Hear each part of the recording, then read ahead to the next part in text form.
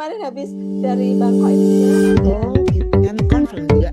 Yang sama Sumatera yang ada mobility, ada Oh, iya jadi company visit.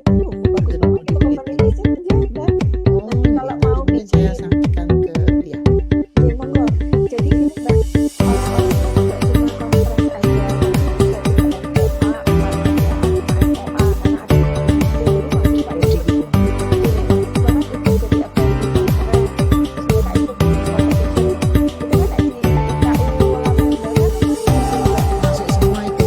Itu memang itu yang dibutuhkan kuliah di terus ini sebenarnya dia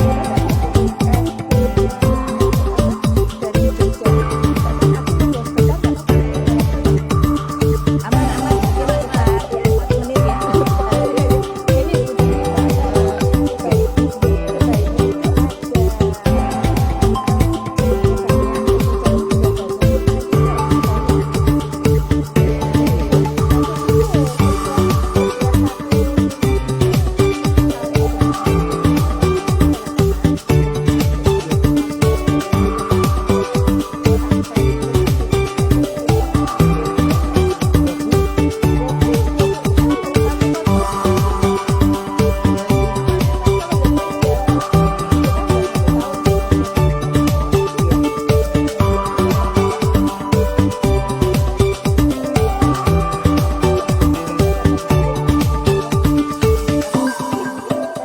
itu udah hilang semua, udah sibuk dengan masing-masing.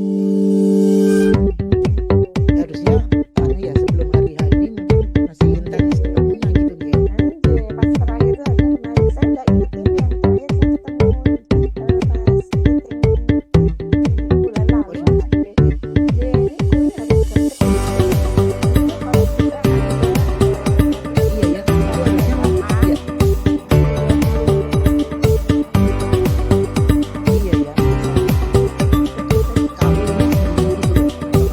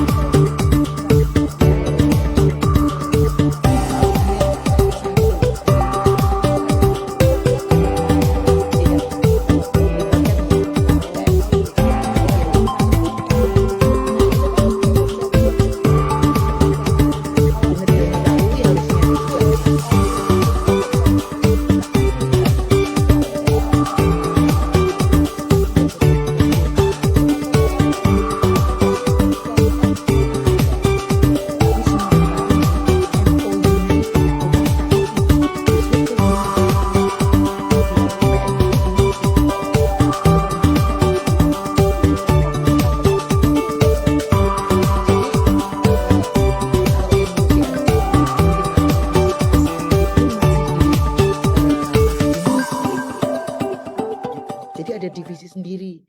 Nah, KUI juga ada. Nah, itu mungkin yang saya diskusikan dulu. Harusnya nih. masyarakat itu tuh juga biasanya dibagi dua sih. Kerjasama luar negeri sama dalam negeri. Luar negeri itu biasanya UI. Humas itu biasanya dalam negeri, Bu. Harusnya nggih. Nah, Sehingga itu mereka itu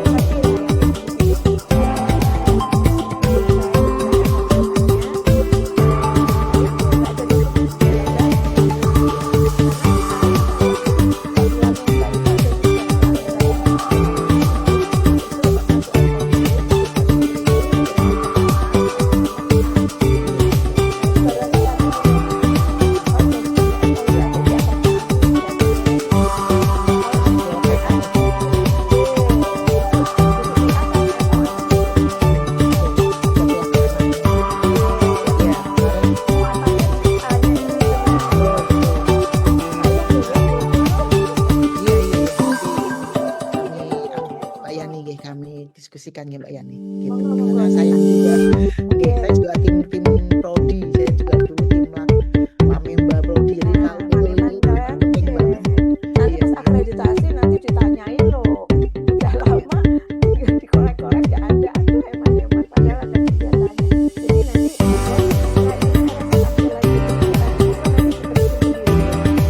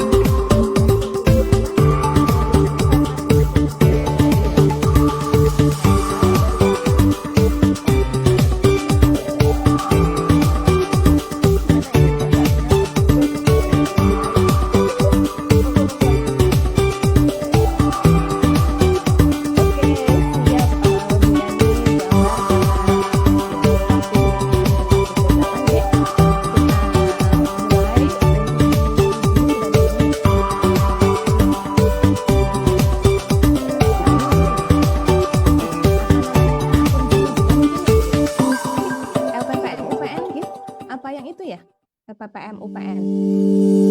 Ada akun Zoom namanya ada akun Zoom LPPM Ada UPN. nanti ya. Apa yang ini ya? nanti Mungkin ya? silakan di invite Oh, oke, update itu dulu ya. LPPM tak minta ngerekod. Oh, oke. Kemudian backup baca backup dari RSA. Kalau RSA tidak ada, aman. Karena kita ke laut jadi aman. Nah, ini sudah ada 10 ini bisa diidentifikasi. Pagi, selamat pagi ini. Selamat pagi Mbak. Mbak, Siap? ya Mbak, backgroundnya di mana? Oh, backdropnya mau tak share di mana Bu? Di WA atau di udah dijawab Mbak Antus loh Mbak Edi. Baik, siap. Mungkin kalau dibantu Mbak, di grup ya Bu, di LPPM ya. Oke, siap. Mbak dulu sebentar Mbak, saya bantu dulu. Ya, aman. Kalau gitu, Ibu bisa sembari ganti backdrop, kita izin mulai ya Bu ya, karena sudah jam lewat 1 menit. Ya Mbak. Oke, siap kita posisinya dulu ya. Bismillah, semoga acara kita hari ini padat dan berjalan dengan lancar dan sukses. Amin. Oke, siap.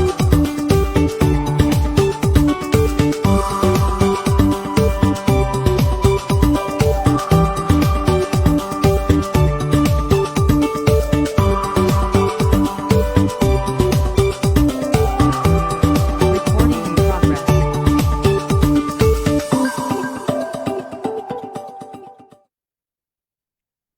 Oke, bismillahirrahmanirrahim. Assalamualaikum warahmatullahi wabarakatuh. Selamat pagi. Very good morning to all of the ladies and gentlemen.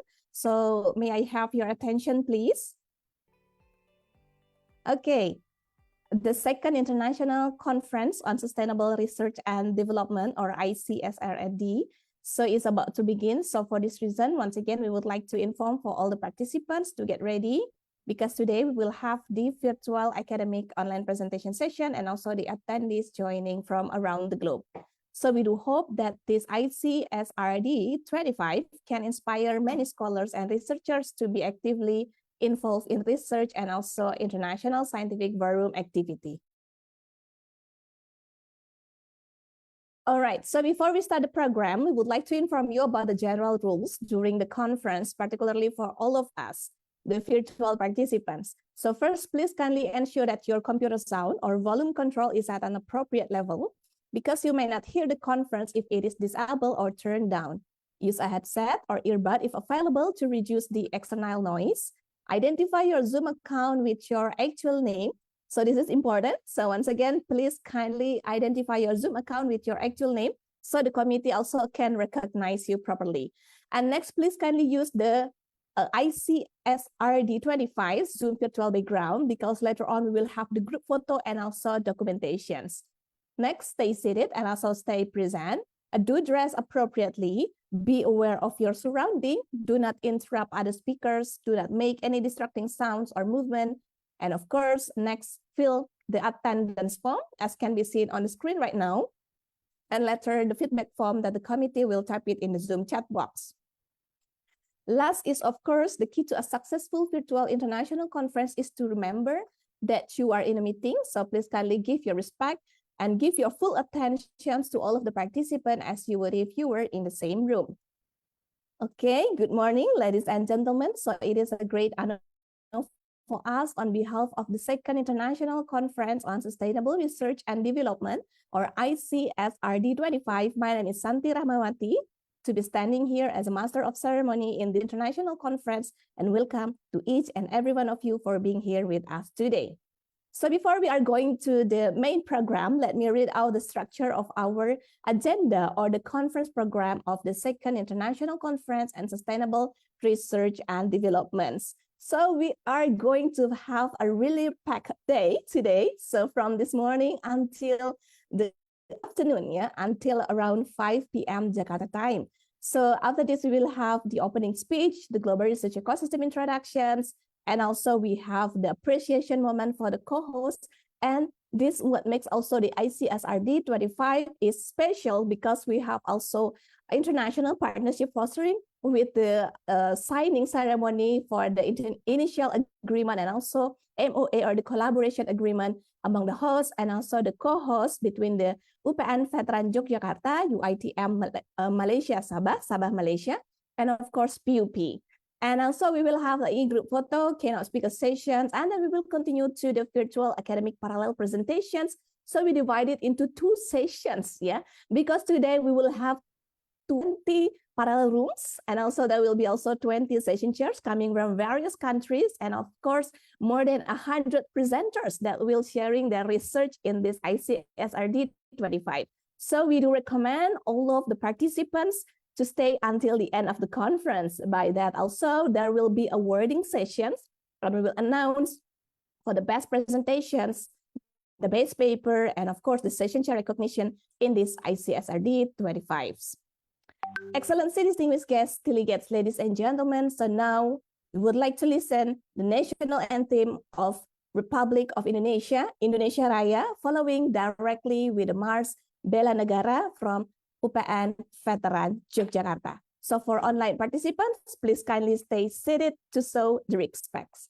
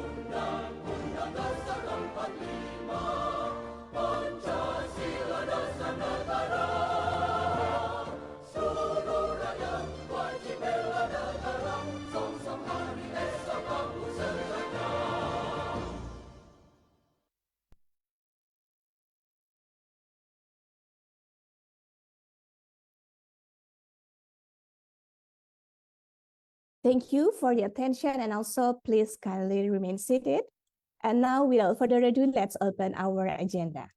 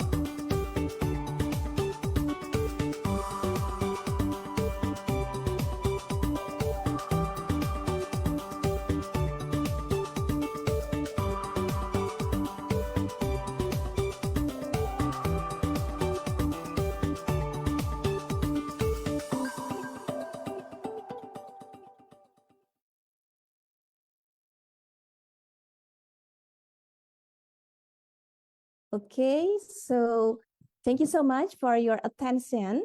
And it is an honor to me to inform you that among us here, we have Her Excellency, the Chief of the Institute for Research and Community Service, Universitas Pembangunan Nasional Veteran Yogyakarta, Indonesia, Dr. Dia Sugandini, SE, MSI, Her Excellency, the Conference Chair of ICSRD-25 and the Head of the Research Center of the Institute for Research and Community Service, Universitas Pembangunan Nasional Veteran Yogyakarta, Indonesia, Dr. Sri Dwi Ari Ambarwati, SE, MSI, Her Excellency, the founder and also the Chief Executive Officer of Research Synergy Foundation, and also the co-conference chair of ICSRD-25, Associate Professor Dr. Hendrati Dwi Mulyaningsih, and also Her Excellency, Deputy Rector for Academic Affairs and Information System at Universitas Pembangunan Nasional Veteran Yogyakarta, Indonesia, Dr. Randa Mahya Astuti Dewi, MSI, His Excellency, Deputy Rector for Student Affairs, Alumni and Corporations at Universitas Pembangunan Nasional Veteran Yogyakarta, Indonesia, Dr. Hendro Wijanarko, MM, and also the keynote speaker of ICSRD, the Rector of Universitas Pembangunan Nasional Veteran Yogyakarta, Indonesia, Professor Dr. Muhammad Irhas Effendi, MSI, keynote speaker as the Vice President for Campuses Polytechnic University of the Philippines, Professor Pascualito Bigatan, and also the keynote speaker, the Rector of Universiti Teknologi MARA, Cawangan Sabah Malaysia, Associate Professor Madya Dr. Rosita Oji Muhammad, and of course to all of the session chairs, Your Excellency session chair from various countries, from Malaysia, from Philippines, from Turkey, Saudi Arabia, India, Nigeria. So, and of course, the Excellency distinguished guests, delegates, faculty members, and all of the participants of ICSRD-25 conference, ladies and gentlemen.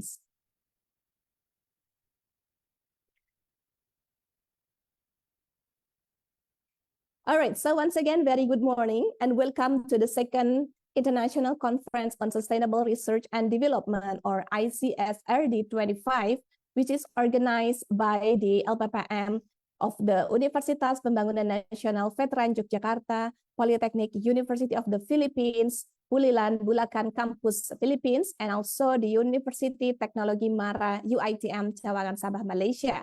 And this conference is also supported by Scholar Vein, Reviewer Track, Research Synergy Institute, Research Synergy Press, Global Research Community Platform, and F1000 Research.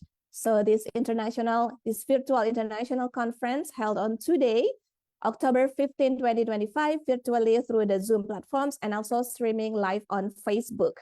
So we are welcoming all of the participants in the ICSRD-25 coming from over 20 plus countries around the globe and background to have discussion and networking on the conference. Next, today ICSRD-25 is also supported by the keynote speaker, the session chairs, the scientific reviewer committee, and also the presenters from well-known and also recognized higher education institutions and organizations. So we welcome all the strategic partners from the member of the Research Synergy Foundation Global Research Ecosystem Network to this ICSRD-25 conference. We would like also to welcome all the participants, scholars, researchers, and also practitioners from various countries such as Indonesia, Malaysia, Philippines, United States of America, Turkey, Saudi Arabia, Qatar, Vietnam, Madagascar, United Arab Emirates, and also Thailand, Sri Lanka, Pakistan, India, Nigeria, Kosovo, Cambodia, Timor-Leste, Fiji, Bangladesh, and many more. So we believe that at the ICSRD-25, you will gain a lot of insight through the knowledge obtained from the multidisciplinary field, and this will lead to fruitful future collaboration and research opportunities. We are sure also the discussion at this international conference today will be a lively and interesting one. So therefore, we will provide all of the participants and attendees to discuss further about the research presented in this conference in our global research community platforms. So in these platforms, you can connect, interact, comment, discuss, and even find opportunities to collaborate with other scholars in your research worldwide.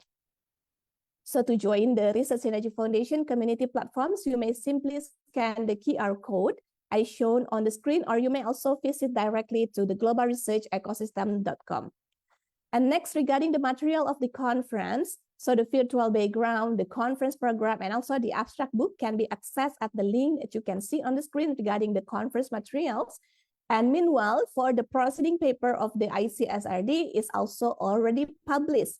So there are two conference paper proceeding for the engineering and also technology, and also for the business management and social science. So you can also check on the paper, the paper of the presenter that is going to be presented in the session 1 and also session 2.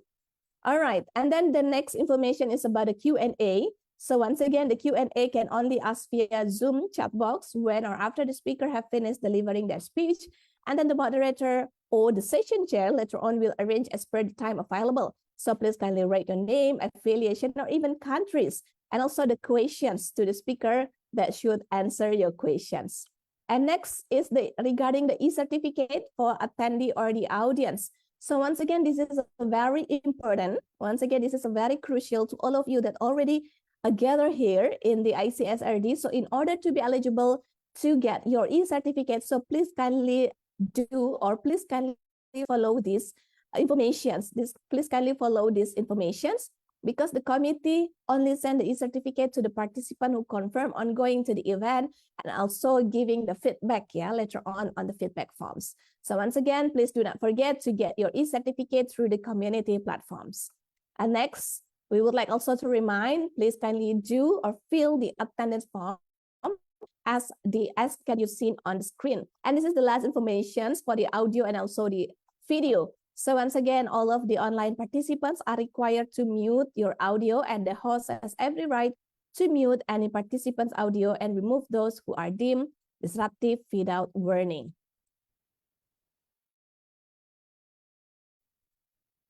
All right.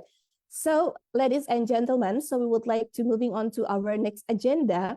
We would like to invite Dr. Dia Sugandini SAMSE as the Chief of the Institute for Research and Community Service at Universitas Pembangunan Nasional Veteran Yogyakarta, Indonesia, to give the opening speech. So before that, allow me to read her profile first. Dia Sugandini is an associate professor in the field of marketing management, graduate with a bachelor degree in management at UPN Veteran Yogyakarta, and also a master degree in management at Universitas Gadjah Mada, and also obtained a doctorate at the Gadjah Mada University Yogyakarta in 2013 with a concentrations in marketing. She has been a lecturer at the UPN Veteran Yogyakarta since 1995, and her area of expertise are consumer behavior, marketing management, and also has experience as a reviewer in several international journals and has 38 Scopus indexed papers with an H index of 11. So various international scientific meetings have been held, including in Malaysia, Hong Kong, Japan, Switzerland, Korea, England, and also many more. She also active in several scientific research activity and also community services, and also become an expert on several research projects. And she was also the chairman of the LPPM at UPN Veteran Yogyakarta from 2024 up to the present. So without further ado, we would like to invite Dr. Dia Sugandini, SAMSE. The time is yours. Thank you, Mbak Santi. Assalamualaikum warahmatullahi wabarakatuh. Bismillahirrahmanirrahim. Good morning, everyone. Excellencies, presenter, esteemed attendants, ladies and gentlemen. It is with immense honors and excitement that I am here before you today to open the second international conference on sustainable research and development. This international conference is organized by UPN Veteran Yogyakarta, Indonesia in collaboration with the Research Synergy Foundation and co-host by Polytechnic University of the Philippines, Pulilan branch, and Universiti Teknologi MARA, Cawangan Sabah, Malaysia. I hope that for us all, this event represents a powerful convergence of mind and disciplines. Our gathering today brings together scholar, professional, and thought leader from across the globe, each with unique insight and expertise to share. This conference has been made possible through the generous support of our academic and research partners. Their commitment has been invaluable in creating this event, where we not only celebrate academic excellence, but also explore the future possibilities in economic, business, science, and technology. The theme of the second International Conference of Sustainable Research and Development, Resilience through Integration, Interdisciplinary Approach to Energy Sustainability, Food Security, and National Defense, highlight the critical importance of integrated and cross-disciplinary strategies in strengthening national and global resilience. This theme underscored by interconnectedness of energy, food system, and defense, and key pillar of sustainable development. By fostering collaboration among researchers, policymakers, and practitioners from diverse fields, the conference seeks to generate innovative insight and practical solutions that enhance sustainability, ensure resource security, and reinforce societal stability in an era complex global challenges. I would like to express gratitude and honors to our keynote speakers, Professor Dr. Muhammad Erhas Effendi, MSc, Director of Universitas Pembangunan Nasional Veteran Yogyakarta, Indonesia, Professor Pascualito Bigratan, the Vice President to Campus of Polytechnic University of the Philippines, Professor Matia Dr. Rosita Uzi Mohammed, Director Universiti Teknologi MARA, Cawangan Sabah Malaysia. And I would also like to appreciate all session chair, presenter, reviewer, session chair, and each of you joining us today. Your dedication to advance your field and your commitment to sharing your expertise and ideas is what makes the conference truly special. I encourage all participants to engage fully, to ask questions, and to comment with one another. Each interaction here has the potential to inspire new insight and foster lasting partnership. In conclusion, I would like to express my deep appreciation for your presence and participation. I am confident that the discussion, connection, and knowledge shared here will shape the future of our field and inspire new path of discovery. Once again, welcome to the ICSRD 25. That might this be fruitful and inspiring experience to us. Thank you. Assalamualaikum warahmatullahi wabarakatuh. Morning all. All right, thank you so much, Dr. Dia, for the welcome remark and also the opening speech at the ICSRD. Thank you so much. And also as the recognitions and also appreciation from the ICSRD committee, we would like to give a token appreciations to Dr. Dia Sugandini, SAMSE. So in this occasion, we would like to welcome Associate Professor Dr. Hendrati Dwi Mulyaningsi, as the conference chair and also the founder and CEO of Research Synergy Foundation to give this token of appreciations to Associate Professor Dr. Dia Sugandini, SAMSE. Please welcome Associate Professor Dr. Hendrati. Okay, thank you so much, Mbak Santi. First of all, on behalf of Research Synergy Foundation, I would like to say thank you so much for Ibu Dia Sugandini for your great collaborations with your team in UPN Yogyakarta, and we have already have a lot of coordination and meeting, and then make this conference very successful today, and will be held really fruitful discussion, hopefully. Okay, thank you so much, Ibu. Terima kasih. Thank you.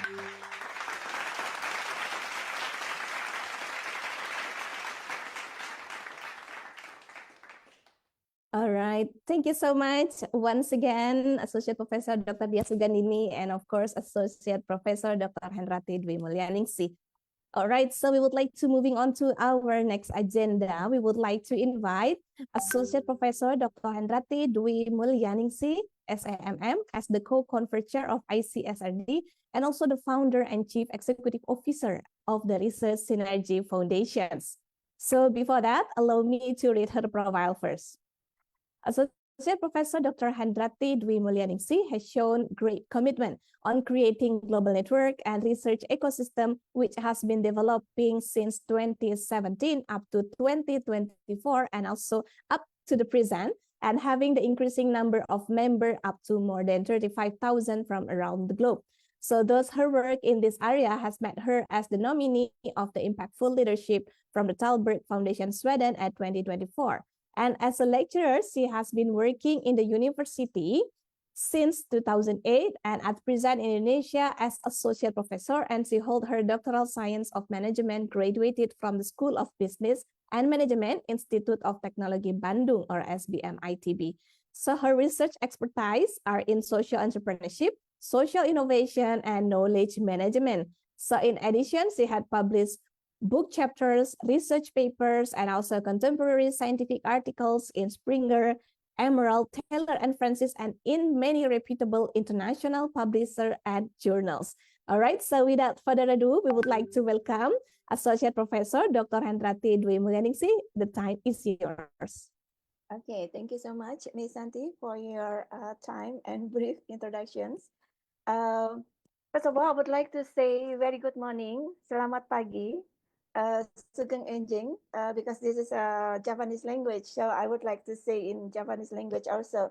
On behalf of the Synergy Foundation, I would like to welcome to all of you regarding with our global research ecosystem family. I would like to share regarding with the research global research ecosystem in Research Synergy Foundation itself, since you all here as our big family, we will have any programs to be supported, and also we will support all of you regarding with all the programs that we are already created. Okay.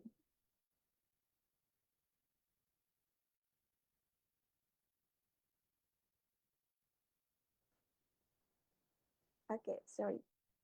Yeah, it's already available, Miss Santi? Yes, yes. Okay.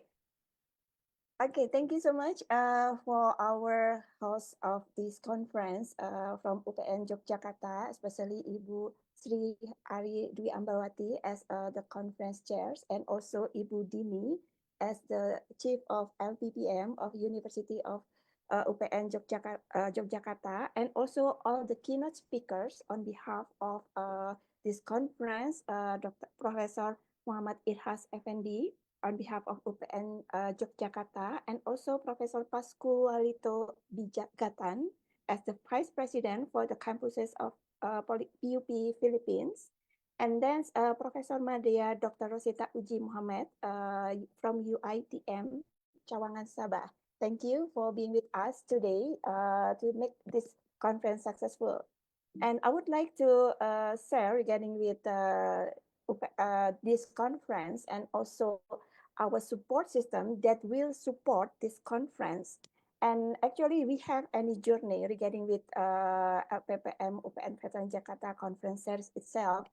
It started in 2021, and it is already participated by more than 200 participants and supported by 16 affiliate or university partners. And also it's come from 8 countries. And then for this conference, it continued in ICSRD 2025, and it is already participated by more than 386 participants based on our database in our system, and then it is supported by more than 26 university. It comes from our session chair, our keynote, our reviewers, and also our participant that already come in this conference. And it is affiliate and also come from more than 20 countries, and it will be more to come.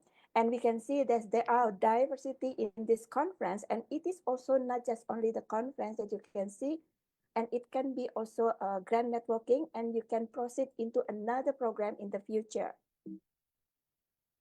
Okay, and then Research Synergy itself is a digital social enterprise platform, and we are focusing in how we can embrace scholars from all around the globe, and it comes from not only just from academician, but also come from the government and also the industry. So we are having a lot of members that already spread out to the world, and up to September 2025, we have already have more than 45 scholars, and it is represent from Asia, Australia, and then America and European continent. So it is the diversity of our members that already participated in our programs from the previous one up to now, especially for this conference. It is really have a lot of participation from all of the continent. For example, we have also a session chair from the Nigeria, from the Africa, and have a session chair from another continent or another countries. And then we have average increasing number every year, 5,000 until up to 7,005. And then it can make that the impact of what we have already been doing since 2017 has already spread out to the world. And we have various agenda actually from all of our programs. It named Scholar Vein Review Track, Research Synergy Institute, and then Research Synergy Press and Global Research Community. And this conference, this is our infographic of our global research ecosystem support. And this conference mainly support by our support system named Scholar Vein. This Scholar Veins is already conduct more than 250 international conference, and it already conducted not just only virtual like this, but also in hybrid and in on-site in more than 15 countries. And then up to now, we have more than 20 members from many countries, because this conference is one of our big conference in the last of our 2025. And for this conference, it's already participated by 135 presenters. And to upholding the integrity, we are supported by our support system. It's named Review Track. This review track is our society for reviewer. So this is like a hub for our reviewer, and then we try to make our scientific process uphold the integrity regarding with all of the content review and etc. So we do thanks to our 120 scientific reviewer that supported this conference. It comes from many countries. Actually, this I cannot mentioning one by one because it is a double blind review and it is already inside our system. And up to now, we have more than 2,500 scientific reviewer, and it is accommodate more than 2,000 field of study. For example, this conference, we have more than 30 field of study. So it means that there are more than it just makes sense. It is a logic that we have more than 100 of scientific review that already support this conference. And then we have Research Synergy Institute, since our partner, not just only the author that would like to be published in some reputable indexed journal, but we are already partnership in with some reputable publisher as like Tella and Francis and also Emerald. So in these occasions, I would like to say that Research Synergy Institute is our learning platform. So our aim and goals is how to minimize the gap between author capacity, since we know that most of our author capacity is really good, and then they would like to have some kind of performance in how they can publish in some reputable indexed journal.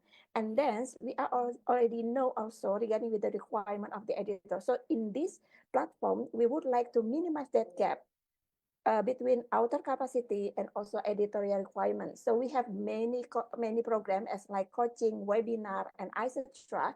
to minimize that gap. So I will have a brief information regarding with our programs regarding with how we try to minimize that gap, and then they will eligible to be published in some reputable indexed journal as like F1000 Research. It is already Scopus Q1.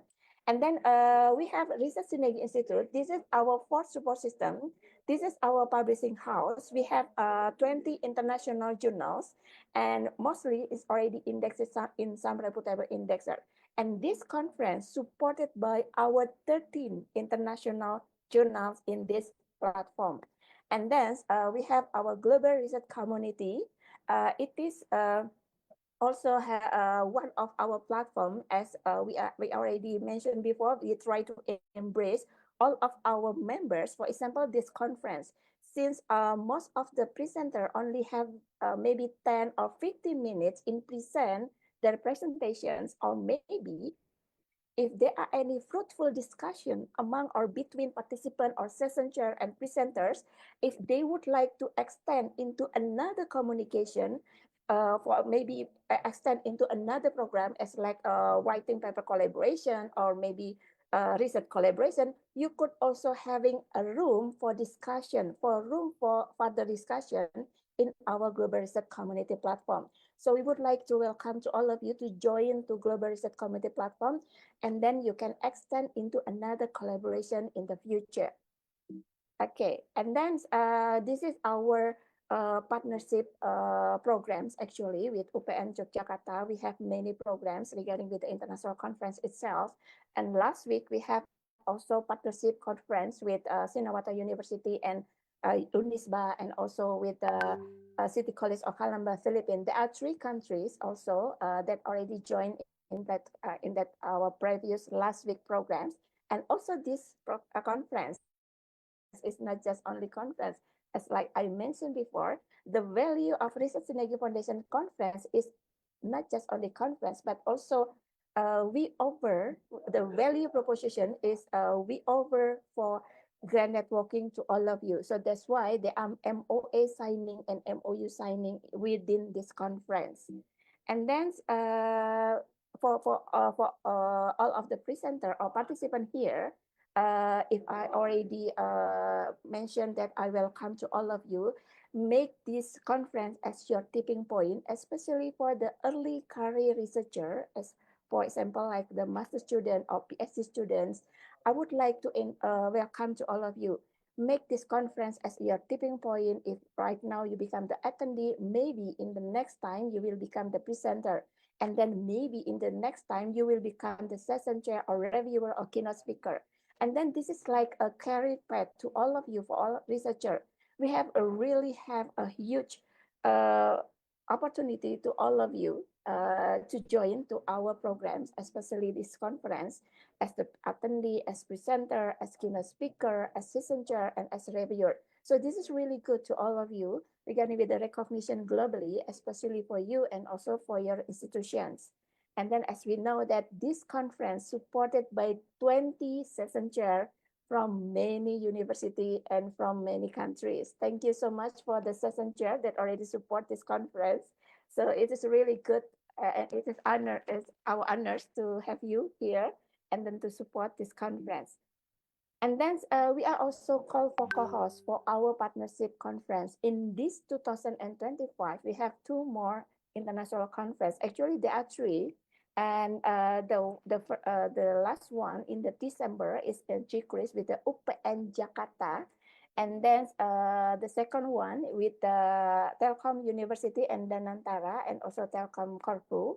And then the third one is with the Chulalongkorn University. It is not here for the Chulalongkorn University poster. And then in next year, we are also called for co-hosts if you would like to join to have any recognition in international and also to be participated in a global forum like this. So we have 2026 international conference.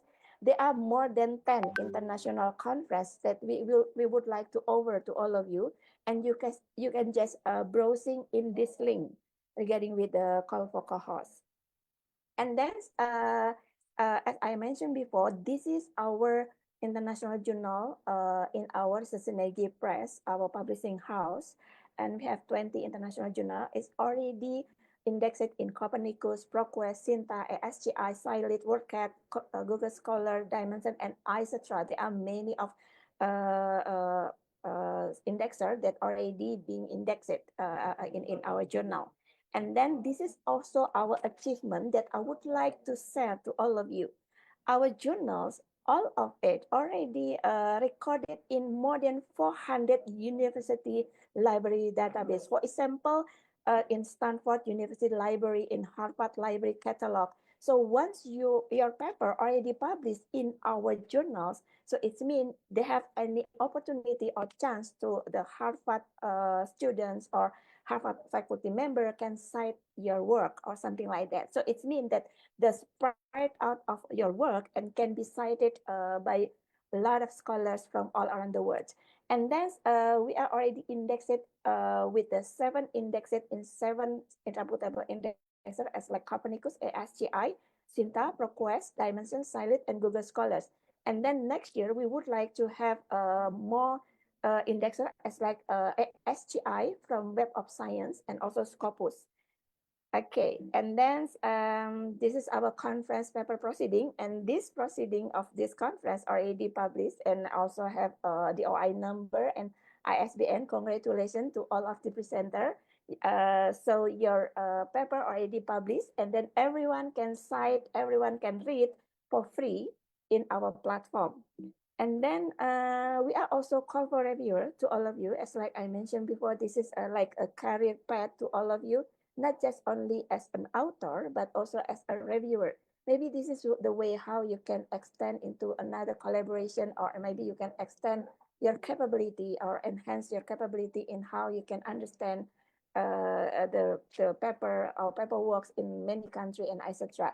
So please join in our review. It names review track, and I would like to do thanks in advance to all of you if you would like to join to our reviewer team. And then this is our affiliate journal or affiliate platform. that collaborate with Taylor and Francis. It named F1000 Research. And we have an official gateway in F1000 Research, and it already is indexed in Scopus Q1 and Q2. And then for the 2024, we are already affiliated officially with Emerald. And then there are hundreds of journals in Emerald that already official affiliate with our conference. And then this is our gateway platform in F1000 Research. You can just browse it and then you can see this is the platform and this is our infographic. And most of the articles is come from the conference. So everyone here that would like to be published in here, they have any equal opportunity to be published in F1000 Research. It is already indexed in Scopus Q1 for the art and humanities. And then for the social science, it already indexed in Scopus Q2. So there are 191 articles. It come from the conference that already published in this gateway. And then for the gateway itself, there are only 50 gateway official that to be appointed. And RSF proudly announced that the only from ASEAN country, I can say that in Bahasa, hasil karya anak bangsa, Research Synergy Foundation dengan with 5 support system become appointed as one of the gateway for F1000 research and the only one from ASEAN countries. And then if you would like to have more impact, not just only from your paper, we have also one product. It's called Impactora Forum. For example, we can see here, there are many of educators, lecturer, and also teacher. And if they have like community service to the society, and then it would like to be recorded in the global forum, we invite all of you to join in our Impactora Forum. So your work can be cited by many and thousands of scholars that already in that forum. So we would like to invite to all of you, not just only publish the paper, but you can publish your community service, or in Indonesia, it's called Abdimas. So you can release your Abdimas or your community service in this forum. It seems like you release in newspaper, but in newspaper, you don't have any citation or any DOI numbers. But in here, you will have the DOI numbers and also citation. So your impact will be increased. So please, you can create your impact not just only from your publication, but you for your community service, or how you transfer the knowledge to the society, and you can inspiring others, beginning with how you can empower the people and etc. So please join in this forum also. And then yeah, we have many digital product here. So you can visit another digital product of us.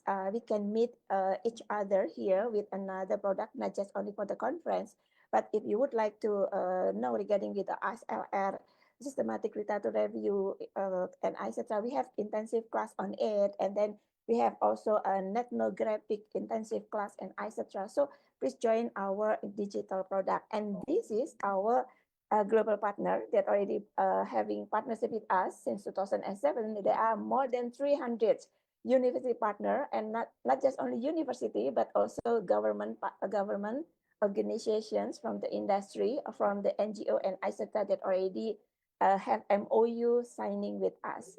And then this is the last, but not the least, please join Global Research Ecosystem Community Platform. So we do hope that after this conference, if you would like to extend into another collaboration for the joint paper or whatever, so you can extend the discussion into this platform. So please join here, and we will always inform you, keeping up the update regarding with our upcoming programs and our upcoming collaborations that maybe you can join with us. Okay, get in touch with our Research Synergy team, and thank you so much. Have a very good day, and really enjoy this day because this really packed today, packed conference, and we do hope that you are all here enjoy for this conference. Thank you so much. Come back to Miss Santi. All right, thank you so much, Associate Professor Dr. Hendrati Dwi Mulyaningsih, for the very comprehensive explanations about the Research Synergy Foundation that is certainly will bring benefit to all of the participants in this ICSRD 25. Okay, so as the recognition and also the appreciations from the organizing committee, we would like to give this special token of appreciations to Associate Professor Dr. Hendrati Dwi Mulyaningsih. So please welcome Dr. Randa Mahia Astuti Dewi MSI as the Deputy Rector for Academic Affairs and Information System at Universitas Pembangunan Nasional Veteran Yogyakarta to give this token of appreciations. Please welcome Dr. Mahia. Well, thank you very much, Associate Professor Dr. Hendrati Dwi Mulyaningsih. On behalf of the organizing committee, we extend our deep appreciation for your insightful presentation and such an honor that we are being a part of the global research community. Your expertise have added great value for this conference and may inspire further exploration among participants. Once again, thank you very much. You're most welcome, Ibu. Thank you.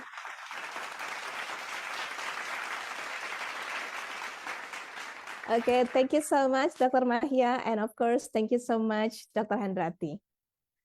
All right, so we would like to continue to our next agenda, ladies and gentlemen. So we have now come to a special moment in this international conference. So we would like to proceed with a token of appreciations for all of our co-hosts in this conference. And to present this token, we would like to invite Dr. Hendro Wijanarko, MM, as the Deputy Rector for Student Affairs, Alumni, and Cooperation at Universitas Pembangunan Nasional Veteran Yogyakarta, Indonesia, to give this special token of appreciation. So please welcome Dr. Hendro Wijanarko. Thank you very much, Mbak Santi. On behalf of the organizing committee of ICSRD-25 from Universitas Pembangunan Nasional Veteran Yogyakarta, we extend our heartfelt appreciation to the Polytechnic University of the Philippines, Pulilan, Bulacan campus for their valuable collaboration and contribution as our esteemed co-host of ICSRD-25. Your support and partnership have been instrumental in making this event a meaningful platform for research and academic exchange. On behalf of the organizing committee of ICSRD-25 from Universitas Pembangunan Nasional Veteran Yogyakarta, we gratefully acknowledge Universiti Teknologi MARA, UiTM, Cawangan Sabah Malaysia for their generous collaboration and meaningful contribution as co-host of ICSRD-25. Your partnership and dedication have been invaluable in the success of this conference, and we look forward to continuing our collaboration and future academic and research endeavors. Thank you very much. Assalamualaikum warahmatullahi wabarakatuh. All right, thank you so much, Dr. Hendro Wijanarko, for giving the special token of appreciations to our co-host from Polytechnic University of the Philippines, Pulilan Bulacan campus, and also from Universiti Teknologi MARA UiTM Cawangan Sabah Malaysia, in recognition of their valuable collaboration and also support for ICSRD 25. Once again, thank you so much, Dr. Hendro. Okay, thank you, Mbak Santi. All right, so next we would like to continue with the next agenda. So this is also one of the value of how we can foster a collaboration and how we can also initiate partnership together along with the Research Synergy Foundation and also, of course, with the university partners. Okay, so next, ladies and gentlemen, so we are now moving to another important highlight program, today's program. So the virtual initial agreement and also the memorandum of agreement or the collaboration agreement between the partner of the institutions, between the host and also the co-host, which marking a new chapter of the international collaborations and also academic partnership ahead. So in this occasion, we would like to welcome the Chief of the Institute for Research and Community Service Universitas Pembangunan Nasional Veteran Yogyakarta, Indonesia, Dr. Diah Sugandini, SAMSE. And also for the first signing ceremony, we would like also to invite the Rector of Universiti Teknologi MARA, Cawangan Sabah Malaysia, Associate Professor Madya Dr. Rosita Uji Mohammed, to come forward to open the camp so we can have this virtual of the signing. So if you already print out the document, so now you can print out the document, or if you want to have an e-sign also, Prof. Uji, no worries, because thank you so much, although you are still in the airport being with us. So you can also do the symbolic signing, so it is mark our partnership ahead between the Universitas Pembangunan Nasional Veteran Yogyakarta and UiTM Cawangan Sabah Malaysia.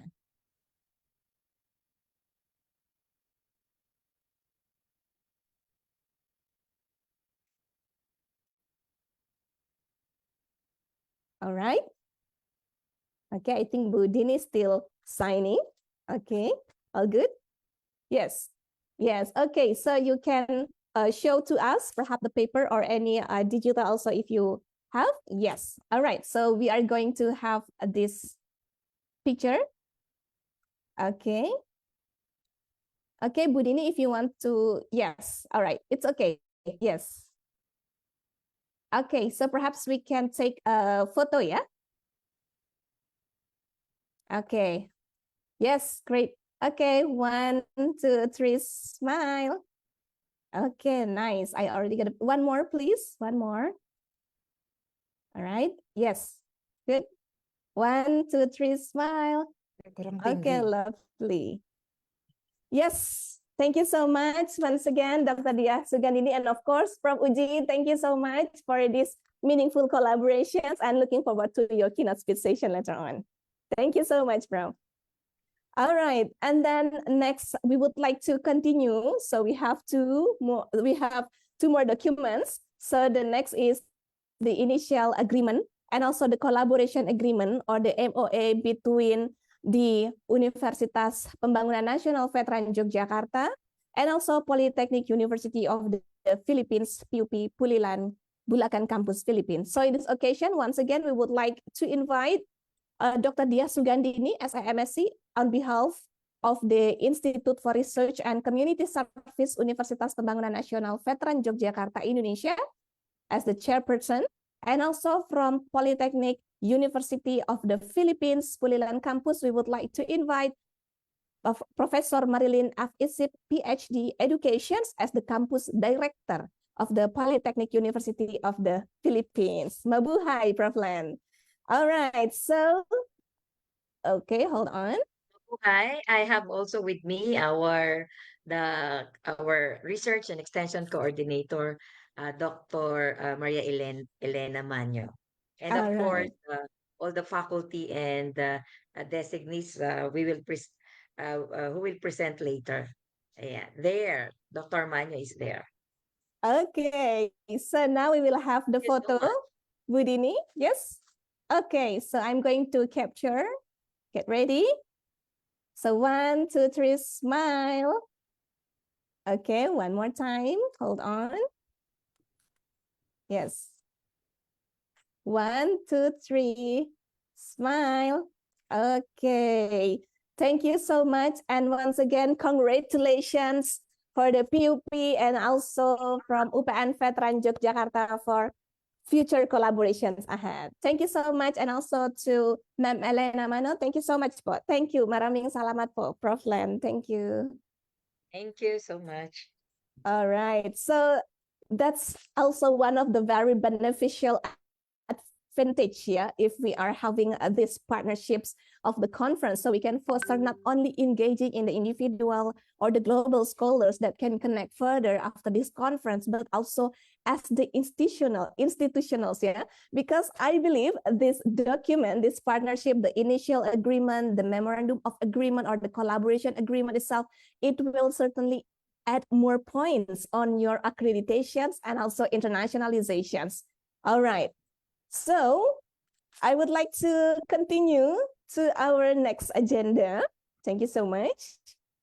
Yes, we will have the group photo sessions. All right, so to all of the participants, please kindly open the camera in your device. Yes, and the committee will capture the screen. And we have right now, let me see. Okay, we have more than 220 plus participants joining in this Zoom, yeah, and also some participants joining through the Facebook streaming, yeah. So we have 9 windows here. It's really great to see all of you in this lovely morning. All right, so let me capture the first window. So please hold your smile. All right, so one. Okay, hold on for a while, because many participants also coming, so the notification is there. Hold on. All right. So 1, 2, 3, big smile. Okay, lovely. And then we go to the next window. 1, 2, 3, smile. Okay, nice. Thank you for the smile. Okay, and then the other window. 1, 2, 3, smile. Okay, lovely. Thank you so much. And then we have more windows. Thank you. So many of you open the cam. Thank you so much. I'm going to take again. 1, 2, 3, smile. Okay. And then the next one. All right. So and for the rest of the window, it is already captured by the committee. So once again, thank you so much for your wonderful energy and your wonderful smile also in this lovely morning at the ICSRD-25. Thank you so much. So applause to all of us. Yes, although we do only the virtual claps, yeah. That's fine. Okay, thank you so much. All right, so we would like to proceed to our next agenda. So we will come up to the agenda of the keynote speaker sessions. All right, so we are getting closer, yeah, to the academic presentation sessions, yeah. Okay, so we have 3 keynote speakers that will presenting their expertise to all of us. So first, we have Professor Dr. Muhammad Irhas Effendi, MSI, as Director of Universitas Pembangunan Nasional Veteran Yogyakarta. And then also we have Professor Pascualito Bigatan as the Vice President for Campuses at Polytechnic University of the Philippines, that will be represented by Professor Roseller M. Malabanan as the Assistant to the Vice President for Campuses, PUP. And then, of course, next we would like to have the keynote speaker, Professor Madya Dr. Rosita Uji Mohammed as the Rector of Universiti Teknologi MARA, Cawangan Sabah Malaysia. All right, so we go to the first keynote speaker first. Yeah, so we would like to give the welcome to our first keynote speaker, Professor Dr. Muhammad Irhas Effendi, MSI, as Director of Universitas Pembangunan Nasional Veteran Yogyakarta, Indonesia. So before he delivers his keynote speech, allow me to read his profile first. Professor Dr. Muhammad Irhas Effendi is Director of Universitas Pembangunan Nasional Veteran Yogyakarta and also a distinguished scholar in strategic management, where he earned his doctorate with honors or cum laude. Throughout his career, he has held several key academic, administrative positions, including the head of management department and vice rector for academic affairs and head of institution for research and community service. So he also lectures in a postgraduate program at UPN Veteran Yogyakarta and Universitas Islam Indonesia. So beyond academia, he contributes as a national research reviewer for the Ministry of Education, Culture, Research, and Technology, and served as a member of ISEI and an expert council of member of ICMI. So Prof. Effendi has written over 200 scholarly articles and several management books. So his dedication has been recognized through numerous awards, including Presidential Loyalty Awards for 20 and 30 years of service, and also the LVRI Star and the Wimaya Star. So please welcome Professor Dr. Muhammad Irhas Effendi, MSI. Assalamualaikum warahmatullahi wabarakatuh. Ladies and gentlemen, distinguished keynote speakers, respected researcher and esteemed Yes, it is truly an honor for me to welcome all of you to the International Seminar on Resilience through Integrations, an interdisciplinary approach to sustainable energy, food security, and national defense, hosted by UPN Veteran Yogyakarta. Allow me first to express my highest respect and warmest greeting to our distinguished keynote speakers, Professor Pascualito Picatan, Vice President for Campuses Polytechnic University of the Philippines, and Associate Professor Dr. Rosita, Rector Universiti Teknologi MARA, Malaysia. Ladies and gentlemen, I would like to present the keynote to explore theme of resilience through integration, with particular emphasis on sustainable energy, food security, and national defense.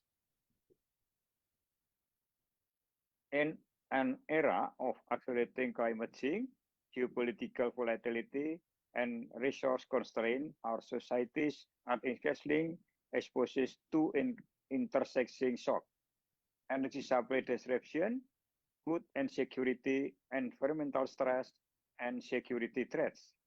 These are not independent domains. They co-involve, amplify risk, and demand integrated systemic responses. Resilience is no longer merely a goal, it is a necessity, but resilient and fragmented silos is an insufficient. Instead, we must strive for integrated resilience.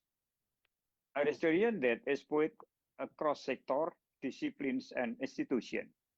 Today, I will argue that to address these interconnected challenges effectively, we need a transdisciplinary integrative approach combining the energy system, agriculture, food system, and the institutional capacity of national security and defense. I will also reflect on principles, strategies, and policy direction that higher education, government, military, and society more broadly must embrace. Part 1, concept and interlinkages. Let us first clarify key terms. Resilience is the capacity of a system, whether energy, ecological, socio-technical, and or national, to absorb shock, adapt and recover while maintaining core function and identity. Integration refers to coordinating across domains, energy, food, security, to harness synergies, avoid conflicting policies, and create systemic robustness. Nexus thinking is the idea that water, energy, and food, climate, and security are deeply interrelated. Decision in one domain ripple into others. When we view energy, food, and defense and isolation, policy can lead to unintended trade-off. For example, a push for biofuel can compete for land with food crops, threatening food security. Energy import dependence creates strategy vulnerability. And food scarcity can precipitate social unrest, undermining national stability. By contrast, an integrated resilient strategy seek co-benefit and trade-off management. We must also adopt an interdisciplinary mindset, combining engineering, agronomy, economics, policy, risk analysis, security studies, and governance. Part 3, sustainable energy and resilience. Energy is the backbone of modern civilization, but also a potential point of failure. Challenges in energy resilience. Number 1, Ada apa, Pak? supply shock. Halo, Pak. Geopolitical disruption of fossil fuel supply, sanction, disruption, and global trade. Number 2, grid vulnerabilities, natural disaster, cyber attack, and physical sabotage. Number 3, transition tension, integrating renewables while maintaining reliability and affordability. Number 4, slow burn stresses, climate impact on generation and infrastructure. Number 5, interdependency with other systems. Energy is essential for irrigation, cold storage, communication, and transport. Recent scholarship frames energy resilience in terms of food stock event and slow burn processes and emphasize planning across these time scales. Strategic approach to resilient energy, decentralization and microgrids, localized generation, to reduce depends on centralized grid and offer isolating capacity. Diverse energy mix redundancy, combining solar, wind, hydro, biomass, geothermal, and including backup dispatchable sources. Smart grid digitalization and control system, monitoring demand response, predictive maintenance, cyber security. Energy efficiency and demand side management, reducing loads, smoothing peaks, reducing vulnerabilities. Linking with food and agriculture system, for example, using agricultural residue for bioenergy, integrating waste to energy, powering irrigation and cold storage for defense, powering defense infrastructure. Thus, energy resilience cannot be etc. afterthought. It must be woven into national resilience designs. Part 2, food security and resilience. Food and agriculture system are central to human well-being, rural livelihood, and national stability. Key challenges: climate variability, extreme weather, drought, flooding, pests, soil degradation. Supply chain disruption, logistic, transport, storage, trade barriers. Market volatility and price shock, land using resources scarcity, and governance weaknesses, institutional gap, and inequalities and access. Food insecurity is not just a humanitarian issue, it has security implications. Instability, migration, resources conflict, civil unrest often root themselves in food crisis. The Feeding Resilient initiative underscore that food security is an element of national security, and that food climate security agendas must be integrated. Strategic measure for resilient food system, agricultural practices, climate smart agriculture, drought tolerant crops, conservation, tillage, precision farming, agroforestry. Diversification, multiple crop integrated system, alternative food sources to reduce dependence on a few staples. Value chain resilient, better storage, cold chain, logistic, digital tracking, decentralized processing, and then early warning, forecasting, and modeling, integrate weather climate model, yet prediction, satellite monitoring, big data, AI to anticipate shock. Institutional coordination, bridging agriculture, trade, environment, defense, and social protection agencies. Social safety net and adaptive capacity. Insurance, buffer stock, support for vulnerable farmer financial instrument.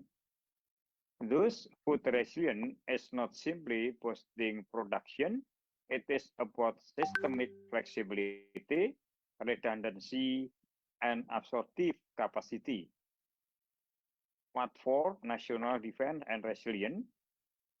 In the traditional sense, national defense focuses on protecting sovereignty and addressing external threats. However, when viewed through the lens of resilience, the concept expands beyond military preparedness, encompassing the strengthening of national character, civic responsibility, and social integrity.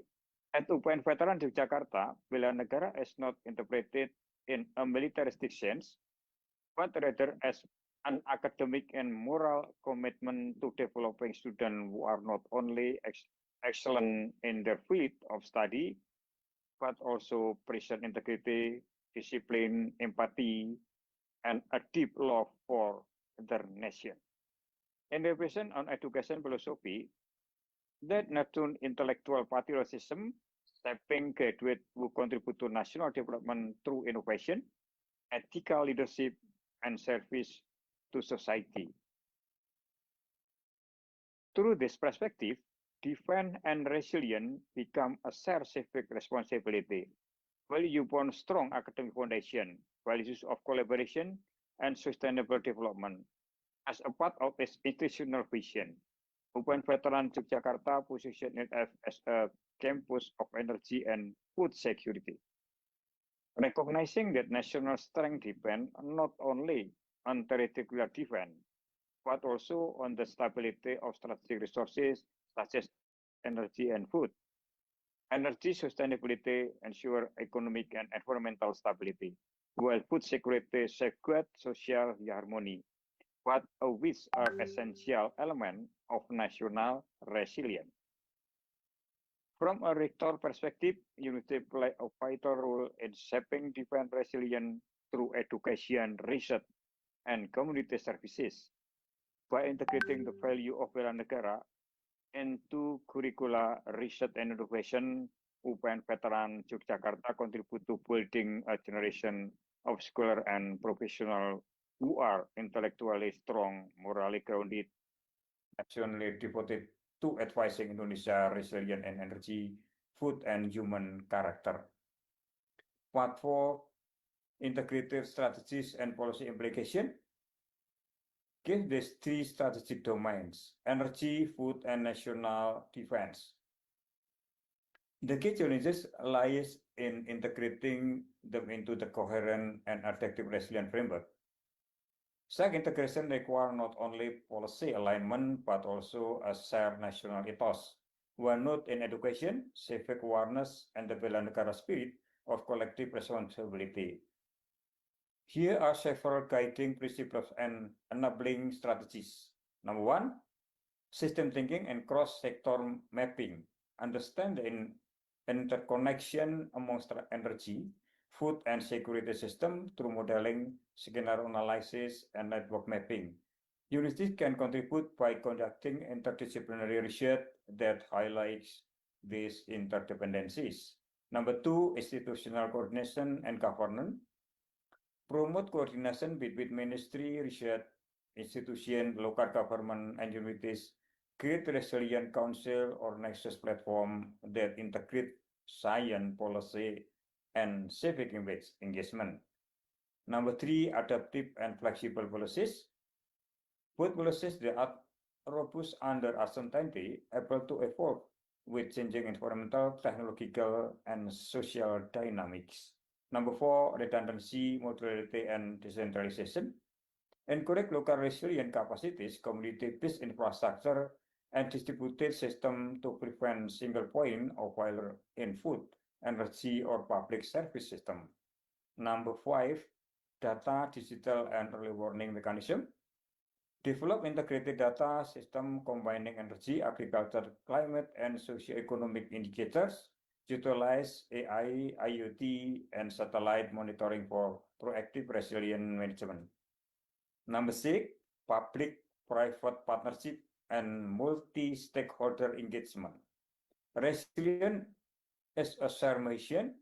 Government, industry, university, and local communities must co-create solution and go on the responsibility for resilience. Number 7, capacity building and education. Universities, especially UPN Veteran Yogyakarta, have a vital role in shaping future leaders who embody bela negara values, intellectual excellence, ethically grounded, and social responsible. Education for resilience means cultivating not just technical expertise, but also character, integrity, and deep commitment to national development. Number 8, financial innovation and incentive. encourage investment and resilient through mechanism like resilient bonds, sustainability linked financing, and public-private co-funding for renewable energy, sustainability agriculture, and social innovation. Through these integrated strategies, resilience becomes not only a policy framework, but also a national learning process, connecting knowledge, ethics, and patriotism, or central to UPN Veteran Yogyakarta educational mission. Basic illustrative case example. Number one, dual-use energy microgrids and several countries' hybrid energy system initially designed for defense installation are now serving both military and civilization purpose. This microgrid enhance local energy security and provide community benefit during crisis. A model of synergy between resilience and civic welfare. Number two, National Energy Relation Framework. A recent international study proposed comprehensive framework for assessing national energy resilience, incorporating rapid shock and long-term stressor. Such framework highlight an importance of integrating technological innovation with social readiness and education. Number three, Feeding Resilient Initiative. Program link food with national stability, such as USAID of Feeding Resilient, emphasize that hunger and scarcity are not only humanitarian issues but also strategic vulnerability. In the Indonesian context, strengthening food system align with the mission of UPN Veteran Yogyakarta as a campus of energy and food security, contributing to national resilience through sustainable agriculture, research, and community empowerment. Number four, academic peace, civic resilience. The concept of bela negara is practical at UPN Veteran Yogyakarta represent an educational model for national resilience, empowering studies to become patriotic scholars, innovators, and community leaders. This academic approach demonstrates the defense resilience is not solely about physical protection, but also about intellectual strength, moral integrity, and sustainable national progress. Conclusion and call to action. Ladies and gentlemen, we stand at a crossroads. The risks are no longer distant, they are here. Climate extreme, geological turbulence, supply shock, resources constraint. But we also hold opportunity by weaving together energy, food, and defense resilience into an integrated architecture. We can build societies that not only survive shock, but thrive over time. As an university rector, I argue as to pioneer transdisciplinary research center or resilient nexus. Educate future leaders who think across a silos border. Engage with government, military industry to co-create resilient strategies. And advocate for institutional reform that break fragmentation. Let us commit from campuses across the globe to capital and defense halls to share resilient agenda. The security of our nation, the well-being of our population, and the continuity of civilization depend on it. Thank you, and I look forward to your reflection and conversation. Wassalamualaikum warahmatullahi wabarakatuh. Waalaikumsalam warahmatullahi wabarakatuh. Thank you so much, Professor Irhas, for the keynote speech in ICSRD-25. So we learned from the Professor Irhas keynote speech that is titling about, which is very aligned with our conference themes today, yeah? Resilience through the integrations toward a convergent strategy for sustainable energy, food security, and also national defense. And also based on the keynote speech that he had delivered before, that we already learned also about the concepts and also the interlinkage also, And of course, we are also already hear about the challenge, particularly in the energy resiliency and also how we can cope, yeah, with the challenge itself, and also for the food security and also for the national defense itself. So we can come up with the integrated strategy and also policy implications that already mentions in the keynote speech of director. All right. Thank you so much once again, Professor Dr. Muhammad Irhas Effendi, MSE, for the insightful keynote speech today. And next, I would like to proceed with the recognition and also the appreciation moment from the ICSRD-25 committee. So we would like to give this token of appreciations to Professor Dr. Muhammad Irhas Effendi, MSE, as the keynote speaker at this conference. So in this occasion, we would like to welcome Dr. Sri Dwi Ari Ambarwati as a MSE as the conference chair of the ICSRD-25 to give this token of appreciation. So please welcome Dr. Ambar. Okay, thank you very much, Ms. Santi. Now please allow me to extend our heartfelt thanks to our keynote speakers. Assalamualaikum warahmatullahi wabarakatuh. Shalom. On behalf of the organizing committee, I would like to express our deep appreciation to our distinguished keynote speaker, Professor Dr. Muhammad Iras Effendi, for sharing your valuable insight and inspiring perspective with us today. Your contribution has greatly enriched our conference and provided meaningful direction for future research and discussion. Thank you once again for your time and dedication, Pak Rektor. Assalamualaikum warahmatullahi wabarakatuh. Shalom. Thank you.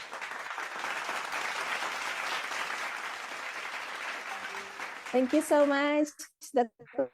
Ambar. And of course, thank you also, Pak Rektor or Professor Dr. Muhammad Irhas Effendi. All right, so we would like to continue moving on to the next keynote speaker agenda at the ICSRD-25. We would like to welcome our keynote speaker, Professor Pascualito Bigatan, as the Vice President for Campuses, Polytechnic University of the Philippines, that will be represented by Professor Rosella M. Malabanan as the Assistant to the Vice President for Campuses, Polytechnic University of the Philippines. All right, so without further ado, let us hear the keynote speaker represented by Professor Rosella M. Malabanan.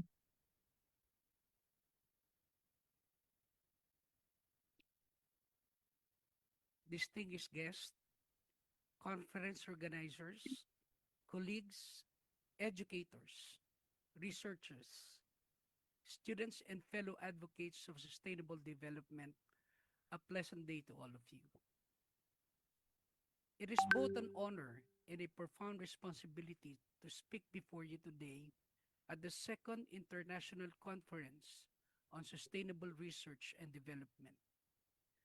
The theme of this year's conference, Resilience Through Integration, Interdisciplinary Approaches to Energy Sustainability, Food Security, and National Defense, could not be more timely.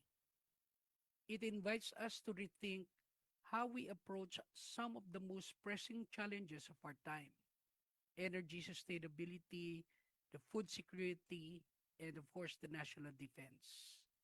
These are not isolated issues. They are deeply interconnected, and they demand solutions that are equally integrated. We are currently grappling with a triad of existential issues that, while often studied in isolation, are now fusing into a single complex crisis of resilience. Now, let us define these three issues. Number one, the energy sustainability. It is about energy equity, ensuring reliable, affordable, and clean power for every citizen and industry. A sustainable energy base is the bedrock upon which all other progress rests. Number two, the food security. Food security transcends crop yield. It involves strengthening our entire supply chain against climate shocks, reducing massive post-harvest losses, promoting sustainable aquaculture, and adopting high-efficiency methods like vertical farming. Number three, the national defense. Modern defense is no longer confined to traditional borders and conventional threats. It now encompasses the security of critical infrastructure, resilience against cyber attacks, and increasingly safeguarding our resources. To address these challenges, we must embrace interdisciplinary collaboration. For instance, engineers must work with agronomists, economists must partner with environmental scientists, and policymakers must listen to educators and students. Moreover, universities must become the epicenter of this integration. Resilience in its deepest sense is the capacity of societies, institutions, and individuals to absorb shocks, adapt to challenges, and emerge stronger from crisis. In an age marked by climate instability, resource scarcity, and geopolitical uncertainty, resilience has become the defining measure of sustainable progress. However, resilience is not born from isolation. It emerges through integration, the weaving together of ideas, disciplines, and actions that transcend traditional boundaries. Indeed, energy sustainability, food security, and national defense are not separate silos. They are interconnected systems that demand interdisciplinary collaboration. Energy fuels our economies. Food sustains our lives. Defense protects our sovereignty. When these pillars are addressed in isolation, we risk fragmented progress. However, when approached through integration guided by research, technology, and shared human values, they become catalysts for resilience and inclusive growth.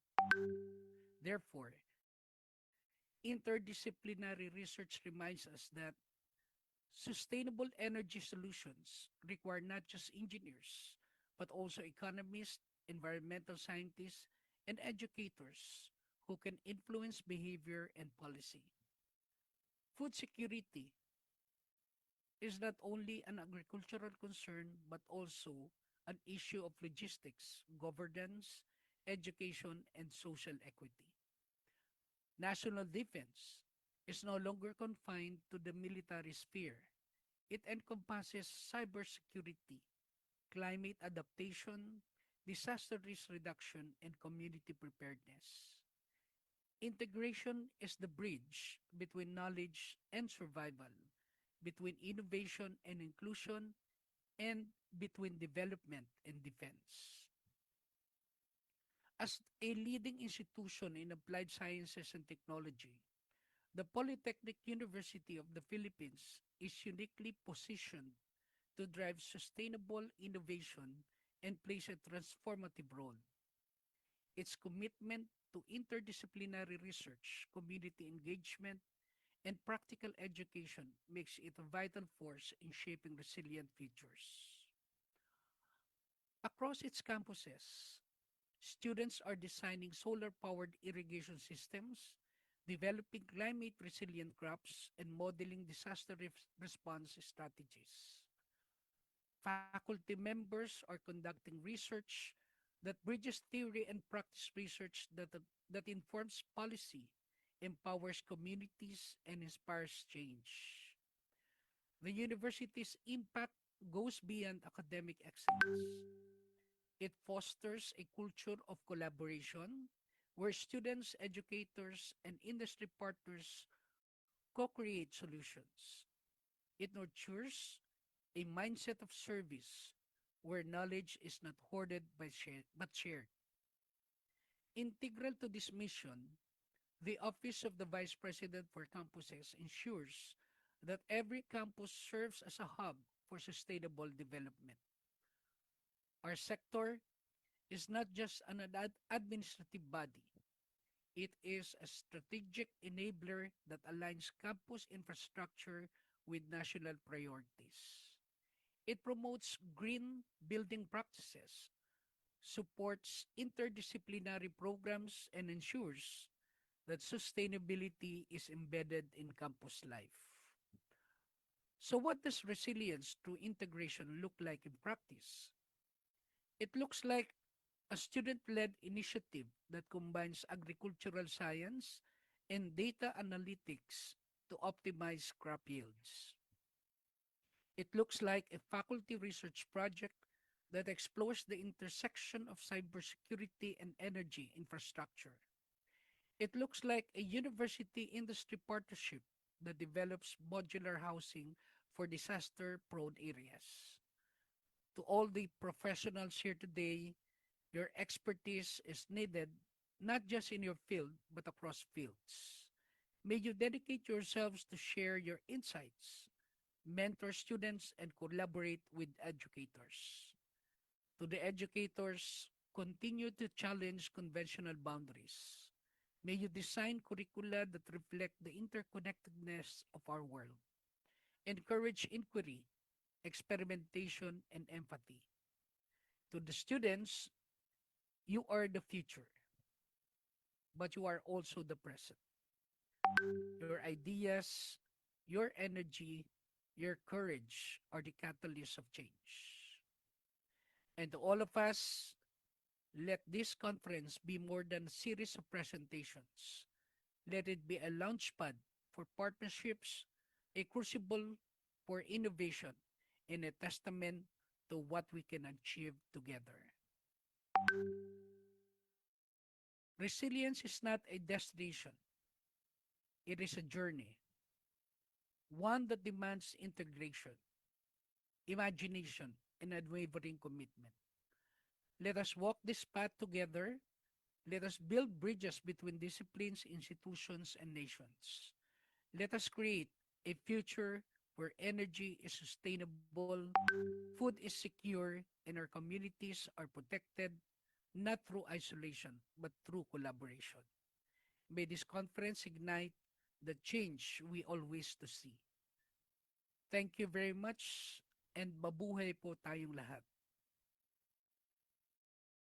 All right. Thank you very much. And also mabuhay to the Professor Roselyn that already representing the Professor Pascualito Bigatan on behalf of the Polytechnic University of the Philippines. Thank you so much. Maraming salamat po, sir.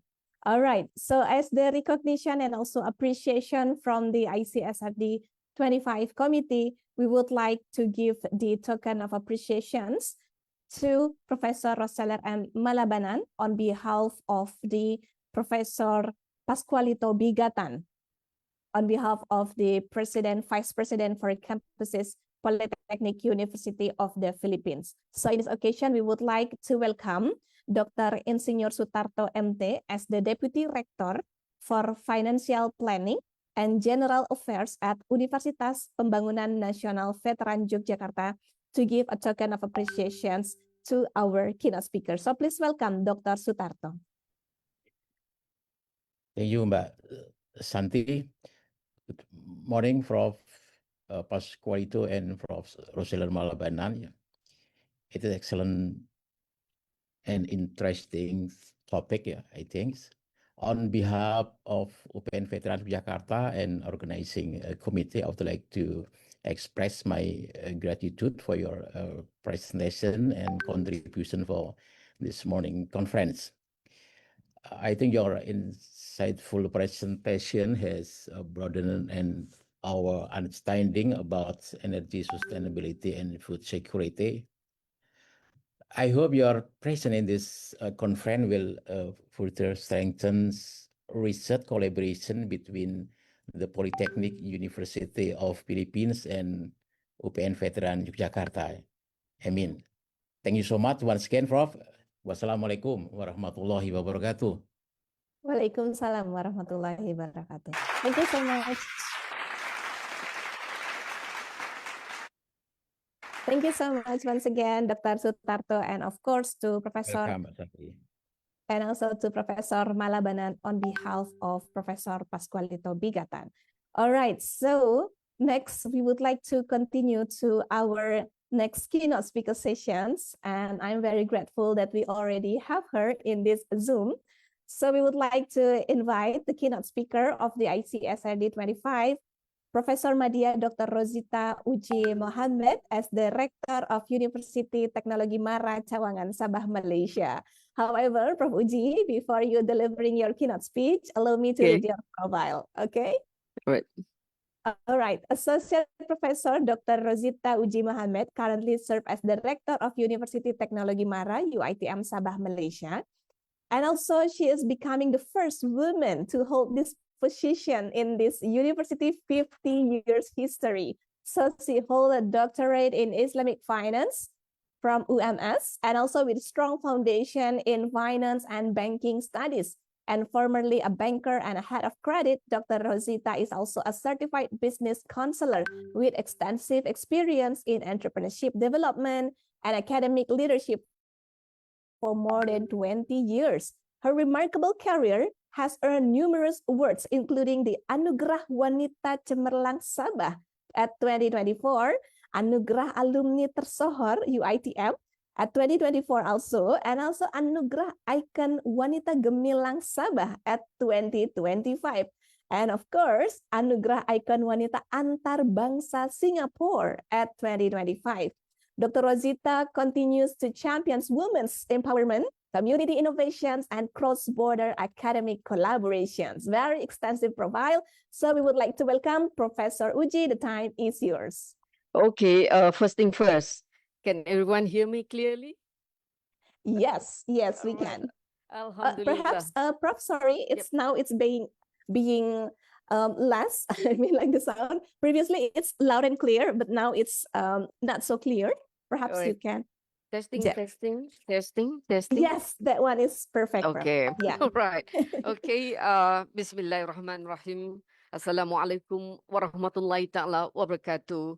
Alhamdulillah rabbil alamin.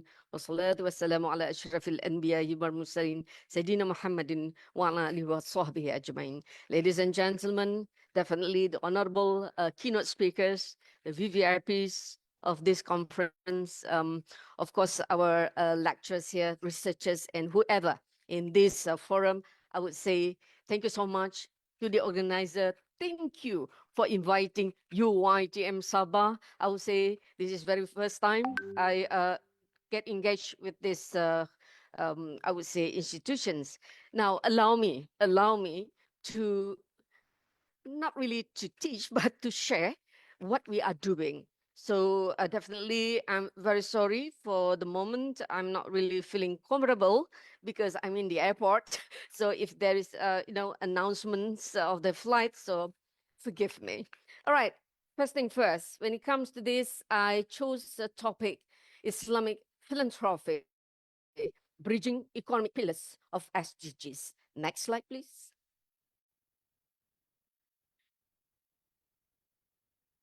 All right. When it comes to this, definitely I concentrating on Islamic philanthropy. I start with this Islamic law or Sharia in Arabic term.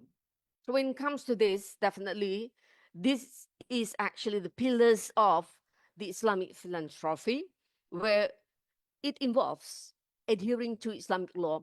Actually, we do have primary and also secondary sources. And I based my presentation on Al-Quran and Sunnah. And this compliance entails ethical behavior, whatever it is, no matter we are under Christianity or Muslim, definitely we refer back to our Al-Kitab. Then when it comes to Islamic philanthropy, definitely we have to avoid products that under haram or forbidden, such as alcohol, pork, armament, tobacco, etc. And definitely the pillars of this Islamic law, there are prohibitions of riba or interest, gharar is uncertainty, and maisir, gambling transaction. Next. So this Islamic philanthropy, definitely, whatever that I am going to present everything is going to be focusing on B40. Here in Malaysia, we call it as B40, but it is actually under privileged groups. And under the philanthropy, we have obligatory charity, meaning to say this is mandatory, compulsory for the Muslim to pay zakat. Voluntary charity, we call it as sadaqah or infaq. And we have another one that is pretty much rapid in the form of development. We call it as endowment or wakaf. So whatever it is, these three are actually support sustainable development, because we are going to talk about SDG, then food security, education, and emergency relief for vulnerable populations worldwide. Next. Okay, so this is the diagram, circulations diagram, showing that we have zakat in the middle. This is mandatory. Then we have sadaqah. In that sadaqah, subset with the wakaf, and infaq is actually more general. Either it is tangible or intangible, including services. Okay, next. So when it comes to that, I just briefly go through this one. Zakat is actually expenditure to the payer or donation with specific usage. And in fact, is something that is about expenditure or gift made by an individual for good or evil. Then sadaqah, it includes all material and also non-material for charitable purposes. And wakaf is something that you have to retain from use, you give out to others in the form of charitable purposes or religious, and with no intentions of reclaiming the assets. Next. Okay, what I'm trying to share with everyone here is that, and this is what we are doing under equity fund. Definitely, this is also under philanthropy. Equity-based concept consists of profit sharing, or in Arabic term, we call it as mudarabah or partnership. And we do also sharing not only profit, but also loss. We call it as musyarakah or joint venture or JV. Now, when it comes to this, next, we go to the introduction to SDGs. Actually, everyone here knows about this, right? But how I relate this to the Islamic philanthropy. Next. Okay. SDG, as everyone knows, is a set of 17 global goals. In these SDGs, we have 17 pillars. And it started in 2015 and is actually expecting to achieve all these SDG in 2030. Based on the topic given, Islamic philanthropy, SDG can be categorized into 3 pillars: economy, environment, and society. Social. Next. Okay. I will only be focusing on economic pillars. We have pillar number 1, no poverty. Pillar number 2, zero hunger. Pillar number 3, good health and also well-being. Pillar number 8, decent work and economic growth. Pillar number 9, industry, innovation and infrastructure. And the last pillar actually can be applied to all pillars here is partnerships for the goals. Next. All right. Islamic philanthropy, economic pillars of SDGs, and this is my focus, which is blue economy. Next. Okay. By integrating everything in one diagram, you can see that we have sustainable development goals on my left side, and then we have what we call as maqasid al-sharia. Now, under Islamic philanthropy, it is actually relating to what we call as, if everyone knows about Maslow's hierarchy, we have 5 level of needs. The first one is physiological needs. This is a must. So under Islamic, we put it under daruriyat. Yeah? If you didn't do this, darurat. This is essential and this is basic needs. That is why we have about 6 pillars there. No poverty, zero hunger, etc. They need these 6 in order for us to achieve the tasiniyat or to achieve the self-actualization. So the most important part under this diagram and the maqasid asyariah, it is Arabic term, but maqasid means the purpose of Islamic law or Sharia. So if you could see, we started with the essential or the daruriyat. We need to fulfill all this. So that is why. And then after that, we have what we call as complementary, nice to have. And last but not least, we have tasiniyat, where this is your aspirations is achieved. Then if you look at the bottom there, we have Islamic economy. We started with prohibitions of riba, gharar, and maisir, as what I already explained. And then we have what? Profit loss sharing. Why profit and why we share also loss? Because this is what equity finance is all about. And then we have wealth creation and distribution. Why we get back this zakat to the public? Because we wanted a justice community and we wanted to close the gap between the rich, the richer and richest to those at the bottom there. And last but not least, the moral values of our Islamic philanthropy. By giving others, I would say, by giving others, we are actually supporting our community. This is what we call as white ocean strategy under the marketing. So it seems that I under this Faculty of Business Management, Islamic Finance, etc. So I try actually to crop everything together in one masterpiece. Next.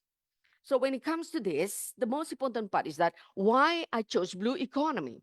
Now, the gap of this study, when you talk about blue economy, many define this blue economy as referring to marine and also ocean. So what happened to other water, like fresh water?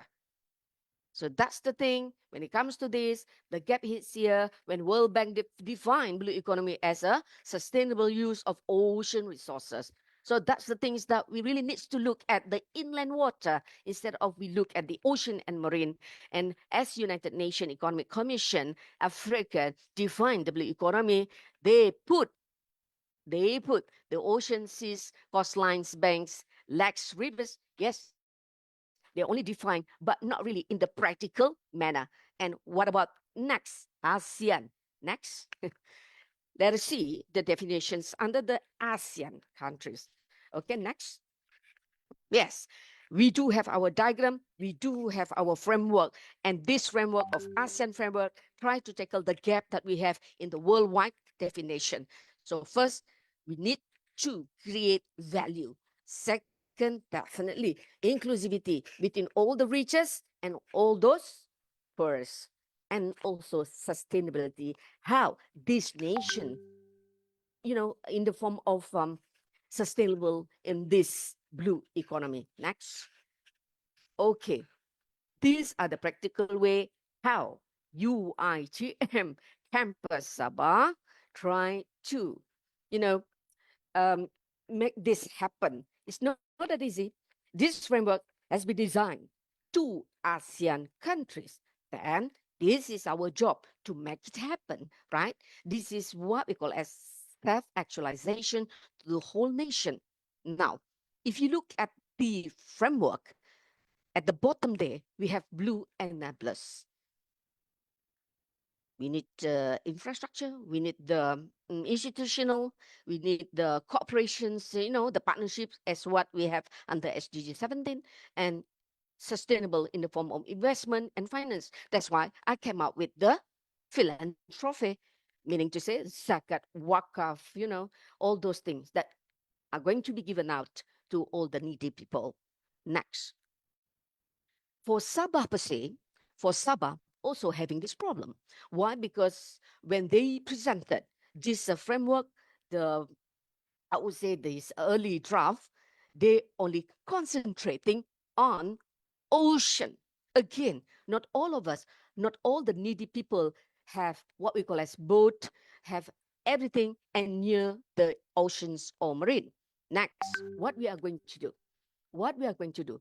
This is what we are going to settle down the gap of this blue economy. First, we do the partnership. Next. So when it comes to this partnership, this is real. This is something that I'm presenting to you, the real case in UiTM Sabah. I do have our friend here, part of this conference. We have Dr. Henry there. And then I have another three, we call it as executors for the project. So we're concentrating on blue economy. But before we can go into the blue economy, we need to become the blue enablers. How? That's why at the bottom there, we need to prepare the infra and become the institutional setting, because we are lecturers, we cannot do business. So in order for us to make it legal, we ask for this startup. So in 2023, we started the startup, or in Malay, Syarikat Pemula. So in that case, how we go about? It's not that easy, because we have to connect this startup, this framework, the blue enabler with the SDGs that we already chosen under the economic pillars. So what we did at the very first stage, we came up with the business model. In business, you must have the business model. Why? Because this is your way forward to go, right? So business model is not about money, money, and money.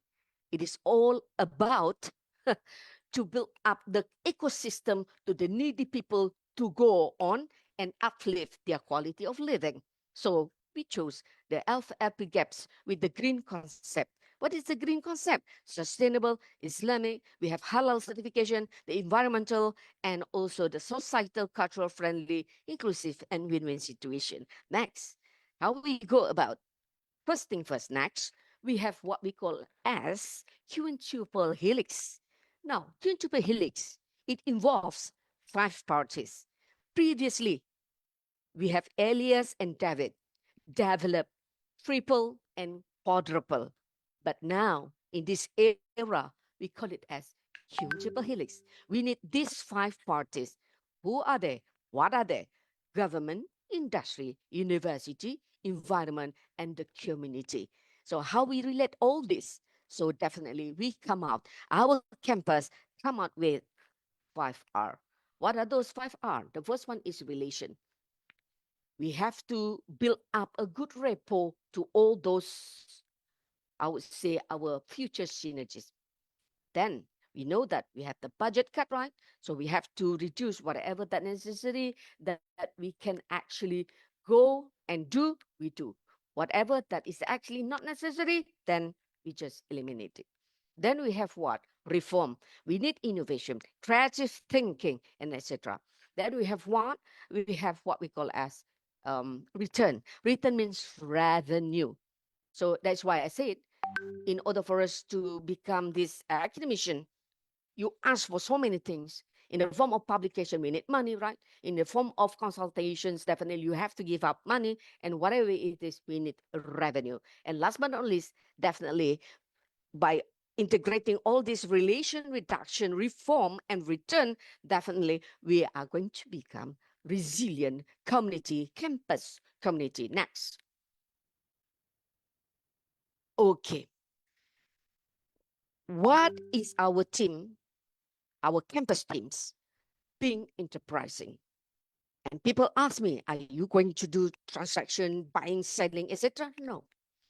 If you look at the definitions of being enterprising, it is about purposeful, it's about active behavior. You have many ideas, you have plan A, plan B, plan C, and plan D. You are creating opportunities to these needy groups, not only to our students, because 80% of our students in the campus is actually under privileged group. They are under this line of poverty, and also the community, right? and bringing about change. So I challenge all the lecturers to think back whether they want to become educational leaders or entrepreneurial leaders. Because nowadays, we need this to actually kick off everything, money. Okay, next. So when it comes to that, we came up with the business model of our campus to tackle the blue economy.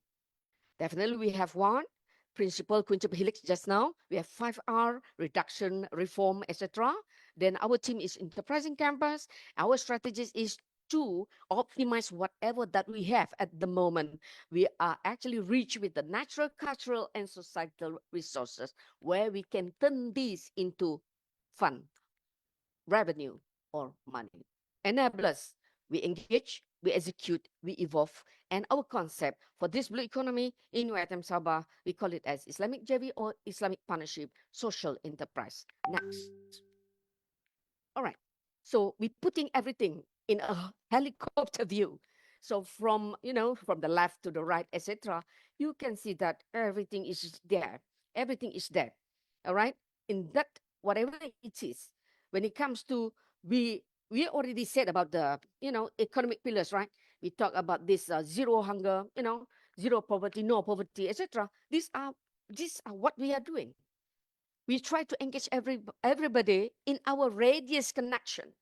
So the implications of apply this: one, value added, unique selling proposition, reputation, personal branding, and we do have our new startup, and we are actually encouraging more lecturers to do new startup. Why? Because the revenue they give back to the university, they provide job to our students, our current existing student, and also alumni.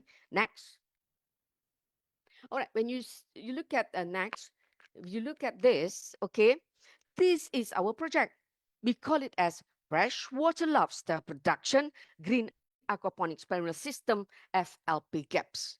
So the beauty of this project is that when you put these two together, the marriage of the blue economy and also the social enterprise.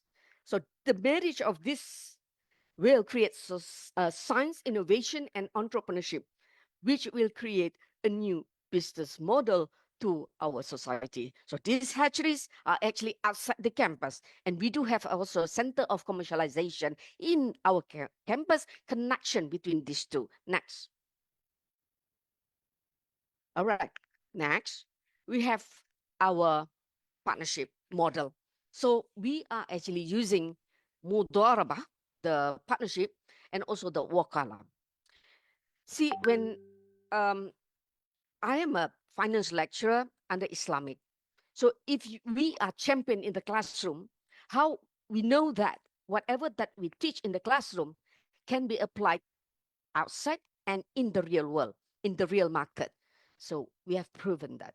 We have proven that whatever that we teach in the classroom, the Mudharabah, Wakala, whatever kinds of concept can be applied to the society. So next. Okay, the real case, next, we have 6 workstation. All right, these are our living lab in 6 villages. These are under poverty villages. All right, so we try to tackle this problem. Okay, next. Okay, we can see the more real pictures. For all right, okay.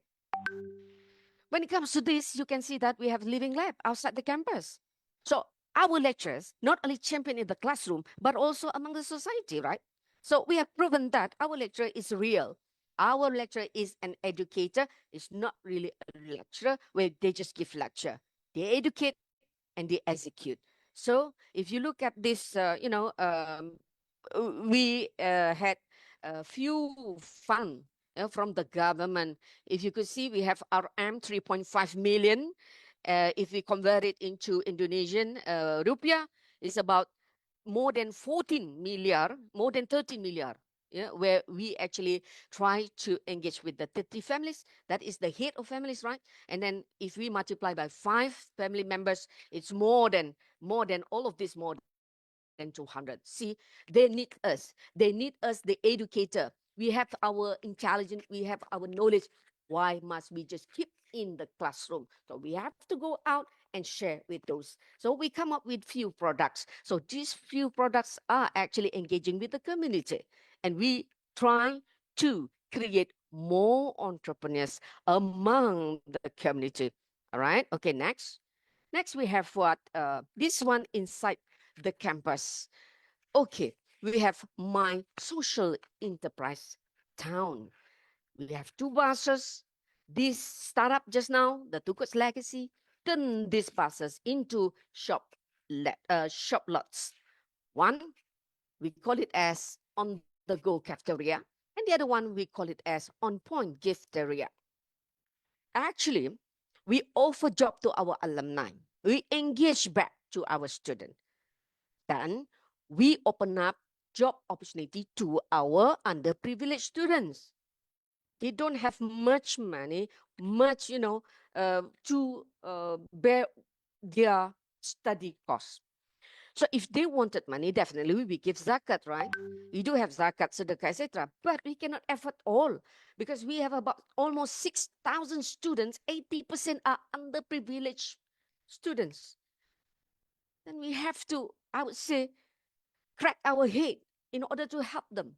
At the end of the semester, they cannot pay the fee. So they are our very own indigenous future generations. So that is why I would say very much gratitude to have my friends there, Cyril, Henry, and Surael together to provide this mindset, my social enterprise down to our very much needy students. They work with us, not only in the classroom, they, taking what we call as their field, like a business, plantation, agro-technology, but at the same time, we value their skill. They become the barista. They become this, whatever kinds of they take certification, etc. So we value our student.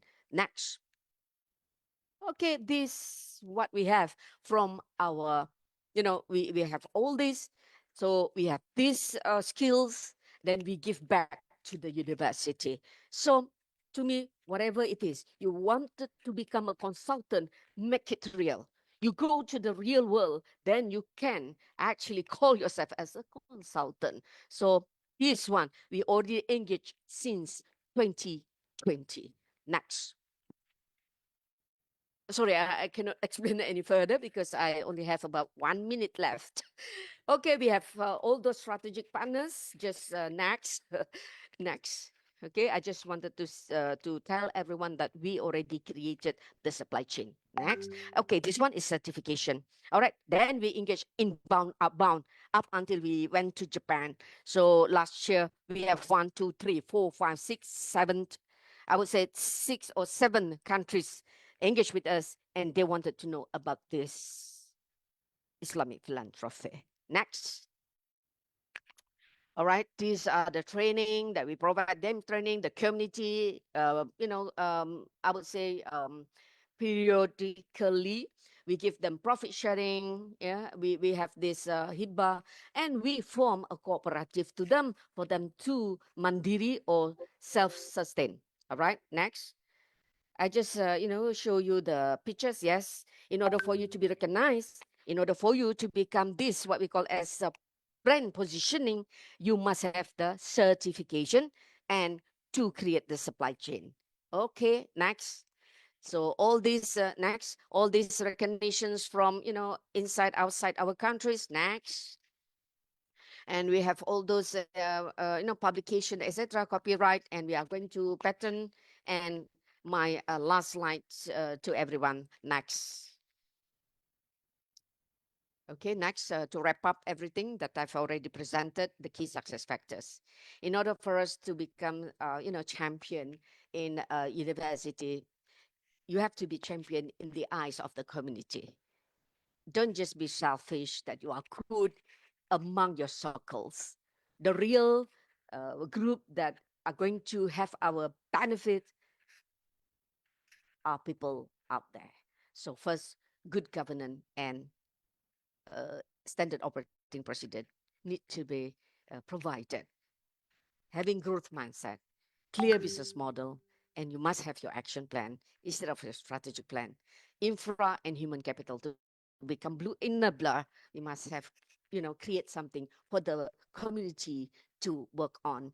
And this is what we call as multidisciplinary skill, where you combine with the different fields of lectures in order for you to go far. And then we have strategic partners out there. We have so many, more than 60 strategic partners that we already engage. And this is Islamic based, because whatever it is, we must be ethical in the form of our operation, create opportunities to the rest of our, partners, and then recognize in the form of talent and certification, transfer and share knowledge, please. Transfer, and share. Wealth contribution, where we do the profit sharing and white ocean strategy. White ocean means in management, we call it as we complementing each other. Ya, in bahasa saling lengkap melengkapi. Not blue ocean, because blue ocean you are competing each other. Those who are champion, they will kill all those tourists. And then go globally, but locally rooted. You have to remember where we are coming from. And last but not least, please create supply chain and also special purpose vehicle so that the community can stand alone. The resilient will be there. Thank you so much. And terima kasih. Sekian. All right, mashallah. Thank you so much, Prof. Uji. It's really inspiring, actually. Alhamdulillah. I almost, but like very extensive, because I mean, like, you touch many points. I mean, like, not only in terms of the academic, but also how this knowledge that we already have, how we can give back to the society, and also with the broader concept with the Islamic philanthropy, and also in the SDGs, and then the Maqasid. MashaAllah. Thank you so much, Prof, for sharing with us in this ICSRD. And Prof, same like me, I think the other participants also feel the same, because we received many questions. We received so many questions, because it's very impressive one. But no worries. They can email me no matter what. I will, I try to entertain one by one. No worries. All right. I'll share whatever that I have. That's it. All right. Okay. All right, Prof. But perhaps we can address 3 or 4 questions, if you don't mind. Sure, whatever it is. Okay. All right. Okay. So the first question, Prof. So this is coming from Dr. David Alcarde Jr. So this is related particularly with the ocean resources, because like us, Malaysia, Indonesia, Philippines, that we live, I mean, like we are become one in ASEAN nations, and so how, and in your PowerPoint also there's an ASEAN logos of the organizations.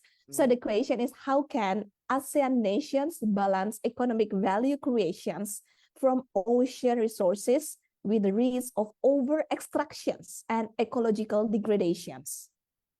All right. Well, I will answer this question in my perspective, because whatever that I'm doing, actually, we try to see how we are going to make it rich in the form of a product. And also, you must know that we do have not only this, what we call as downstream, but we also have the upstream product. Now, in our very own capacity, we are very much small as compared to the rest. When we compare to the government, etc., we just an individual, just a human being, just a normal human being. But what we can actually share first, when you said that ocean, definitely in the way that I know that our community is not really near the ocean, then that is why we bring in the inland water. Inland water meaning to say they don't have any space at all. They are, part of them are squatters. Believe me, they don't have very owned land. So what we are doing is instead of bringing them to the ocean, bringing them to this fresh water, you bring the ecosystem to them. What we are preparing to them is the freshwater lobster kit in front of their house. That is more practical than you are thinking about the world nowadays.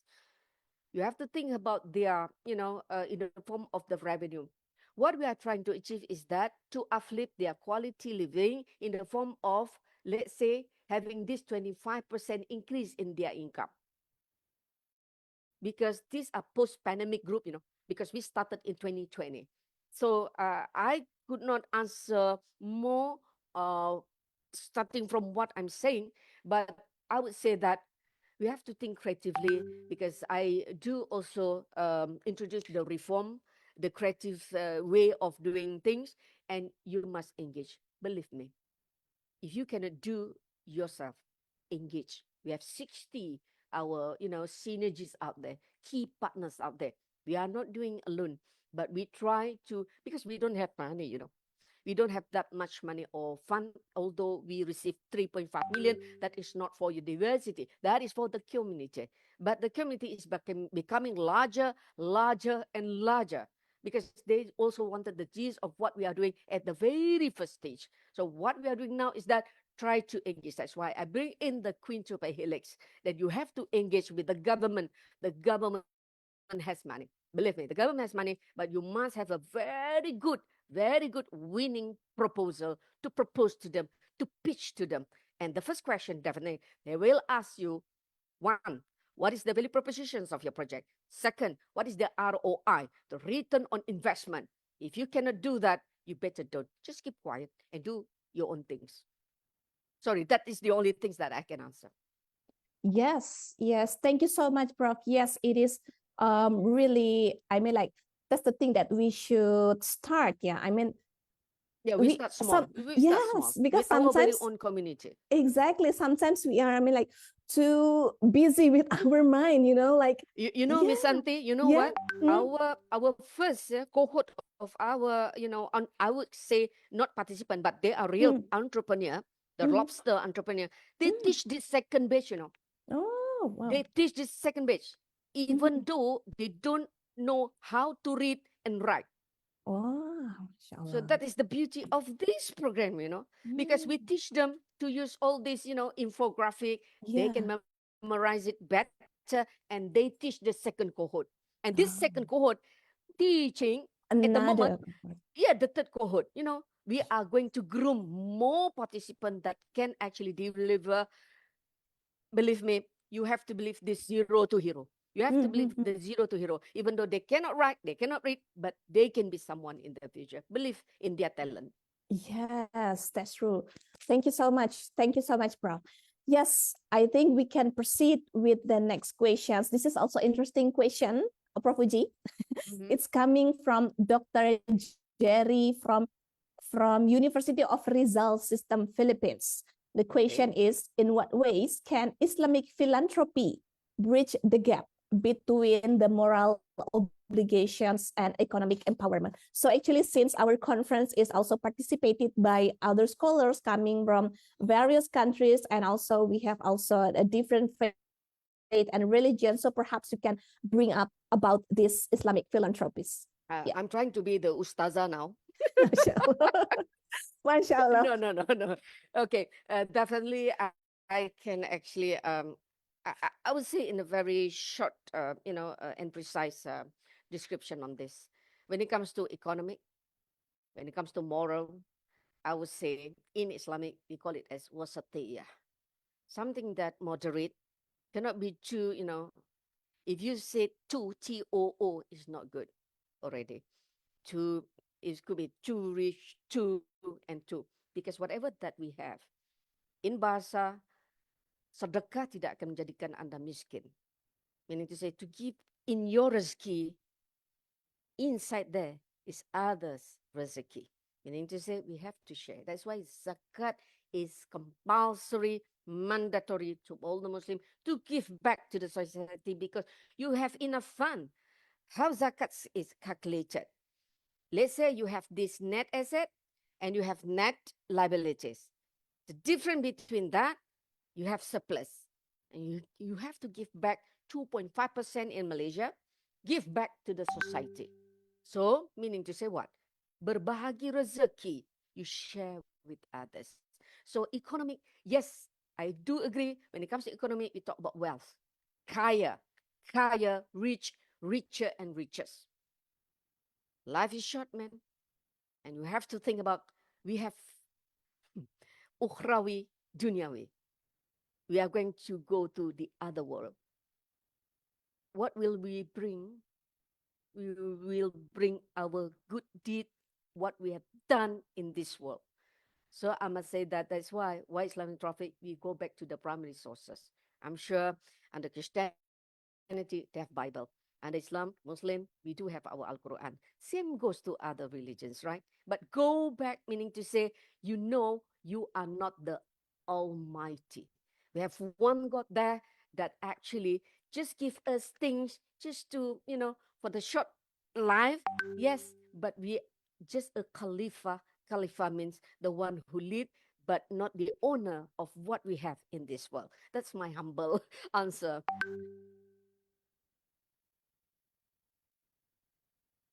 All right. Yes. Thank you. Thank you so much once again, Prof. Uji. Yes.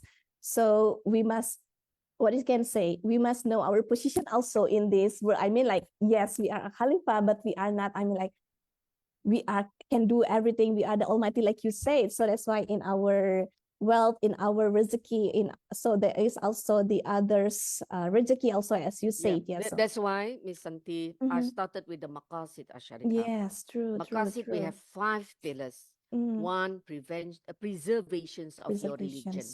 Yes. Yeah, ad-din. Second one, preservations of your life. Nafsu need to be controlled.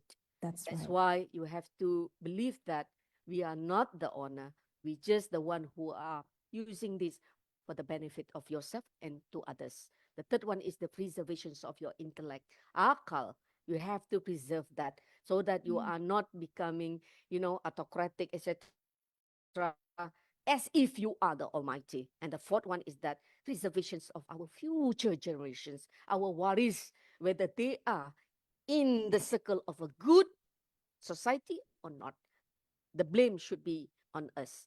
And the last one is preservations of our property. So that is why in Islamic, whatever that we have, give back to others a portion of, doesn't mean that I would say you becoming poorer and poorer. That's it. Yes, it's true. It's true. It's really true.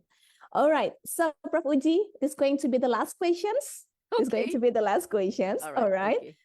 So this coming is from Sir Randall. So as a youth leader and we have many education, questions from Philippines. Okay, yes, thank exactly. you. They are very interesting. All right. Yeah. So he is a youth leader, yeah, Sir Randall. As a youth leader and also education graduate, I'm interested in how Islamic philanthropy can also invest in human capital development. So how can this initiative be aligned with the economic pillars of the SDGs to empower young people and communities through education and sustainable livelihoods?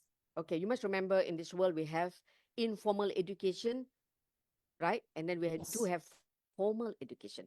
What we are doing in our university, definitely it is formal. We do have in UiTM Sabah, we have a pre-diploma, we have diploma, you know, we have short courses, we have a professional certificate, and etc. That is formal. And we just do as what our job descriptions are there. That's it. But this Islamic philanthropy asking more than beyond the formal education. It is asking you about informal education. As I said before, you have to believe in someone because they have akal. Okay? And when it comes to that, as what we are doing in our campus, although they are coming from these underprivileged groups, but they have what we call as akal, service, etc. So I teach them not to ask for zakat all the time. By giving them, only giving up, because under Islamic, we need to usaha or we need effort to do. Risk, effort to do. Because you don't have risk, no effort, it is just like you buy 4 digit, you won a lottery. That's it. But under our pillars, Islamic philanthropy, when it comes to sedekah, infak, etc., they work on their own. They have to give win-win situation. That's why I said just now, under marketing, we have so many ocean. The first ocean is blue ocean. You competing each other. Who are the champion in this field? We really need, in the form of the praise or whatever it is, people call you as someone that is, good at the field. Yes, we wanted that, but out of that, you are champion in this, but you need to share or disseminate whatever that you have in order for you to build up another. So this is not, we are not having this under blue ocean. You are competing, you are champion, you are the professor, you are, yes, I. You are talking about yourself, only I. So meaning to say, you are not thinking about the community. You are champion on that, that's it. But what we are trying to say here is that white ocean strategy is under post-pandemic. When it comes to our youth, they are among those who are really need something extraordinary. Why? Because when it's coming to interview, you must actually select someone that has something that is wow factor or having something or what we call as talent. So now we are trying to build up talent instead of the academic things. Talent means you are able to becoming USP. I'm sorry, I have a lot of, marketing words because this very much related to our ordinary or our, routine way of doing things. When I said USP mean unique selling point. You must have something to sell, not yourself, haram, but you are selling something that you have in order for you to contribute to that particular organization. So what we are doing is that we actually recognize and encourage our students to show their talent. So if they could become a barista, that's it. We give certification on that. So when they finish up, become the alumni, graduates one fun day, they have something additional value on them. You can get this in the classroom. As a young leader, definitely you must have something in mind to be different. To be different in a good way, not to be different in a bad way. So good meaning to say in the form of first thing first, intrapersonal. Youth, come on, your intrapersonal. Meaning to say in the form of your grooming, in the form of the way you talk, the way you give ideas, the critical thinking, the conceptual thinking. Wow, like a motivator already. So I'm sorry on that. But and then the other thing is interpersonal. So indirectly, when they serve the customer on the bus, meaning to say, we build the in bahasa rasa tidak malu. Meaning to say, you can face whatever kinds of, anything because you are braver than before. So Miss Santi and those who are actually asking questions, these are the things that you must need someone to become the enabler that have something here, inside here, your soul. Not everyone, I would say, has that, interested on that. Whatever they need, you will meet someone that if you ask for something, they will say, what I can get in return. So to me, like, I'm very much lucky to have my friends with me for these 5 years, 6 years without asking how much that we will get. That's alhamdulillah for that. Choose your own very own circle, good circle, and you know who you are going to meet up and do forever and ever. That's it. Thank you so much once again, Prof. Uji. So actually one participant sent a private message to me. One private message to me in the Zoom chat box says I already announced the previous one is the last question. So the participant asking, please kindly read my questions if you don't mind, Prof. Uji. Right.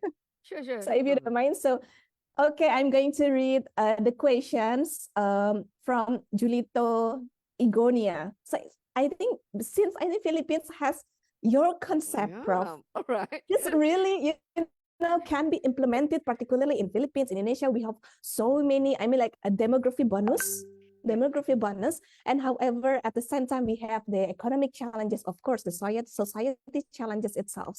So let's get back to the questions. It's truly going to be the last questions. So, The all real right, last. the real last. Okay.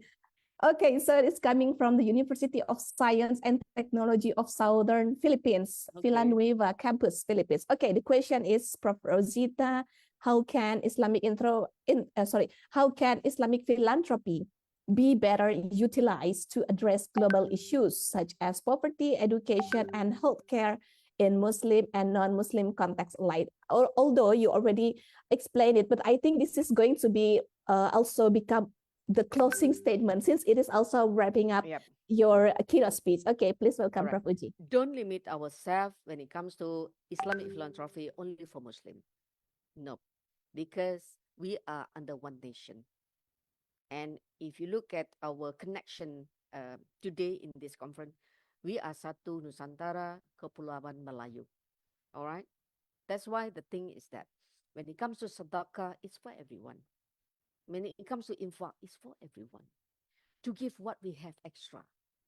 Why is so hard to do that? Because we have the arrogant or ego in ourselves.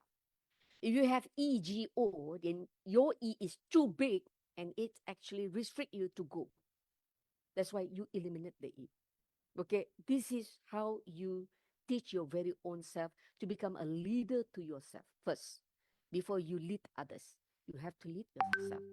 When it comes to this philanthropy, fully utilized in the form of poverty, to answer the SDGs, etc. Yes, we are coming to the end of the SDG by the year 2030.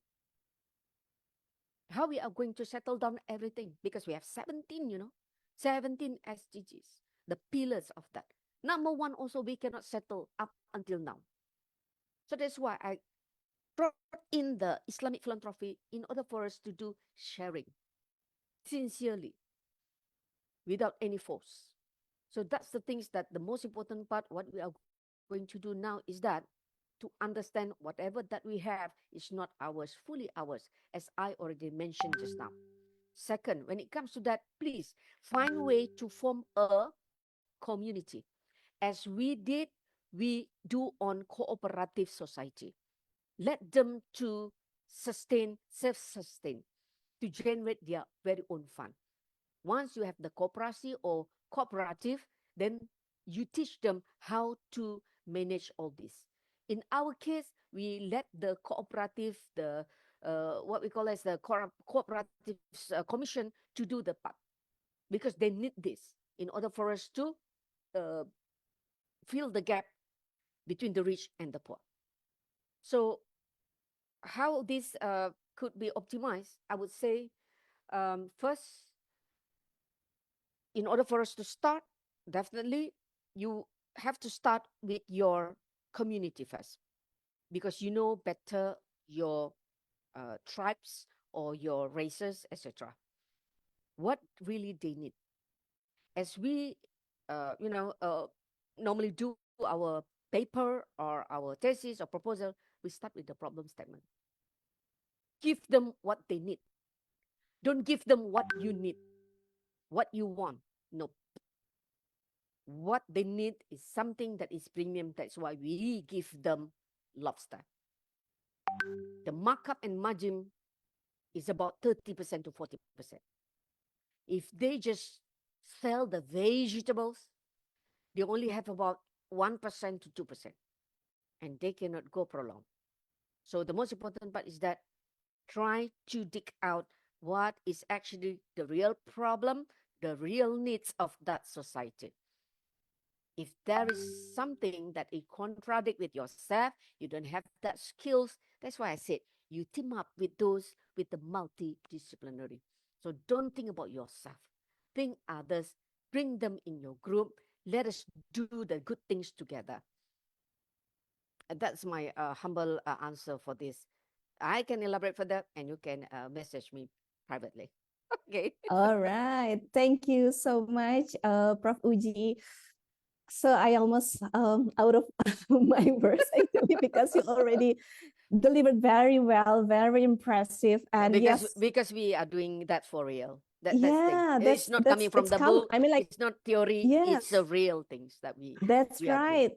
And you are delivering it, I mean, like from your heart, so we can receive it also by all of our hearts. So thank you so much for that, Prof. Uji. All right, once again, thank you so much, Prof. Uji. So Thank you next, so much, I would Susu. like to continue to the appreciation moment. All right, so as the recognition and also the appreciation from the ICSRD-25 organizing committee, so we would like to give the token of appreciations to Professor Madya Dr. Rosita Uji Muhammad as the Rector of Universiti Teknologi MARA Cawangan Sabah Malaysia. So in this occasion, I would like to welcome Dr. Afido Yulistian ST as the Secretary of the Institute for Research and Community Service at Universitas Pembangunan Nasional Veteran Yogyakarta. So please welcome Dr. Afido. Yeah, thank you, Bu Santi. Assalamualaikum, Prof. Rosita. Waalaikumsalam warahmatullahi Yeah, wabarakatuh. thank you very much. I completely agree with everything is just said by Bu Santi. It was really impressive presentation. It was really insightful, and the way you deliver the Islamic philanthropy perspective in relation to SDGs, particularly on the economic pillars, and also yeah, you have shared to us your experience. Yeah, Yep. and what you said.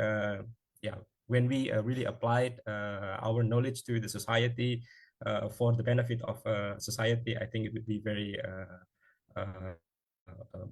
yeah, good for them. Yep. Yeah. Again, I would like to express our sincere gratitude on behalf of the organizing committee to Professor Madya Dr. Rosita Uji Muhammad for your speech today. Alhamdulillah. Thank you so much also for Thank you. inviting me. Alhamdulillah.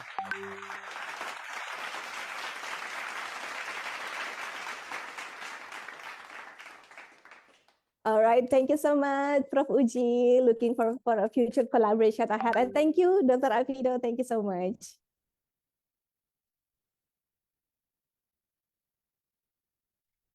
Okay, so ladies and gentlemen, so distinguished participants and also attendees of the ICSRD-25. So we do hope, and yes, it is. Yeah, we hope that all the speech from the keynote speaker session today has brought us new perspective, new idea, and also new collaboration, also new spirit. Yeah, because we already heard a very inspiring presentations from our keynote speaker, and it's really relevant with our situations right now. So we do hope that this could be inspire all of us to take real actions, yeah, so we can contribute more to our society.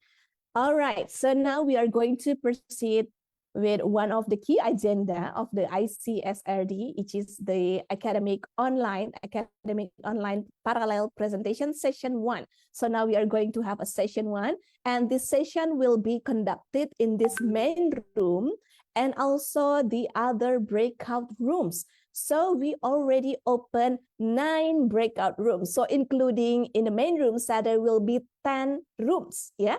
So once again, to all of the audience, the attendees, yeah. So if you want to see to other rooms also, so you can join the breakout rooms. Yeah. So because we have 10 rooms, okay, 10 parallel rooms. So you can be here in the main room, or you can be in the breakout room 1 until breakout room 9. And to all of the presenters, please do not enter the wrong room. Yeah, so please kindly check your conference schedule, conference program, and make sure that you enter the correct breakout room to present your research paper. Okay, so this is the way to select a breakout room. So in your Zoom panel, account, there will be a 4 square icon to choose the breakout room. So feel free to enter any breakout room for all the audience, to all of the attendees, because right now we have more than 300 plus. I think it is almost 400, yeah, because some of the audience already went into the breakout room. Okay. All right. So I think without further ado, since, do we have another slide for the committee? Hold on. The session chair? Okay, so I'm going to read the session chair. Okay, so in this main room, we are going to have Dr. Leong Choi Meng from Swinburne University of Technology, Sarawak Campus, Malaysia. And then in a breakout room 1, we will have Dr. Ronilo Aponte from Iloilo State University of Fisheries Science and Technology, Philippines. And then in breakout room 2, we have Dr. Amarjit Kene from Sperry College of Engineering, Pandapur, India. In breakout room 3, we have Assistant Professor Joanna Mari Bernardo from PUP Pulilan Campus. And then in a breakout room 4, we have Technologist Jacqueline Joseph from Universiti Teknologi MARA, Malaysia. And in breakout room 5, we will have Technologist Dr. Yo Boon Chin from Multimedia University, Malaysia. And then in breakout room 6, we have Professor Brian B. Coronel from Pats College of Aeronautics, Philippines. In a breakout room 7, we will have Dr. Aragon A. De Chimo Jr. from the Philippine Normal University, Visayas, Philippines. And then for the breakout room 8, we will have Dr. Ajis Lepit from Universiti Teknologi MARA, Cawangan Sabah, Malaysia. And last, in the breakout room 9, we have Dr. Fung Sung Fang from the University of Malaya, Malaysia. So once again, to all of presenter, please kindly enter the breakout room.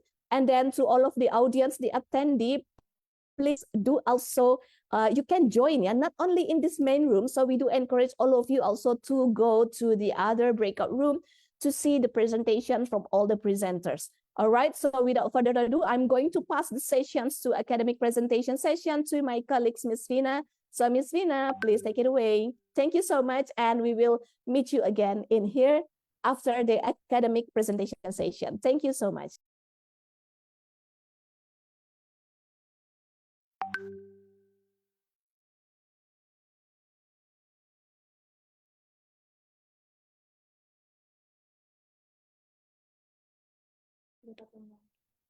Okay, so thank you, Ms. Santi, for your welcoming. So we're going to start our academic online parallel presentation in this main room. So it is an honor for us on behalf of the Second International Conference on Sustainable Research and Development, ICSRD-25. My name is Vina Zeferin to be standing here as a PIC room in the academic online parallel presentation session 1 in this main room. So before we are going to academic online presentation session, please kindly fill the conference attendance form in the link. All right. Okay, so Ms. Vina, I do apologize for interrupting your sessions in introductions, the main room sessions.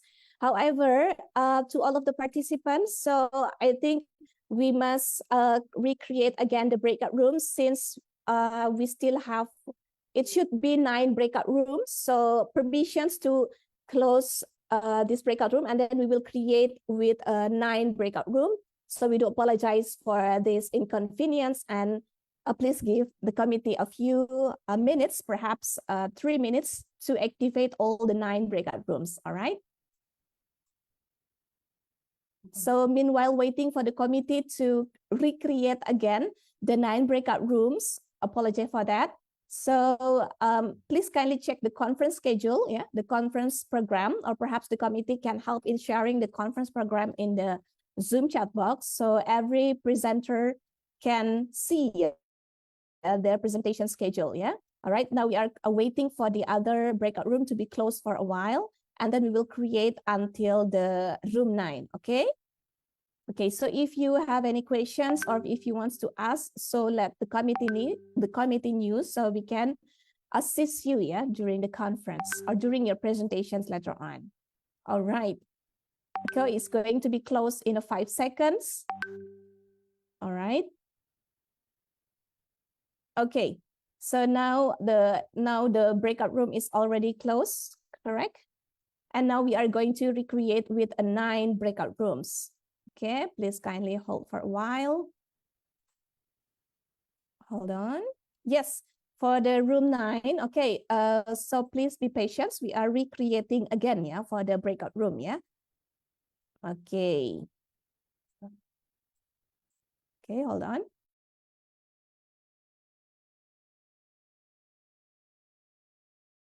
All right, so you can see that in your Zoom panel account, so we already activated this main room, and of course, yeah, and also room 1 until room 9. Okay, so let the committee know if you find any difficulties in joining the breakout room. All right, so once again, enjoy the discussions, yeah, and then I will give back again to my colleagues, Ms. Vina. Thank you so much, and enjoy the presentations in 10 parallel rooms. Thank you so much, everyone. All right, so let us continue to our session in this main room. So before we are going to the main session, so I would like to remind you to fill the conference attendance form in this link that is shown on the screen, or you may also scan the QR code shown on the screen. So moving on to academic on visual presentation session, the session 1 in this room, in this main room, will consist of 5 presenters from the track economics. Yeah, so we will have 5 presenters, and then the session chair for today will be Dr. Leong Choi Meng from the Swinburne University of Technology Sarawak Campus, Malaysia. Okay, so before we welcome Dr. Leong, before she chairs the session, allow me to read her profile first. So Dr. Leong Choi Meng is an assistant professor at UCSI Graduate Business School, UCSI University, Malaysia. Currently, she is the head of program, PhD and DBA programs. She has more than 10 years teaching experience, and her research interests are in financial economics, applied macroeconomics, and behavioral finance and behavioral studies. She has published 27 Scopus journal articles and has received research awards such as Outstanding Paper Award and Best Paper Award at various local and international conferences. She is currently the managing editor of Journal of Responsible Tourism Management, or the JRTM, a ministry-supported journal in Malaysia. So how are you, Dr. Leong? Hi, everyone. Can you hear me? Yeah, we can hear you clearly. So thank you for your support in this conference and for being with us today, Doctor. So from now onwards, I will pass the session to be led by you. Now the time is yours to chair the session. Please welcome Dr. Leong. Okay, thank you very much, Fina. All right, so I will, before we start our presentation session today, okay, first of all, welcome to this second international conference on sustainable research and development. All right, so I would like just to brief on some guidelines of the presentation. So for today's presentation, you will have 10 minutes, right, for the presentation, and also 5 minutes for the question and answer session. Okay, so if you have any questions, so you are also can type your question in the chat box, right? Okay, so the session will be recorded as well. Okay, so make sure that you are in the place that is actually free of noise so that we can hear it clearly for your presentation. Okay, and then during the session, so we need to say if it's not your turn yet, so you can just mute your mic first. Okay, and if let's say we have Q&A, so you can actually ask questions. And if it's your turn, then you can just feel free to unmute yourself. Okay, and next one, do we have any further question from this presentation for today? So today we will have these 5 presenters for these sessions. All right. So may I just would like to check if our first presenter of today, Alfistia, right? Are you here already? Hi, welcome. Maybe can you unmute yourself? I think we can't hear you. Okay. Yes, yes, now it's fine now. Okay. Hi, welcome to Hi, this Miss. presentation session. Okay, yes. Hi, Miss Mel. I will share my PowerPoint first. Yeah, so you can share your screen first. Okay. Okay, so for our first presenter of today, Miss Oprah. Okay, Alfia. Yep. All right, so you will be presenting your topic about towards resilience, sustainability, and adaptive model of risk management integration in sustainability accounting for high risk industries. Yep. Right? Okay, so I think we can see your slides already. Okay. Yeah, Okay. so Yes. I will pass the session to you. So you will have 10 minutes for your presentation and later on followed by 5 minutes of Q&A. Right, the floor Okay. is yours. Okay. Thank you, Miss Mel. I will start my presentation. Okay. Good morning, distinguished reviewers, colleagues, and participants. Thank you for giving me the opportunity to present today. Okay, my name is Alfistia Maraditya from Universitas Pembangunan Nasional Veteran Yogyakarta. Uh, wait, okay.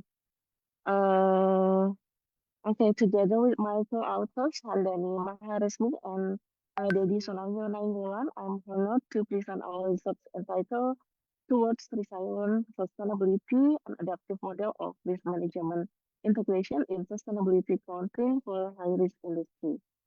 This study explores how the integrations between the risk management and sustainability accounting can enhance the resilience of companies operating in high-risk industries such as energy, mining, and manufacturing. So, in short, we argue that by aligning risk management practices with sustainability reporting, companies can build stronger foundation for long-term resilience.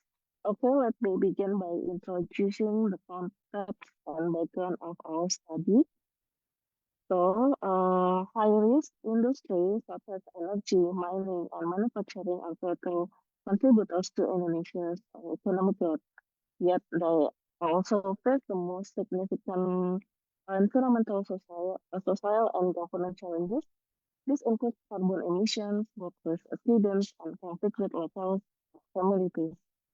And although the regulatory frameworks have improved, for example, the OJK Regulations number 51 of 2017, which encouraged sustainability reporting and introduction of IFRS sustainability standards. In practice, many companies still manage risk and sustainability separately. So these separations result in fragmented governance, weaker accountability, and a lack of coordinated responses to ESG risk. And recognizing this gap, our study aims to propose an empirical test and adaptive integrations model that connects risk management with sustainability accounting. And by doing so, we hope to strengthen corporate resilience and improve both financial and non-financial performance in high-risk sectors. With the context in mind, let me present the specific objective of this research. Okay, this study is guided by three main objectives. First, we aim to analyze the relationship between risk management as reflected in corporate risk disclosure and sustainability accounting practices.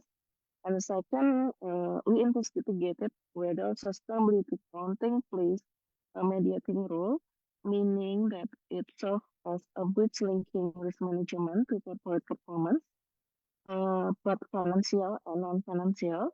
And third, we developed an adaptive model that integrated the social enterprise risk management framework with global ESG standards such as GRI, SASB, and the IFRS standards.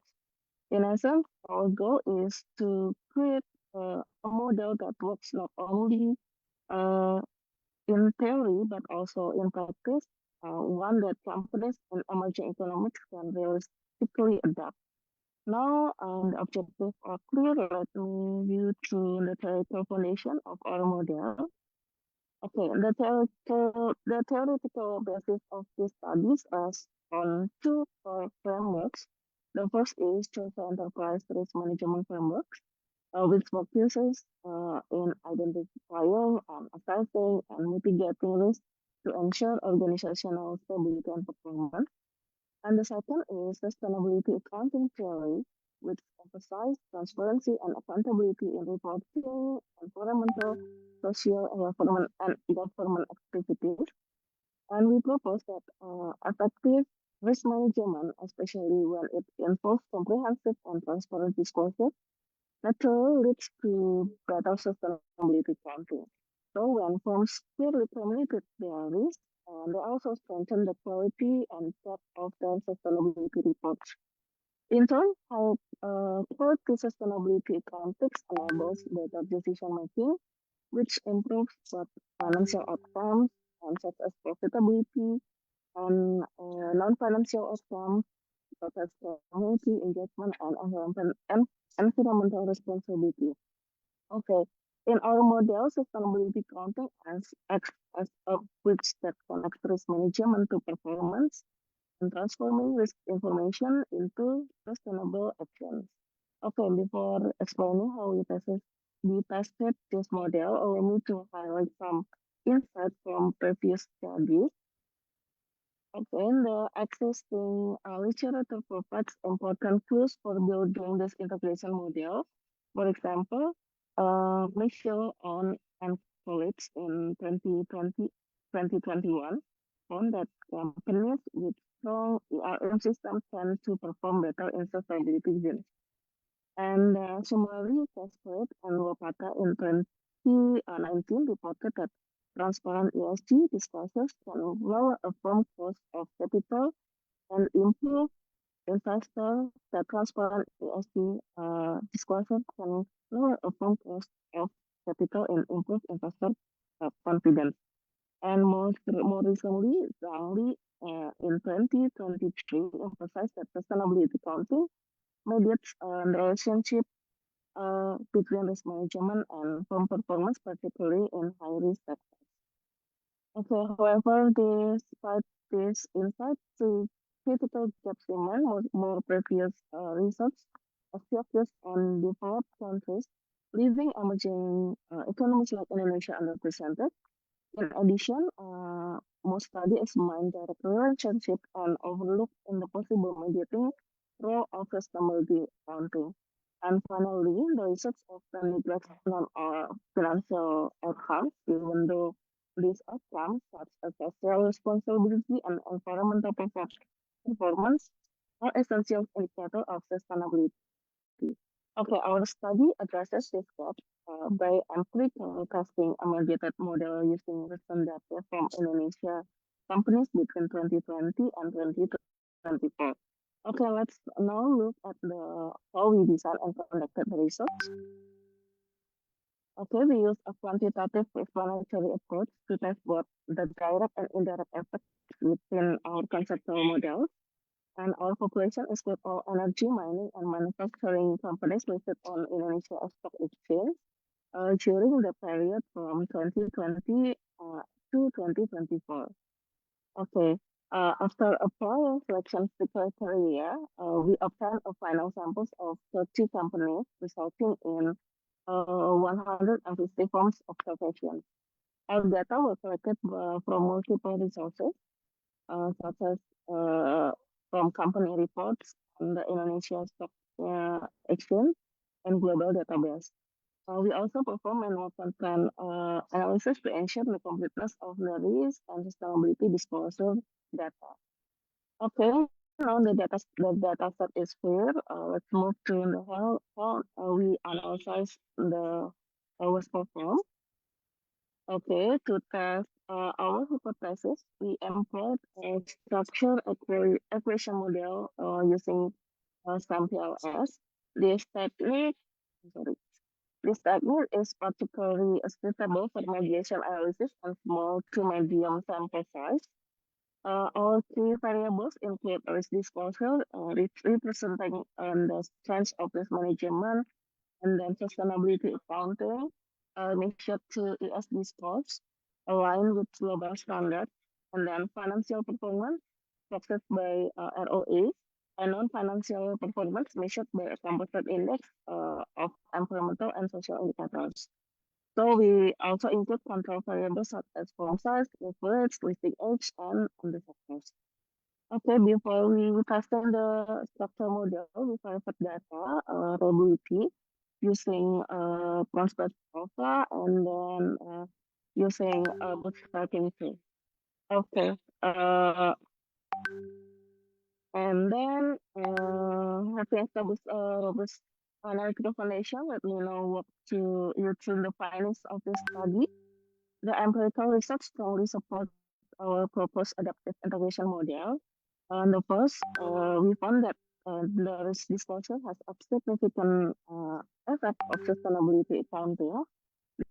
This means that companies with more comprehensive and transparent risk disclosure tend to produce higher quality sustainability accounting information. And then sustainability accounting has a positive significant impact on financial performance. This finding indicates that the integration of risk and sustainability processes evenly improves profitability through the effect times to materialize. And interestingly, the effect is even stronger when we look at non-financial performance. The sustainability counting has got a coefficient of 55 with p-value below 0.001 towards non-financial outcomes, such as emission reduction, social engagements, and occupational safety. So this demonstrates that companies benefit more in social and environmental terms before this effort translates into financial returns. And the direct relationship between risk disclosure and ROI was found to be weak, suggesting that disclosing risk alone is not enough to improve profitability. However, the direct relationship between risk disclosure and non-financial performance remains significant. Okay. This result will confirm that sustainability accounting acts as a powerful mediating variable risk between risk management and performance. So the finding reveals several key insights. The first is the strong connection between risk disclosure and sustainability accounting shows that transparency in risk management enhances the credibility and completeness of sustainability reports. And maybe I will interpret what this finding means in the theory and practice. For theoretical contributions, our study empirically validates that the mediating role of sustainability accounting in the and performance relationship within an emerging market context. It extends social-based risk theory by connecting disclosure practices to measurable sustainability outcomes under temporary ESG standards. And then for regulators, for practical implications, for managers, integrated risk registers with sustainability metrics can ensure disclosure aligned with internal controls. And for regulators and fund setters, encourage reporting frameworks that link risk management narratives to quantitative sustainability indicators to enhance comparability and enforcement.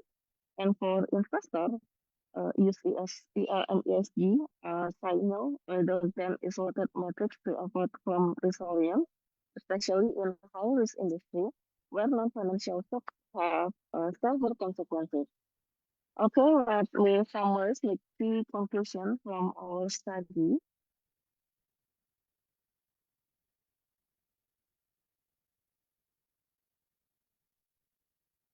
Okay, to conclude, our results demonstrate that integrating risk management and sustainability accounting is essential for achieving resilient sustainability, particularly in high-risk sectors. Companies that adapt integrated system are better able to manage uncertainty, improve ESG performance, and enhance stakeholders' confidence. And the result confirm that sustainability accounting serves as a crucial bridge that links risk governance to both financial and non-financial success. However, the strongest benefits are still in social and environmental domains, indicating that true sustainability is not only about profit, but about building long-term value for people and the planet. The adaptive model developed in this study offers a practical roadmap for regulators, policymakers, and practitioners seeking to improve transparency, accountability, and resilience in high-risk industry. Okay, before closing, allow me to note the limitation and the further direction of this research. Like any study, this research has a limitation. The first limitation is relatively a small sample size, which includes only 30 companies from the three industrial sectors. And the second limitation is related to the measurement of non-financial performance, as our index may not capture all sector-specific indicators. And the third limitation concerns that data availability. Okay, since we rely on secondary data, the accuracy of the sources depends on how companies to report it. Okay, for future research, we recommend expanding the example to include more sectors and countries, expanding the observation period to evaluate long-term studies, long-term trends, and incorporating qualitative interviews to gain the further managerial insight. And additionally, future study may refine the non-financial indicator by including sector-specific visuals such as carbon intensity or safety occupancy rate and community impact metrics. Okay, in summary, the research contributes to both theory and practice by demonstrating how sustainability integration can serve as an adaptive model for restoring corporate performance in high-risk industry. Okay, thank you very much for your attention. It has been pleasure sharing our findings with you today. I would like happy to discuss any question or feedback during the Q&A session. Thank you. Thank you for your presentation. It's very interesting about the sustainable accounting. So we have actually one question here. Do you find any challenges exist in quantifying the sustainability which is related to the risk in accounting system? Okay, perhaps me, you can So we need to say repeat the question. because most of, let's say, sustainability we talk about is a concept. So how actually you can quantify this, for example, sustainable accounting into data? So meaning to say you transform it into figure. So let's say my performance, I get 100 marks. Yeah, how do you quantify that sustainability? Okay. Is Maybe there any challenges lah? yeah. You I want to- have any chance to quantifying the sustainability from the this research. So the sustainability is by sorry. Wait a moment. Alright. Let me check the presentation first.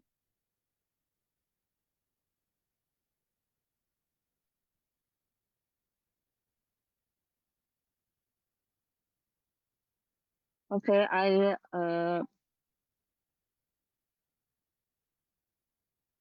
the sustainability accounting is quantifying by ESG score.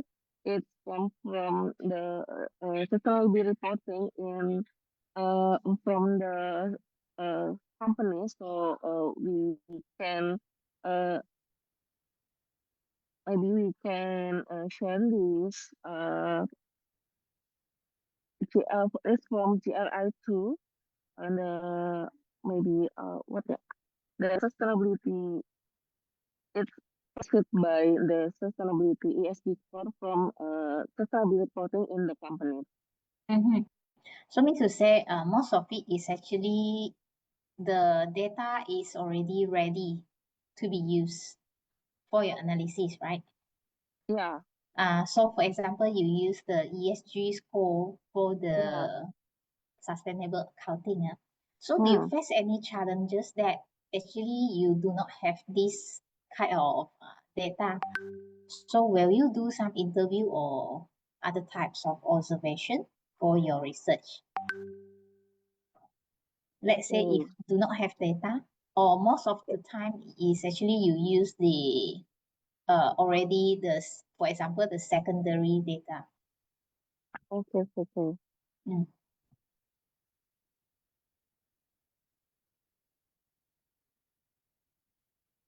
Is it most of Maybe yeah. okay. Uh, so the challenges from if I have no more data, Mm-hmm.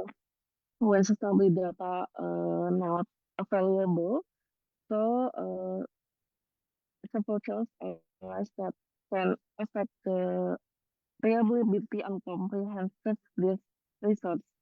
Uh, so the lack also and the unavailability sustainability data processors methodology. So I will maybe it can be measured bias and the limited comparability, and it can be lower statistical power of the findings. Maybe it can yeah the missing data can apa ya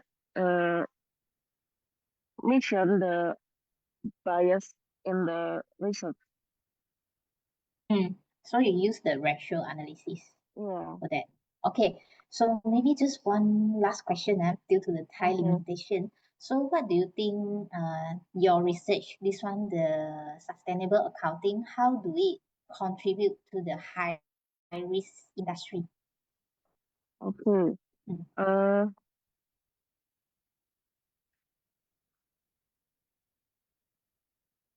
Let's say because like banking, for example, we deal with a lot of data.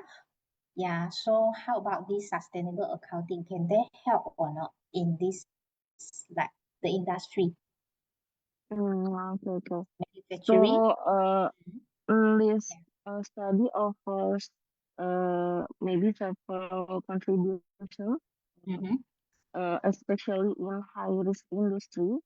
So it provides an adaptive integration model that helps this industry align the risk management system with sustainability accounting practice.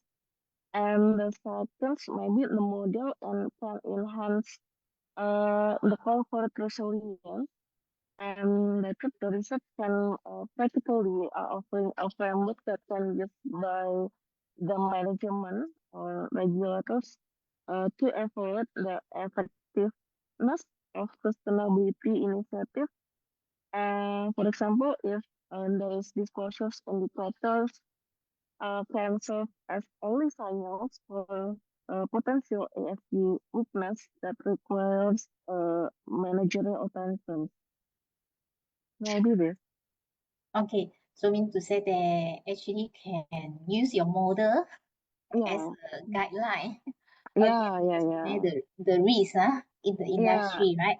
Yeah. Okay, so I think that's well, hope this will help with to answer the question from the participants here.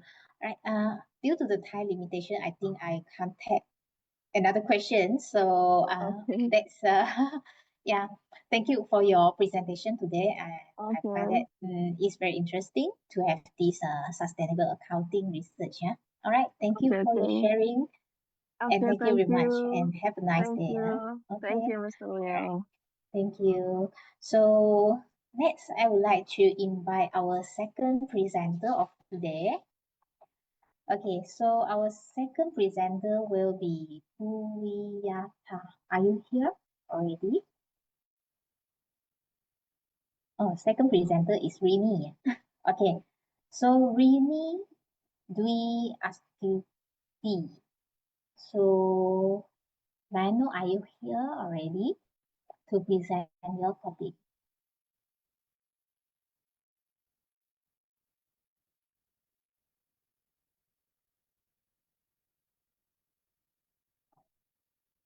Can I just check if you are here, Rini, to present this topic?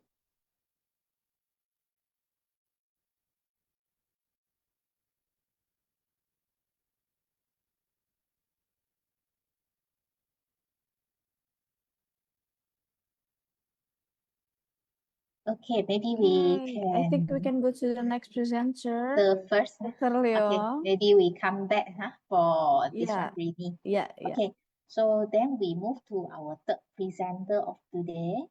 Dia. Dia, yes, Dia. Okay, for your presentation about environmental cost evaluation of food industry waste. Hi, Dia. Hi, Okay. Doctor. Yes. Good afternoon. Good afternoon. So Okay. we You are hear my voice? looking forward. Yes, yes, we can hear you. Okay. So would you mind to share your screen of your presentation slide? Myself? Yeah, do you have any presentation slides with you? Yes. Yeah. Wait. Okay, so Dr. Dia will present on the environmental cost evaluation of food industry waste, which is quite contemporary as well, as we are all today dealing with this food we call food waste, okay, which is a global issue as well. Okay, so we are waiting for this presentation slide to be shared. All right, so we can try to link some of the global issue that we actually have, okay, regarding this food waste. Especially we talk about every day we actually have, we take our food from household and also industry. All right, so this issue is actually related to most of the industry, household and also especially the food industry. Okay, so we can see your slide. Okay, yeah. So is it okay if is shared in presentation mode? Dr. Dia? Okay. I We am can start. see. Yeah, we Please. can see your slides, but would you mind to enlarge your slides? Okay. Up there, there Can is make it in the actually full one. screen, Miss Dia. Yeah. Yeah, the slideshow one. Okay. Okay. Thank you. Yes. So I pass the floor to you for your presentation. Thank you. Okay, thank you. Bismillahirrahmanirrahim. Assalamualaikum warahmatullahi wabarakatuh. Good afternoon, ladies and gentlemen. On this occasion, please allow to present my research, environmental cost and external cost evaluation of food industry waste. Okay. Why food industry? Why food industry? The food industry is a strategic sector that plays an important role in supporting food security and national economic growth. However, behind its contribution, this industry also generates waste and then puts in the form of solid waste such as leftover raw materials, product unfit for consumption and plastic packaging, as well as liquid waste from production processes such washing, milling, and food processing. If this waste is not managed in an integrated and sustainable manner, it can cause various negative impact on the environment. Okay, why Bantul? Bantul is a regency has great potential in the agriculture and food industry sector, has many tourist attractions, and then the ability of major food commodities such as rice, corn, and chicken eggs, and then the household scale food industry is developing rapidly, and then Bantul has climate change, land use conversion, and dependence on the local market factors that need to be analyzed strategically. This study to conduct a comprehensive evaluation of the environmental costs of food industry with and assess the effectiveness and economic efficiency.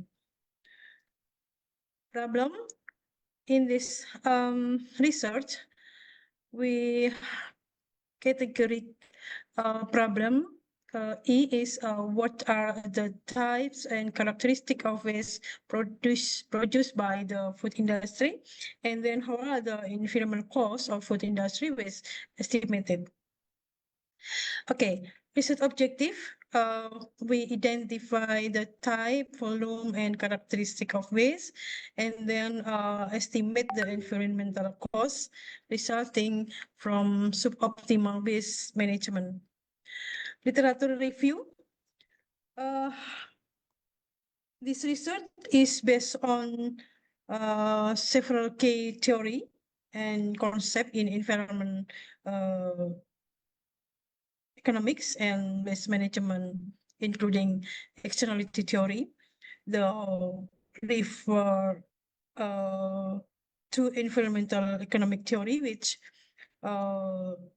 issues study that production activity can help impact cost and benefit, and then polluter pay principle. The principle state that business that cause pollution are required to bear to the cost of environmental remediation. And then environmental economic valuation theory.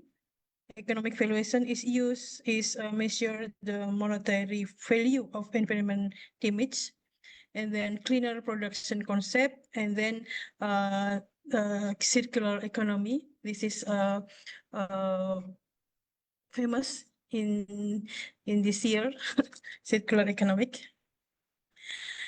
Okay, research methodology, data resources. We have primary data and secondary data. Primary data, field observation interview with industry player and questionnaire to the surrounding community, and then secondary data, industrial production report document, and with data, previous valuation studies, and regulation. Data analysis technique. Waste is identification and classification type, volume, and characteristic, and then environment cost valuation, waste management alternative, and the goal is we analyze how total environment costs. Okay. Type of food industry waste. This one is solid waste. Solid waste is raw material residue, yeah, peel, seeds, and then processed waste, yeah, pulp, fiber, and then packaging material, yeah, plastic paper, and second liquid waste. Liquid waste example, water, wastewater, from washing ingredients, equipment, and cooking processes. Gases was, yeah, example emission from heating or combustion process. Okay. Nah, table 1 is show to our general characteristic of food industry waste. Yes, characteristic six characteristic: high organic content, high moisture content, rapid decomposition, potential odor, nutritional content, and varying pH gitu. And then explanation in high organic content is most waste is biodegradable. High moisture content is especially fresh, liquid, and solid waste. Rapid decomposition is requires from handling to prevent pollution. And potential odor, full odor from protein and carbohydrate. Nutritional content high in protein, fat, and then varying pH is can be exceed. Okay, environmental component, ecological impact cost. We formulate that direct impact on nature and ecosystem. Yeah, component water pollution impact, determinant of river water quality. Yeah. Cost estimate is IDR 10 until 50 million. And then soil damage. Yeah. Infertile soil due to solid or liquid waste containing heavy metal. Estimate IDR 5 until 20 million. And then polluted odor and air pollution due to organic waste decomposition or gas emissions. IDR and 2 until 10 million. Loss of biodiversity, decrease fish, aquatic biota population, yeah, difficult to convert directly into gas. Okay. And then economic cost, social economic impact costs. We saw that indirect impact on the economy and society, impact increase skin and digestive disease, component public health costs, and cost estimation until 2 million. And then was water damage soil and irrigation water quality, decrease agricultural productivity, 10 until 30 million, and loss of public trust of product by cost, damage to corporate reputation and direct, but can result in billion of rupiah. Yeah. Government imposed pollution, environmental fine or compensation until 100 million. I'm sorry. Okay. Environmental cost estimated method. Yeah, we have a cost of illness. Yeah, short explanation: calculating the cost of treatment and productivity loss due to environmental disease, replacement costs, estimated cost, VTP, and shadow pricing. And then comparison of Doctor, alternative effectiveness. you will have another 1 more minute for your presentation. Thank you. Okay, thank you. Yeah, okay. Okay. Important notes, there is no single solution. A combination of method is often more effective. Factors such as industry scale, product type, location, and regulation determine the best option. Okay. Okay, we show that comparing if waste is not managed, in public health, treatment costs, loss productivity. In waste management, zero or very low. And then water or air pollution, finance, legal compensation, yeah, reputation, and long-term. Yeah, this is comparing component. If not minutes, yeah, if not minutes, total environment cost is 1.5 billion. And if minutes, total management cost is 500 million. Yeah. Okay. How are responsive? Yeah. We collaborative approach actors in sustainability and environment. I mean, government, industry, academies, community, and NGO. What is the strategic role in each actors? Yeah, we saw that government, regulation, incentive, and law enforcement, and then industry, commitment to waste management and resources efficiency, academics, research and waste treatment technology, kemudian and then community, social oversight, and NGO advocacy and mentoring for MSMEs. The conclusion, reducing the environmental impact of the food industry is not enough just by processing waste. At the end of the process, it must be built on efficiency production design and then firm but supportive policy, incentive, and partnership. Okay, thank you, Miss. Assalamualaikum warahmatullahi wabarakatuh. Thank you. Thank you very much for your presentation. We have one question. Is about what do you think? Is it important to assess the environmental costs which is related to the food industry waste? Why is important?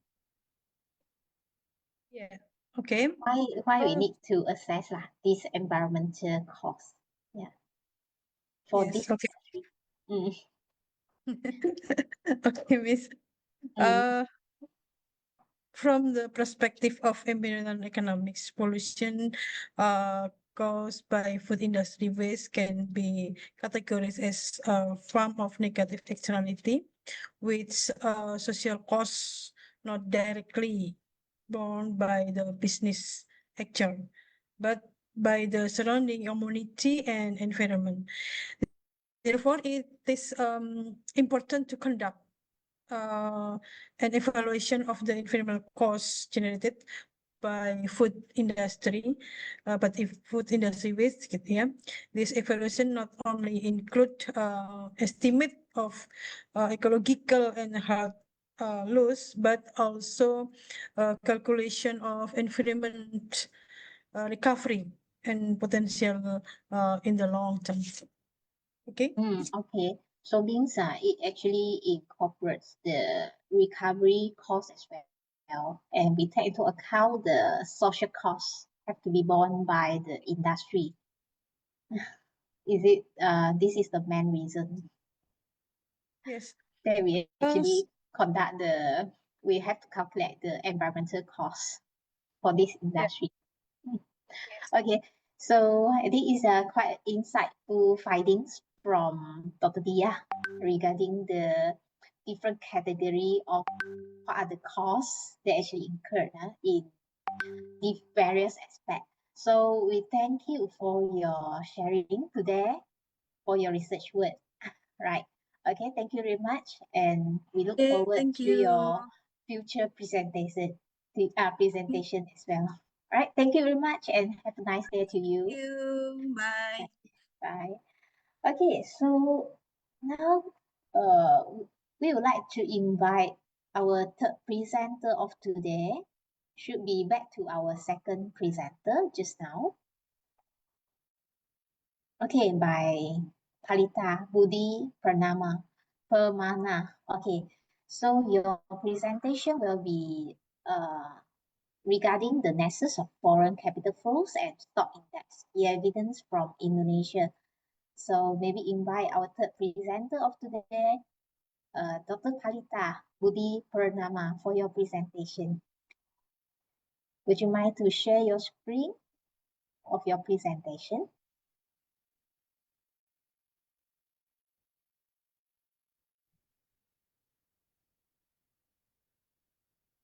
Okay, so your presentation will take 10 minutes from now. Okay, so followed by the Q&A session. Okay. Good morning, everyone. Assalamualaikum warahmatullahi wabarakatuh. Okay, now we can see your slides. So can you convert it to the presentation mode? Yes. You change it to the full screen. Okay, wait.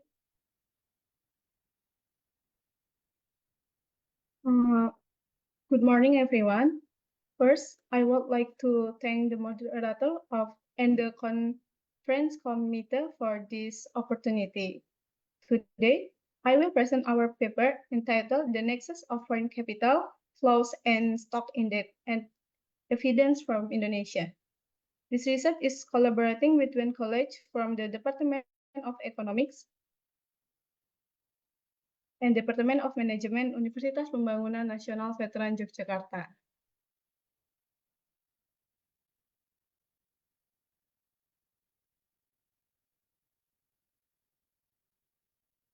Introduction.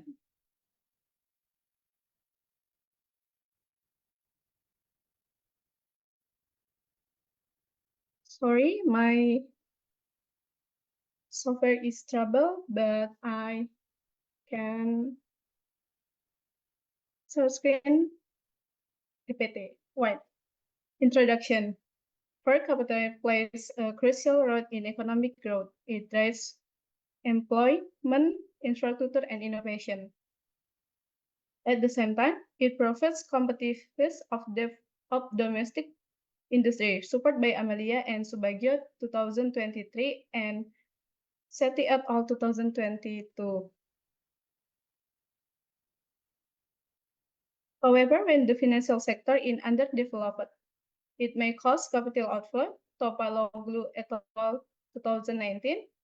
A weak capital market also limits investment instrument and funding access.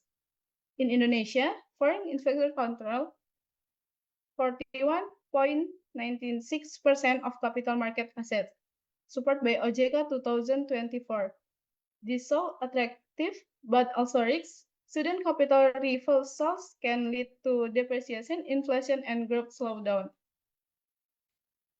Objective our study, we analyze the relationship between the Jakarta Composite Index and foreign capital flows, both FDI and portfolio investment, and purpose a policy framework to optimize benefit while reducing risk. This study aims to analyze the relationship between the stock price index and foreign capital flows, foreign direct investment, and portfolio investment in Indonesia. This study also offers a comprehensive policy framework. Literature review. Foreign capital affects stock price via demand for financial assets. Sethi et al. 2022. We also refer to two key theories. One, CAPM. Investment is return depend on systematic market risk. And two, market efficiency theory is stock price reflect available information, SAH 2023. But previous years, studies saw mixed evidence. Ayerinde 2019 found a positive link in Nigeria. Irandos 2021 found an effect in post-communist countries. Most importantly, most study analyze only one type of capital flow, either FDI, Soldi et al. 2020, and Sethi et al. 2022, or portfolio, Oyerinde 2090, and Sabir and Muhammad 2019. Our contribution is we will this research gap by combining FDI and portfolio investment in one framework. Next, research and methodology. We use quarterly time series data from 2019 quarter 1 to 2024 quarter 4. Source from Bank Indonesia. Variable in this research is portfolio investment for Jakarta Recording Composite stopped. Index and FDI. Step 1, we test data stationary using ADF test. Then confirm the data were stationary in first difference. Recording in progress. Step 2, we applied the Johansson co-integration test, which saw a long-term equilibrium relationship. Step 3, we apply the based on this, we use the vector error collection model FECM to capture both short-term dynamics and long-term equilibrium. Step 4, we also apply Granger causality, impulse response function, and variance decomposite to analyze direction, reaction, and contribution of shock. Findings and discussion.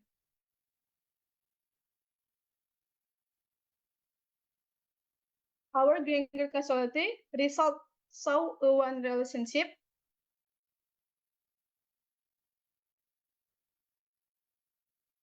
foreign capital flow, both FDI and portfolio significantly influence the Jakarta Composite Index, but the reverse does not hold stock index converse movement do not significantly affect capital inflow.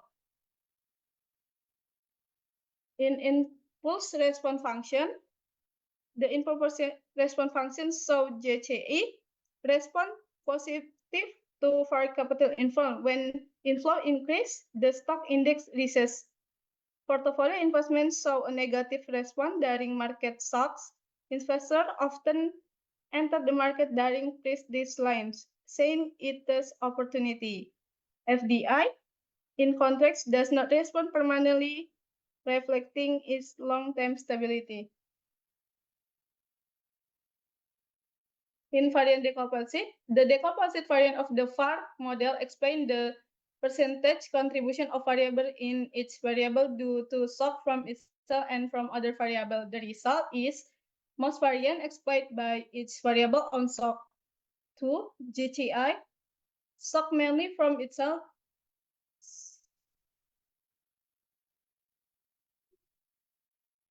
Better influenced by FDI, 21.48% and port 7.41%. Port fluctuation influenced by JCE to 20.5% and FDI 5.3%. Indicate external factor dominate but external link are significant. Conclusion and future research. Conclusion is relationship is one way. Foreign capital inflow drive the stock index upward. The reverse effect is significant. Capital outflow can make the rupiah reduce purchasing power and increase volatility.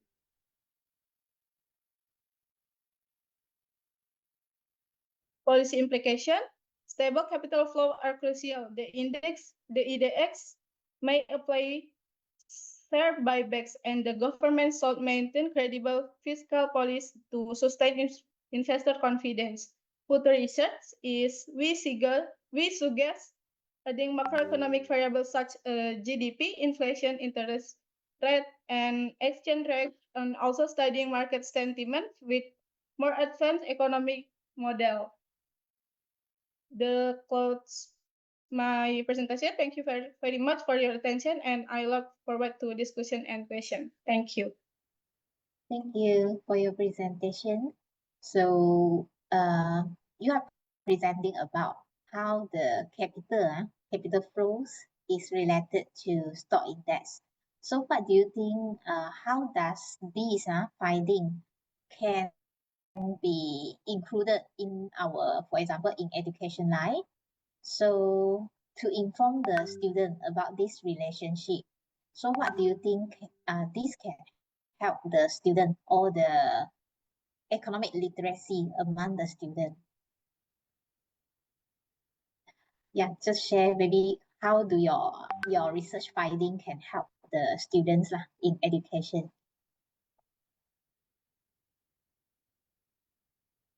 Sorry, Just Miss? maybe what do you think? Yeah, what do you think? Yes, how does your finding can actually help the students in the academy? Like in the institution, how is your finding can help the students to improve their literacy, which means to help them to make a decision in their daily life, for example, in the university. Yeah. So maybe just your opinion on how is your research finding can help. Yeah. Okay, thank you, Miss. In my opinion, research can factor on whether WFDA in specific sector has a differential impact on the sector stock index rather than just the overall Jakarta JCI. Further research direction is global and non-economic factor. Itu empirically investigate how market sentiment on social media or in the news acts as full or past factor for pouring capital into the back market.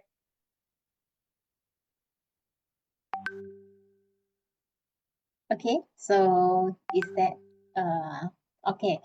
We can actually yes from thank you for your opinion. So we have another question for you.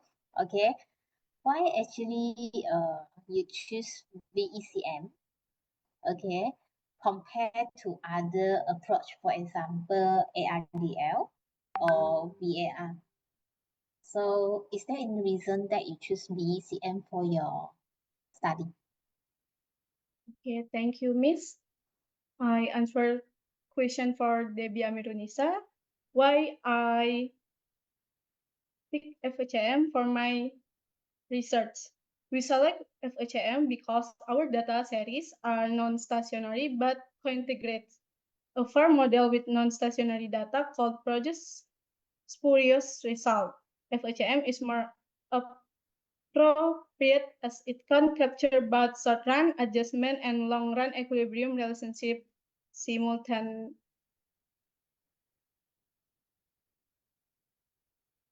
Okay, so is that the reason that you choose VECM?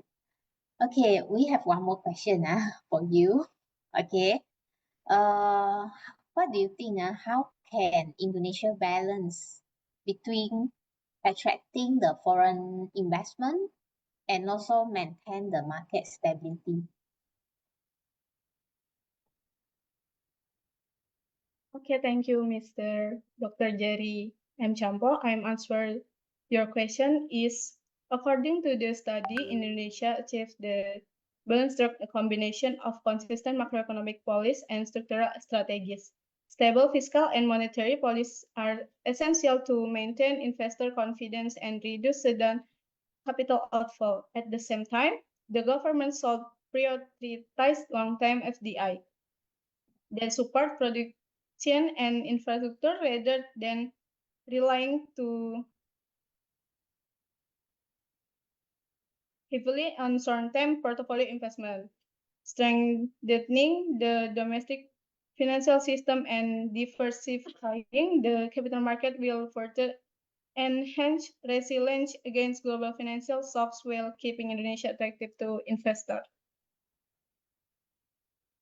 Okay, thank you very much. I think resilience is still there, right? So the government have to balance. For example, at the same time, they want to attract more foreign direct investment, or at the same time, it will actually have some policies, actually to guide on how does the market can maintain the market stability. All right, thank you very much for your presentation today because of the time limitation. So our question Q&A session will be till here. All right. Okay, so we look forward for your presentation in future as well. All right. Have a nice day to you. Thank Okay, you. so yeah, thank you very much. So now we move to our fourth presenter of today. Okay, Rokia. So are you here? Yeah, I see you already. Okay, welcome to this session.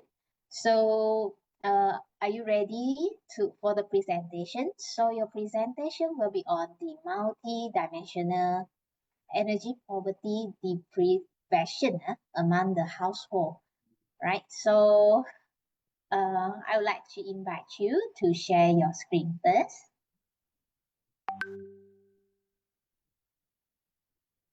So, okay, we can see your screen now, okay, on this presentation.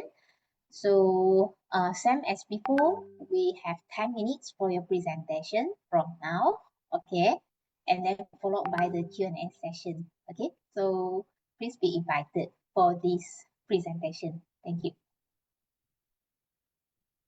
Okay, thank you, Doctor. Am I audible?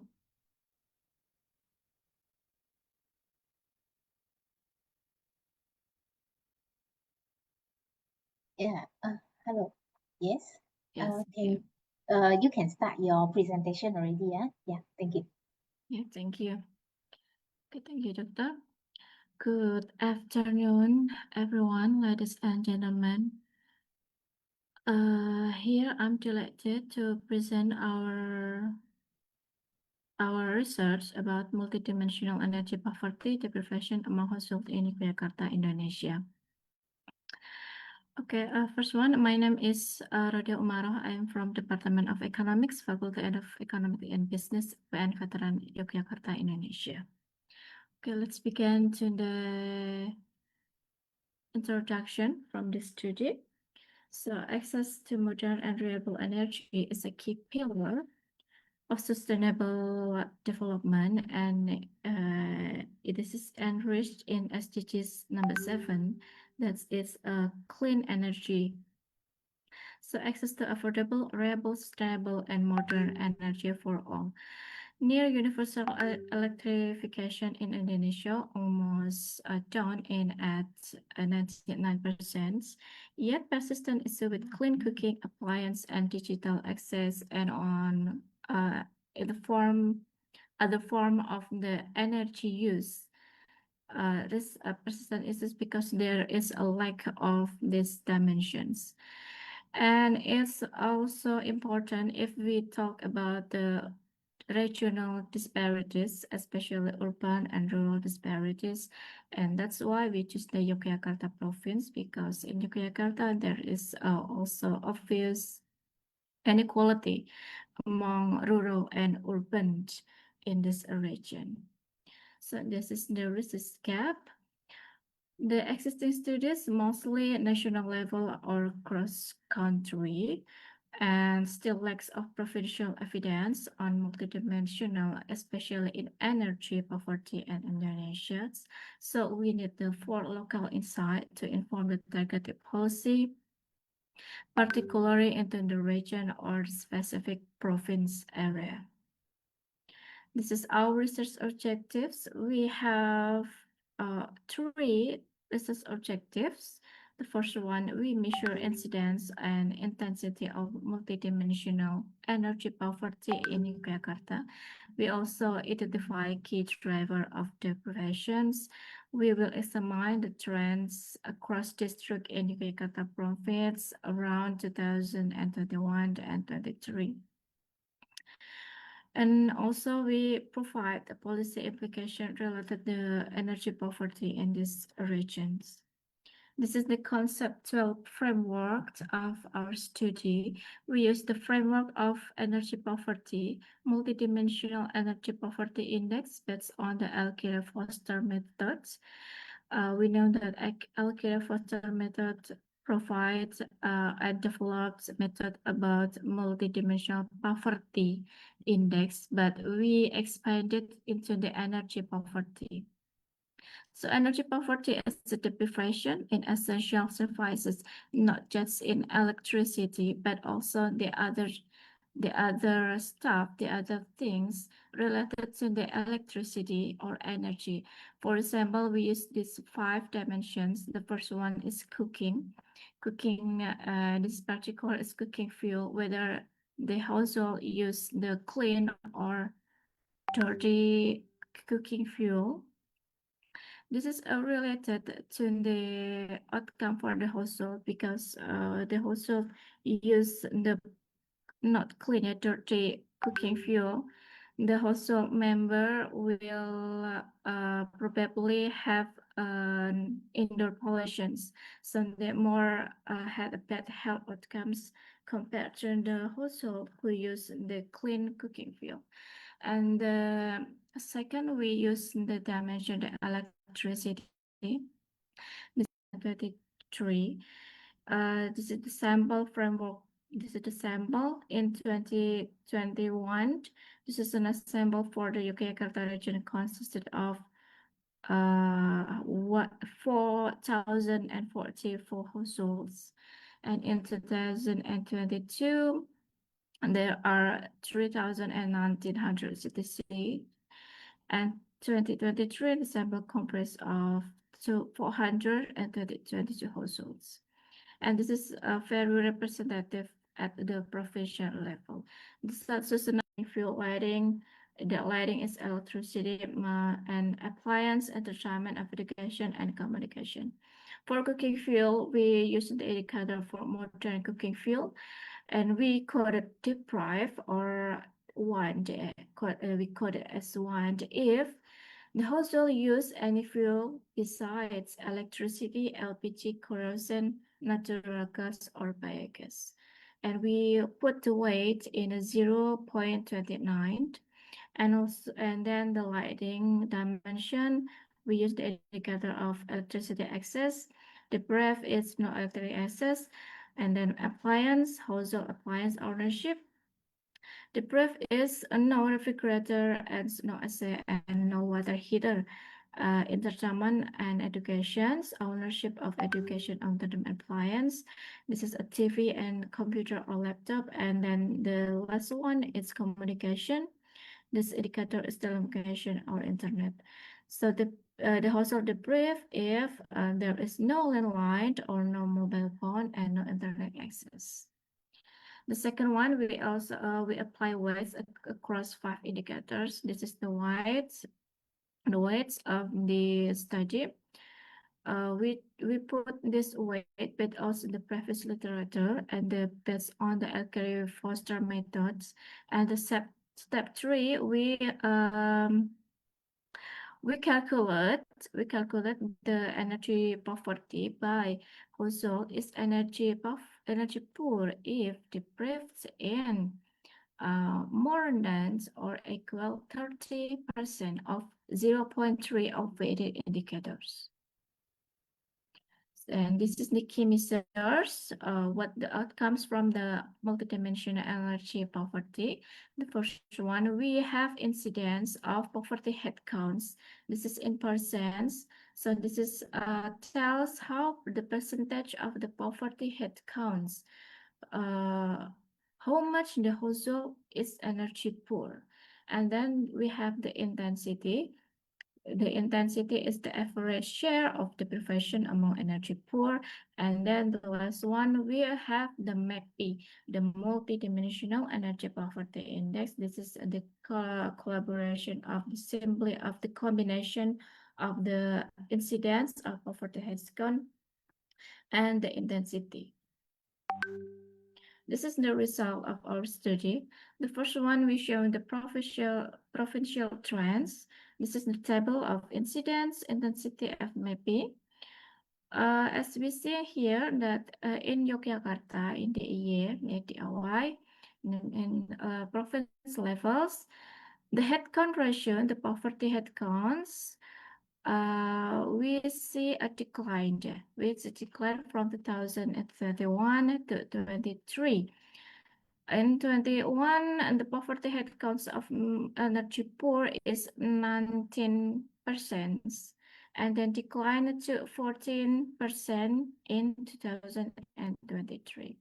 However, if we see in the intensity, the intensity and the number is quite similar across the year. In 2021, we have about 43 or 44%. And then in 2022, We have also 40%, and 2023 we also have 44%. Yeah. Hi, Rohia. You will have 1 more minute for your Okay. presentation. Okay, this is the contribution by indicator. So that the communication and appliance and cooking fuel have the most contribution to the energy poverty in Yogyakarta. And then, okay, wait. Okay, this is discussions. So energy poverty is no longer about connection, but about the effective use. And we have seen that from the result there is a divide, urban-rural inequalities. Communication deprivation is emerging as the biggest challenge, and appliance affordability and clean cooking remain keys. What about the policy implication? So this is the recommendation. Beyond electrification, we should focus on clean cooking programs and also affordable appliance and digital inclusion. In this include internet and communication access. And also we recommend context-specific policies, especially for rural areas. This is limitation and future research. We have limitation. We use the cross-sectional data, so we could not track the same households, and limited indicators, no expenditure or reliability measures, and result specific to Yogyakarta. Maybe further research should expand across the province, so we can compare across province in Indonesia. This is the conclusion. The incident declines, but the intensity unchanged, and energy poverty shifted from basic access to service and digital inclusions. The professional level insight critical for achieving SDG 7 in Indonesia.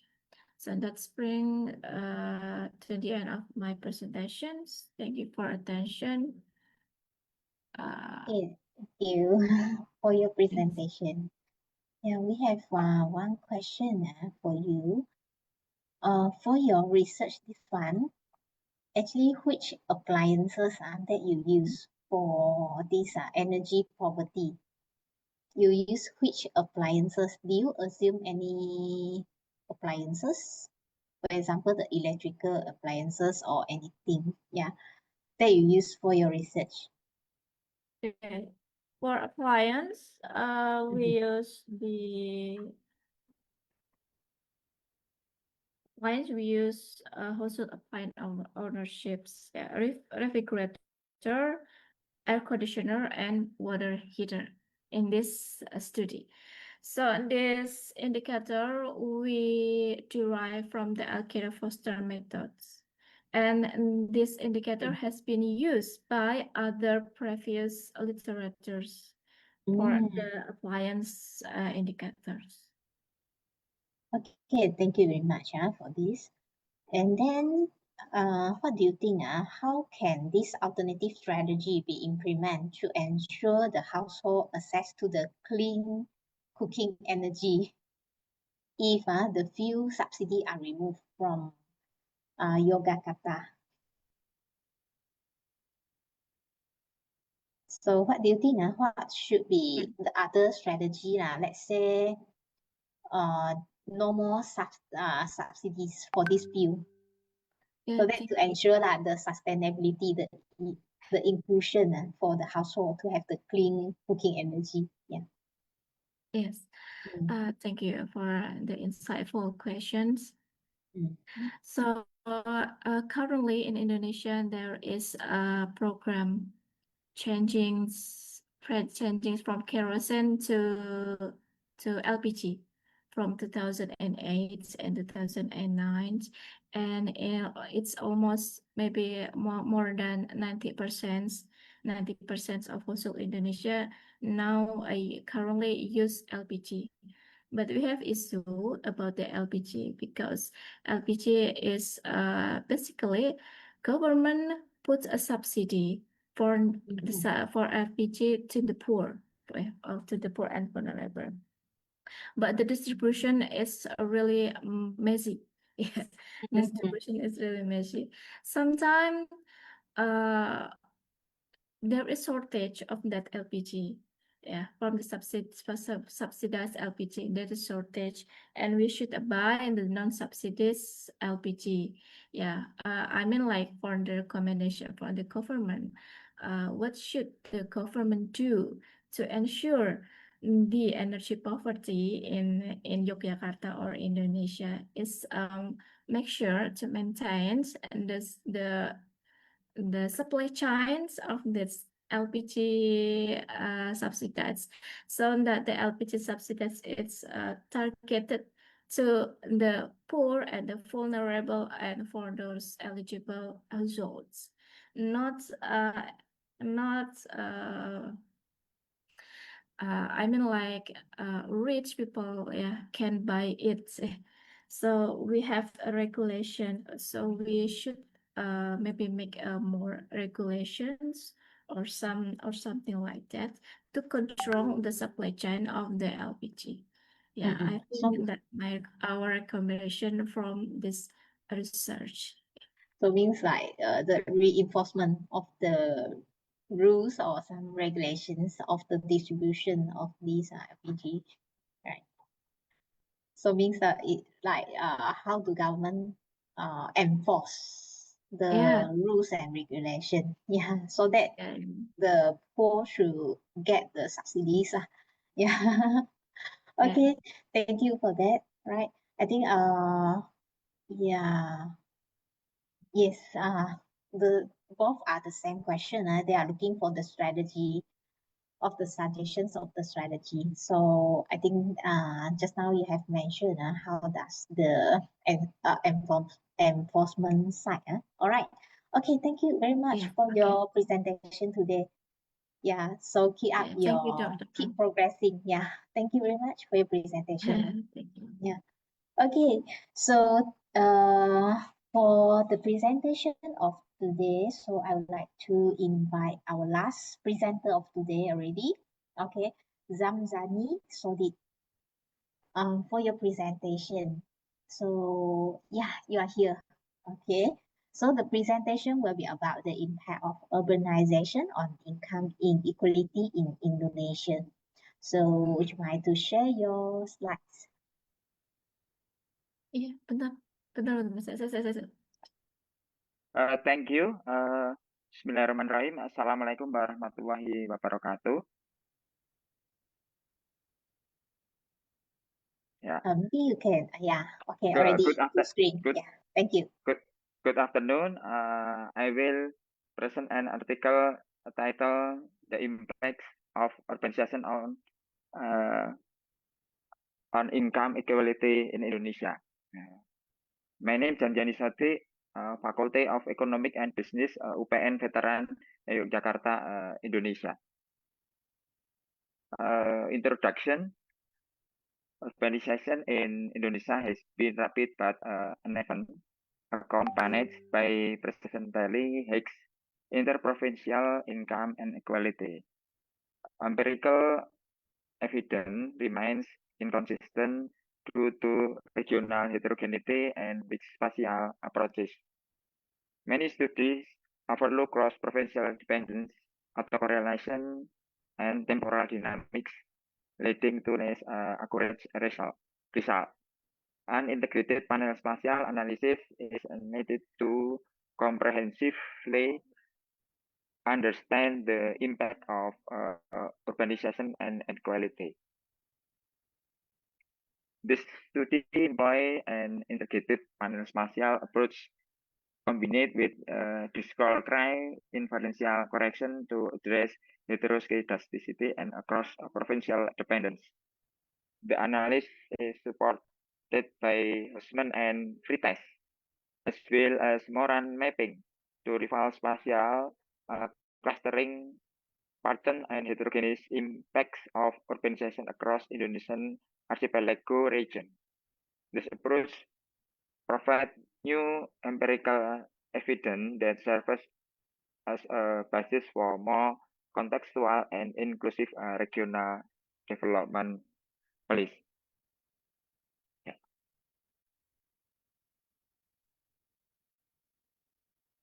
Literature review, new economic growth graphy, Krugman's urbanization creates economic agglomeration which enhance efficiency and productivity in special regions.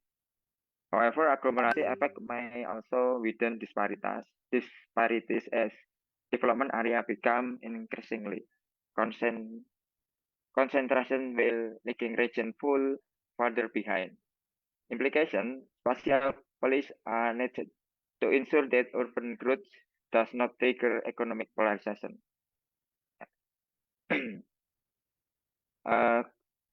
Kapur and Zhuang, the contribution of urbanization to inequality varies across countries. It has positive impact in India, but negative impact in China. Inflation by urban-rural gaps and redistributive policy. UN Liu and Indonesia, the relationships between urbanization and interprovincial inequality follow as inverted U-shapes, where early urbanization increases inequality, but inequality declines is statistics. Market et al.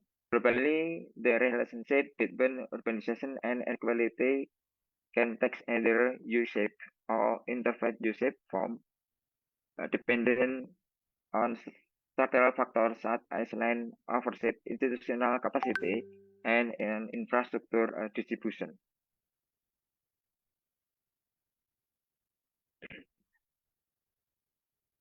Methodology approach the study approach and data. The study employ a qualitative approach using panel initial equality model the impacts economic growth. Counter variable export share, public expenditure, share of senior high school student as proxy of human capital and agricultural sectors share in GRDP. Panel regression model analysis data cross-section time a unit is individual outcome capture but unique specific and time vary effects. Yeah. Whereas E denotes the profiles and T denotes times.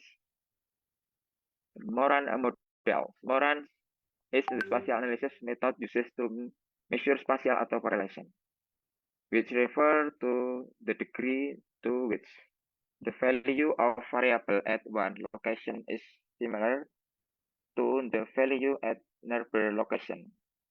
The statistic help determine whether the data are randomly distributed, spatially clustered, or uniformly dispersed across geographical space.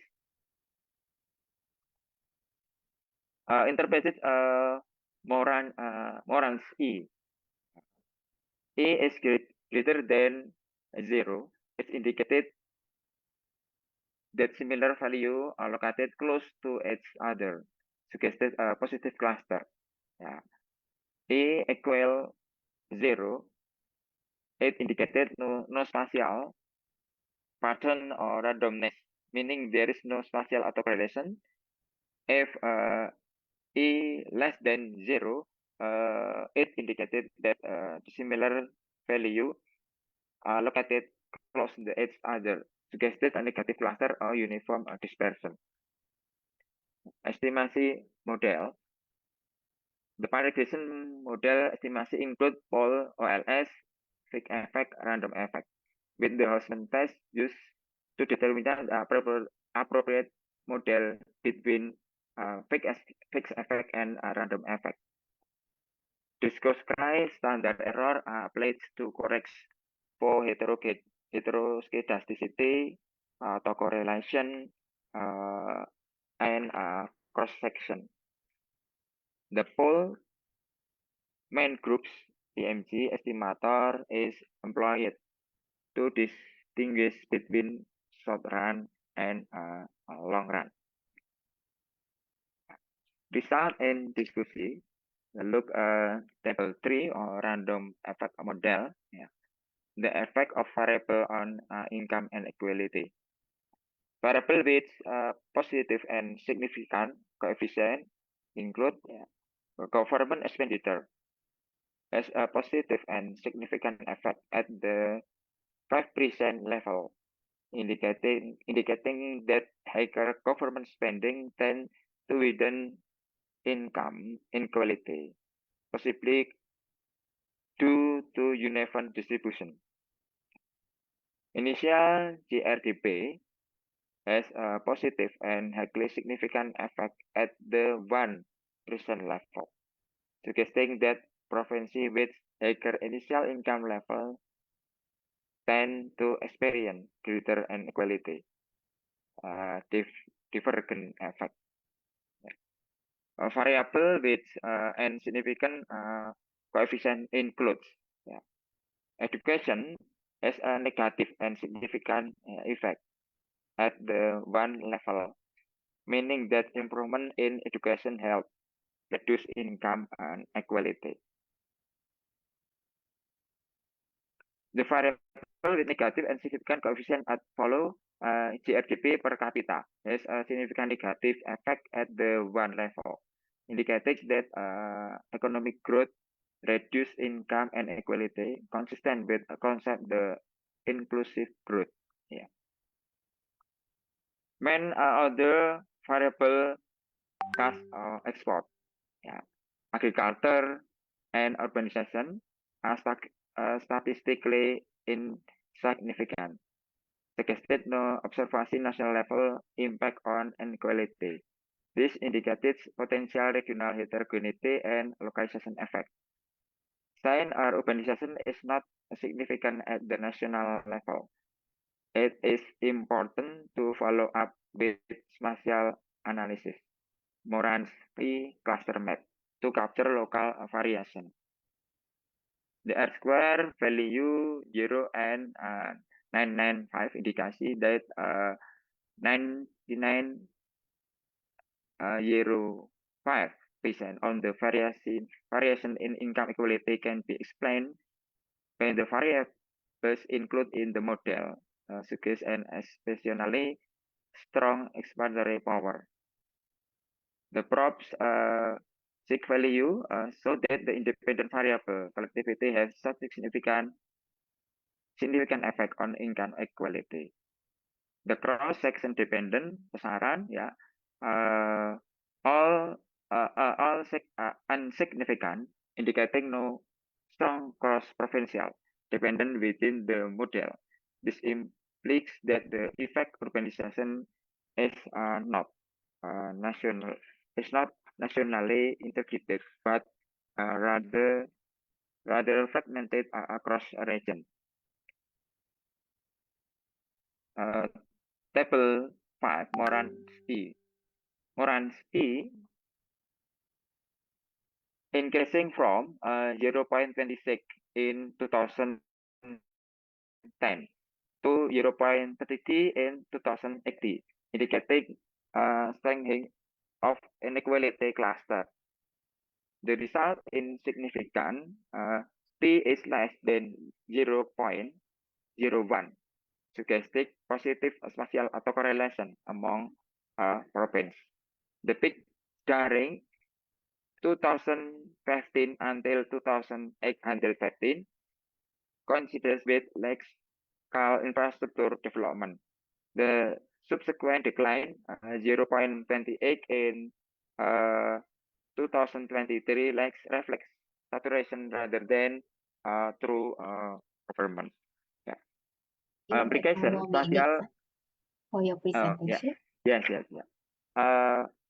Implication spatial inequality in Indonesia remains structural and persistent.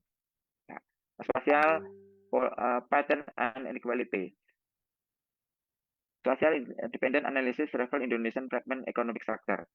The phrase thus indicate the strong subcluster correlation, particularly within Java, well to localize besaran and fragment. So weak overall dependent, this besaran so weak is reflecting uneven economic integration. The Moran index increasing from 0.26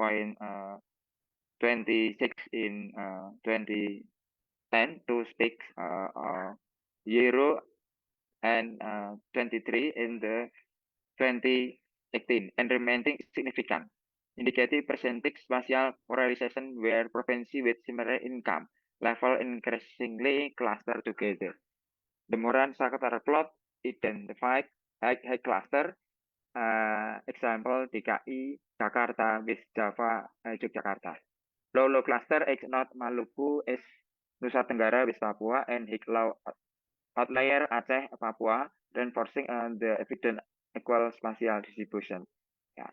Result and discussion, the economic cluster and resources cost. The distribution on equality reveals distinct economic cluster and shifts on the resource cost.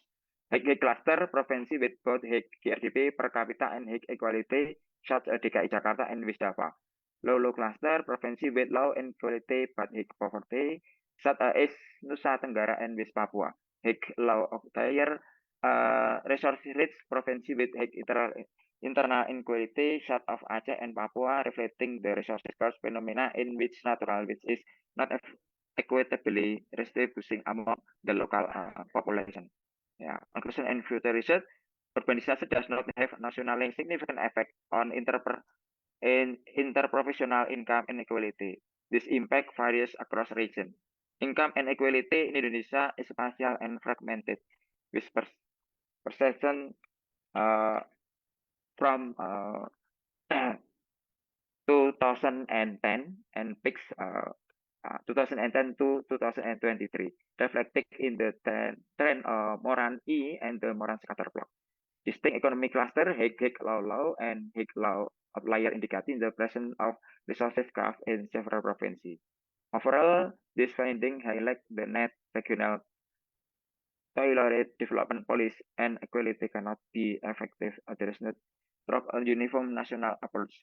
Future research should define spatial weighting schemes and incorporate more detailed geographical data to better monitor polarization trend and value the impact on regional development policy. Yeah. Thank you. Matur nuwun. Assalamualaikum warahmatullahi wabarakatuh. Thank you very much for your presentation. So actually we have quite a number of questions, but I think due to the time limitation, I will just select 2 questions or 3 questions for you.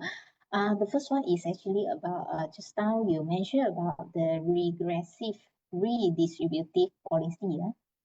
Okay, so this is how do you maybe you can explain how does this policy can contribute to the negative impact of urbanization in China? Yeah. Okay, so how does this policy affect negatively to the urbanization?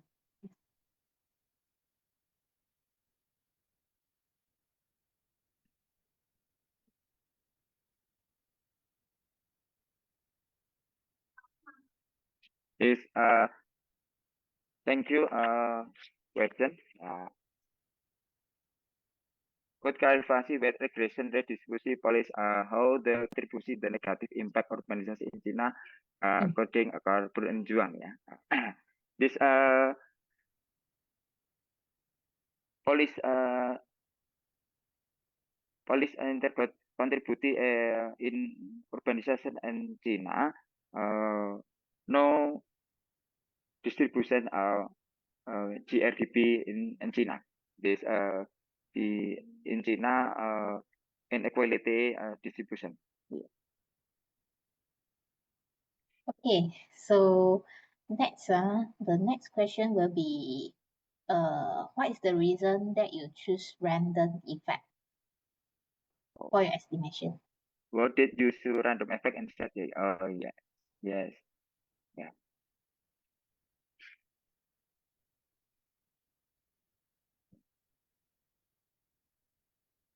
Yes. Empirical national using provincial data indicating the regional characteristic and result as evident by the Houseman test favoring the random effect model. The minimal difference integration coefficient between fake effect and random effect model suggest similar effect across provinces. Likely due to the centralization and economic development,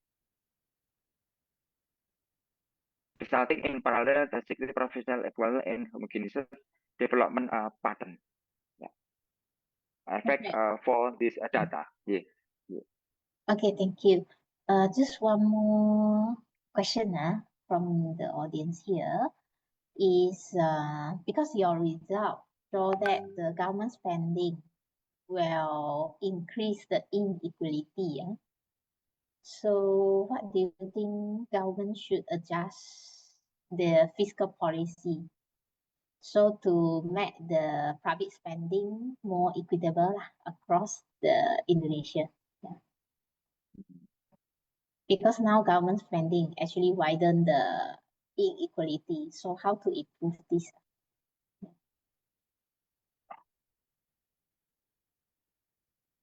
This fiscal this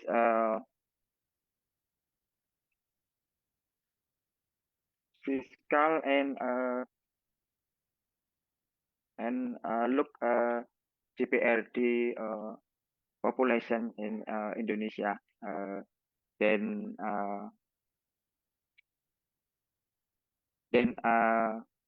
expenditure public as distribution then as public and distribution. Yeah. Jadi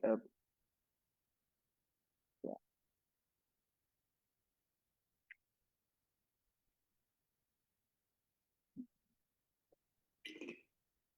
Right. So yeah. Is there anything more to add on this one? Yeah. No. Okay. So because we are running out of time already, so thank you very much for your presentation. So for the questions, we can continue in this the global network ecosystem community platform, right? Okay. So we can't cater all the questions today. So thank you very much to our presenter today.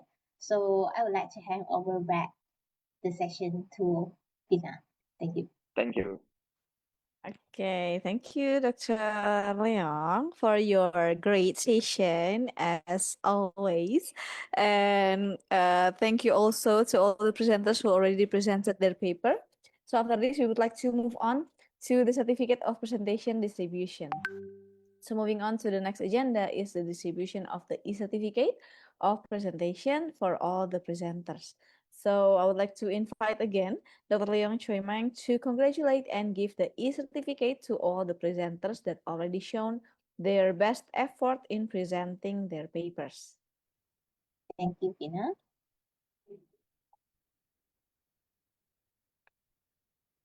Okay, the first we'd like to confer it to Alfista Tia Maradia. So congratulations for making another milestone for your presentation today. And then our next one. Okay, congratulations to Dr. Alfie Kinsner. All right, second, we'd like to congratulate also Dr. Dia for your interesting presentation of today. Let us put our hand together to congratulate her for the presentation. Okay, so next we move to our third presenter of today, Palita Budi Purnama. All right, for your presentation, also very insightful presentation of today. Right, congratulations as well.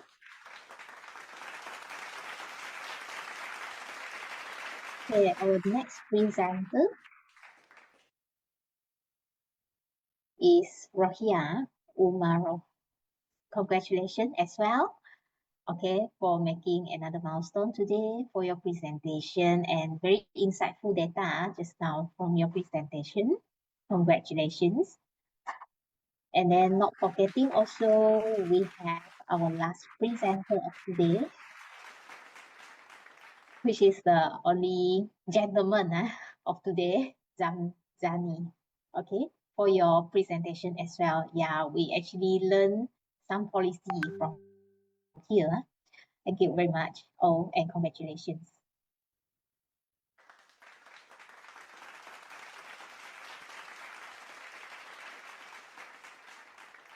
All right. So thank you once again. So maybe Thank one you, or Tina. two words from Dr. Leong for all the presenters today.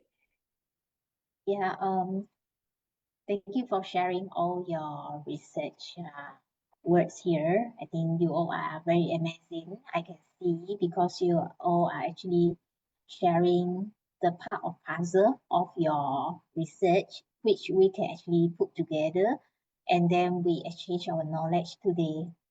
Although we are from different disciplines, we are moving from just now actually sustainable accounting, and then we talk about food waste as well, and then some is actually more on policy.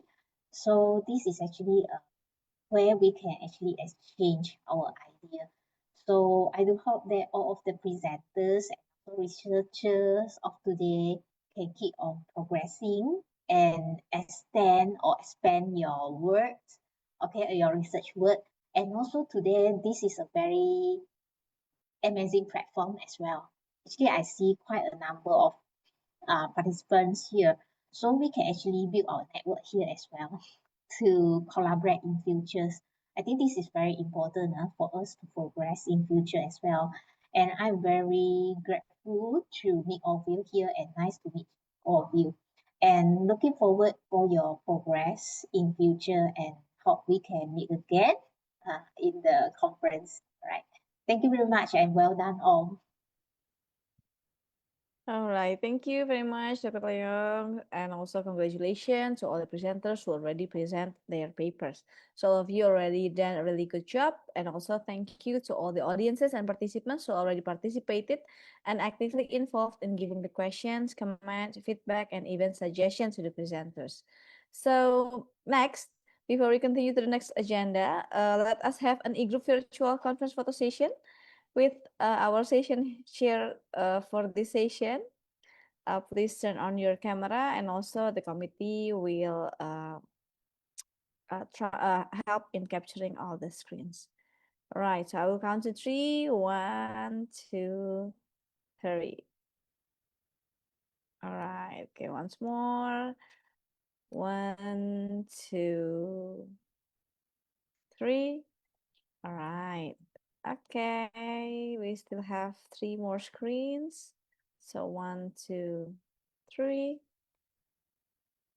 Okay, so I hope that the committee also already capture all the screens here.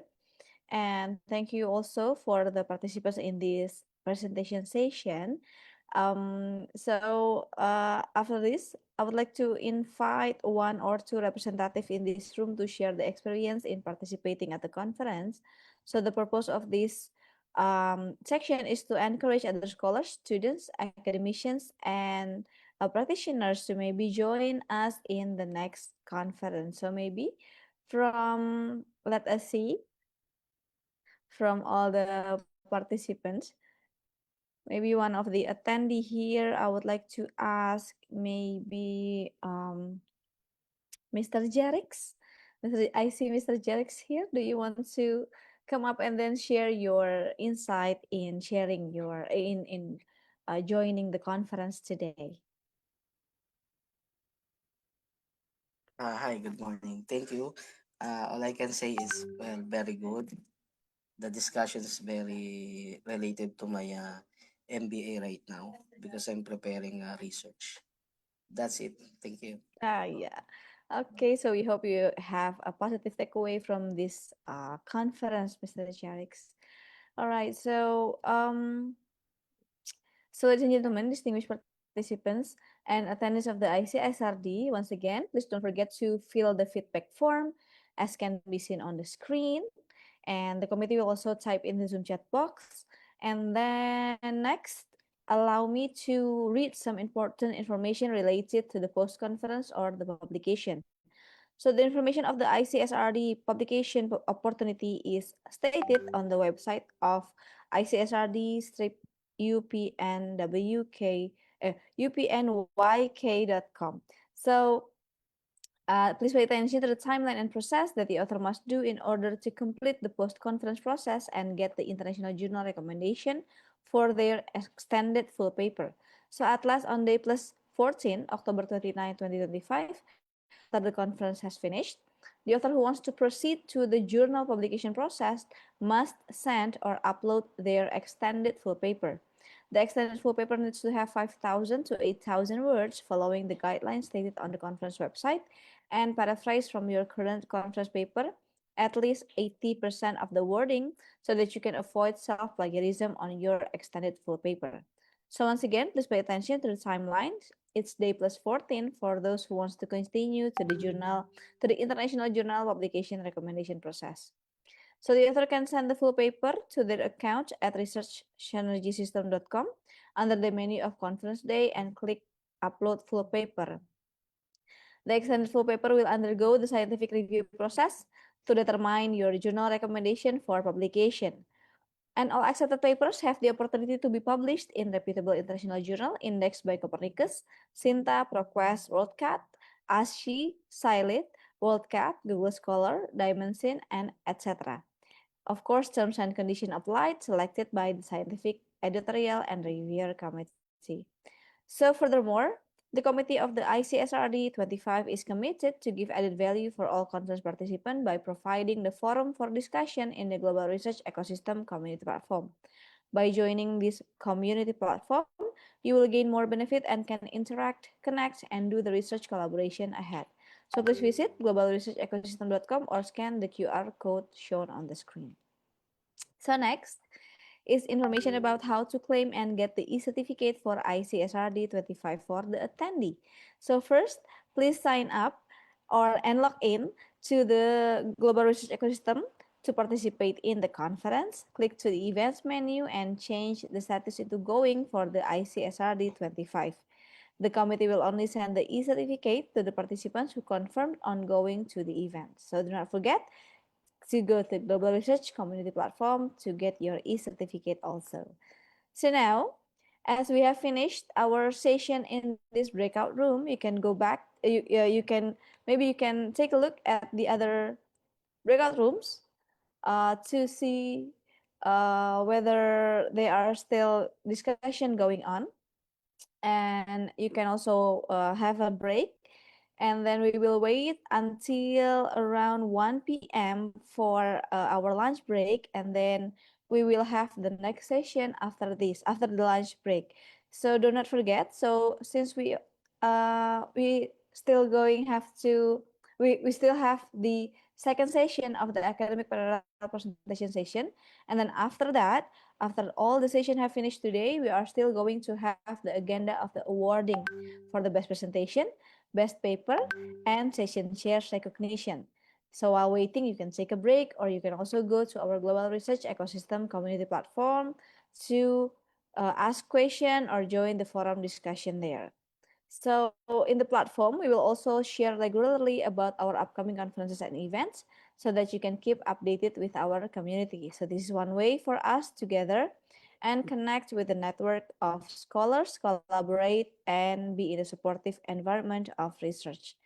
So on behalf of the ICSRD Organizing Committee, LPPM Universitas Pembangunan Nasional Veteran Yogyakarta, and Research Synergy Foundation, co-hosted by the Polytechnic University of the Philippines, Municipality of Pulilan, Bulacan, Philippines, and Universiti Teknologi MARA, UiTM Cawangan Sabah Malaysia. Thank you for your attention and participation, and see you again after the lunch break around 1 p.m. for the second session of the academic online presentation session in this main room, and also on the breakout rooms. And we will see you again also in the closing ceremony, which included the awarding session, best presentation, best paper, and session shares recognition of the second international conference on sustainable research and development, or ICSRD-25. So see you again in a few minutes around 1 p.m. and have a nice break. Thank you.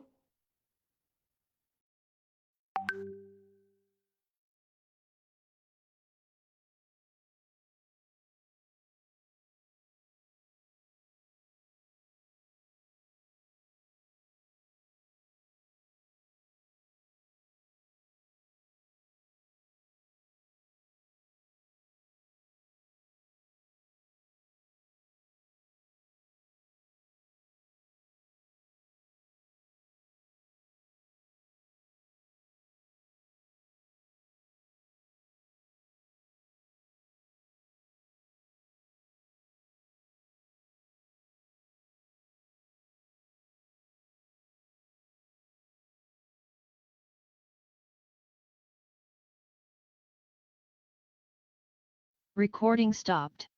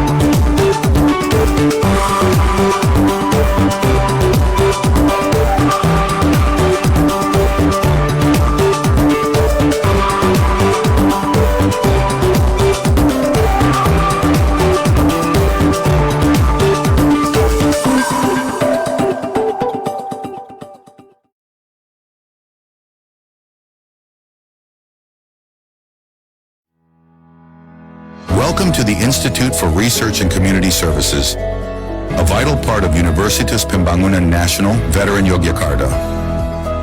Our institute is committed to bridging the gap between academic research and real-world applications. Our mission of the Institute for Research and Community Services is to drive innovation, foster interdisciplinary collaboration, and make a tangible impact on our community. We believe in the power of knowledge to transform lives. Our vision is to become an excellent, independent, and innovative institute in the development of science and technology. Recognized nationally and internationally through research and community services based on the spirit of Bela Negara.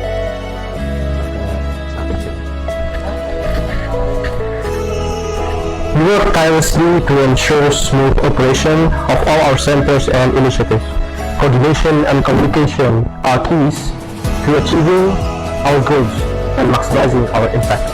Our mission includes programmatically and sustainably encouraging research activities as a means for self and community development and facilitating research activities to respond to the challenges and developments in science and technology.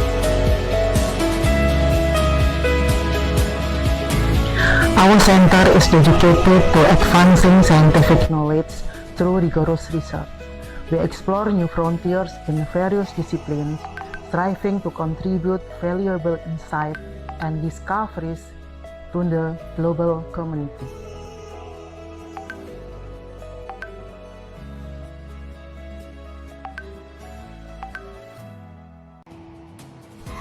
We focus on addressing the needs of our community through targeted programs and projects. Our goal is to improve the quality of life for those we serve and to foster a strong sense of community engagement. Our mission also involves actively participating in the development and application of science and technology for the welfare of society.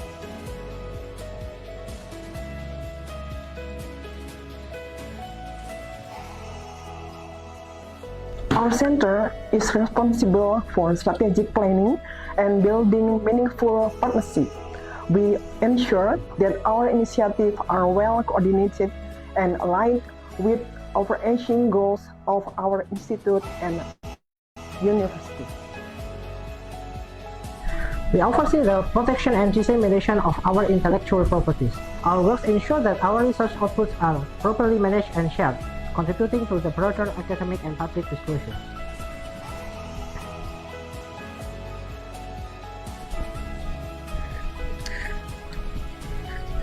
We empower students to apply their skills in the real-world context.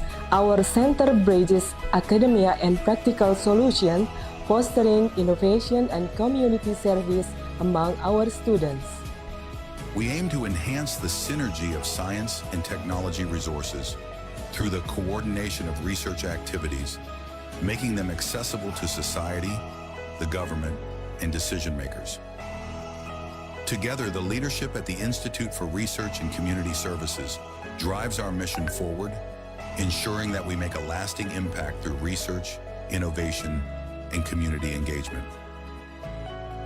Join us as we continue to create a brighter future for all, here at Universitas Pembangunan, National Veteran Yogyakarta, inspired by the spirit of Bela Negara.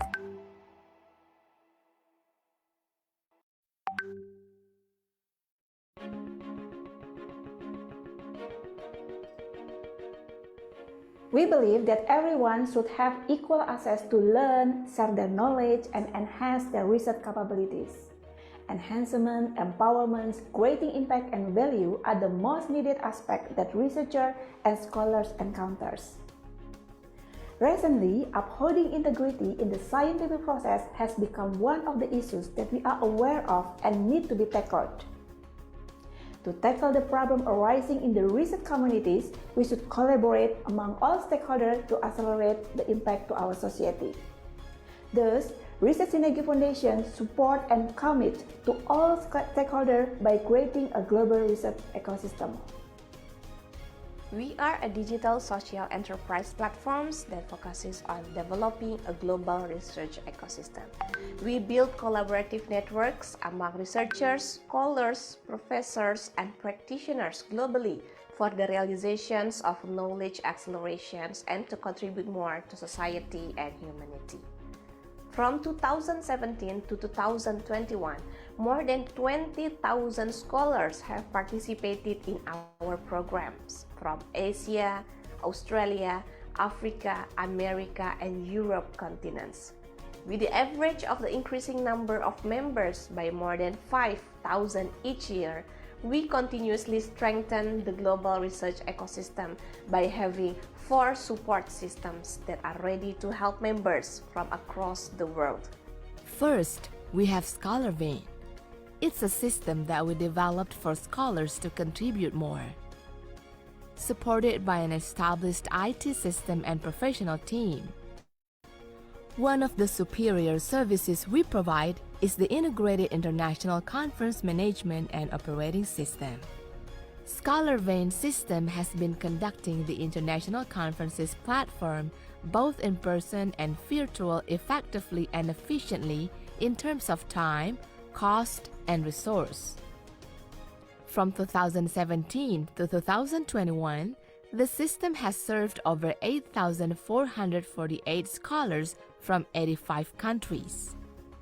ScholarVein coverage areas include but are not limited to the online submission system, pre, during, post of conference, scientific review system, global marketing system, and publication system. All-in-one scholar system for transparency and credibility in every scientific forum and activity.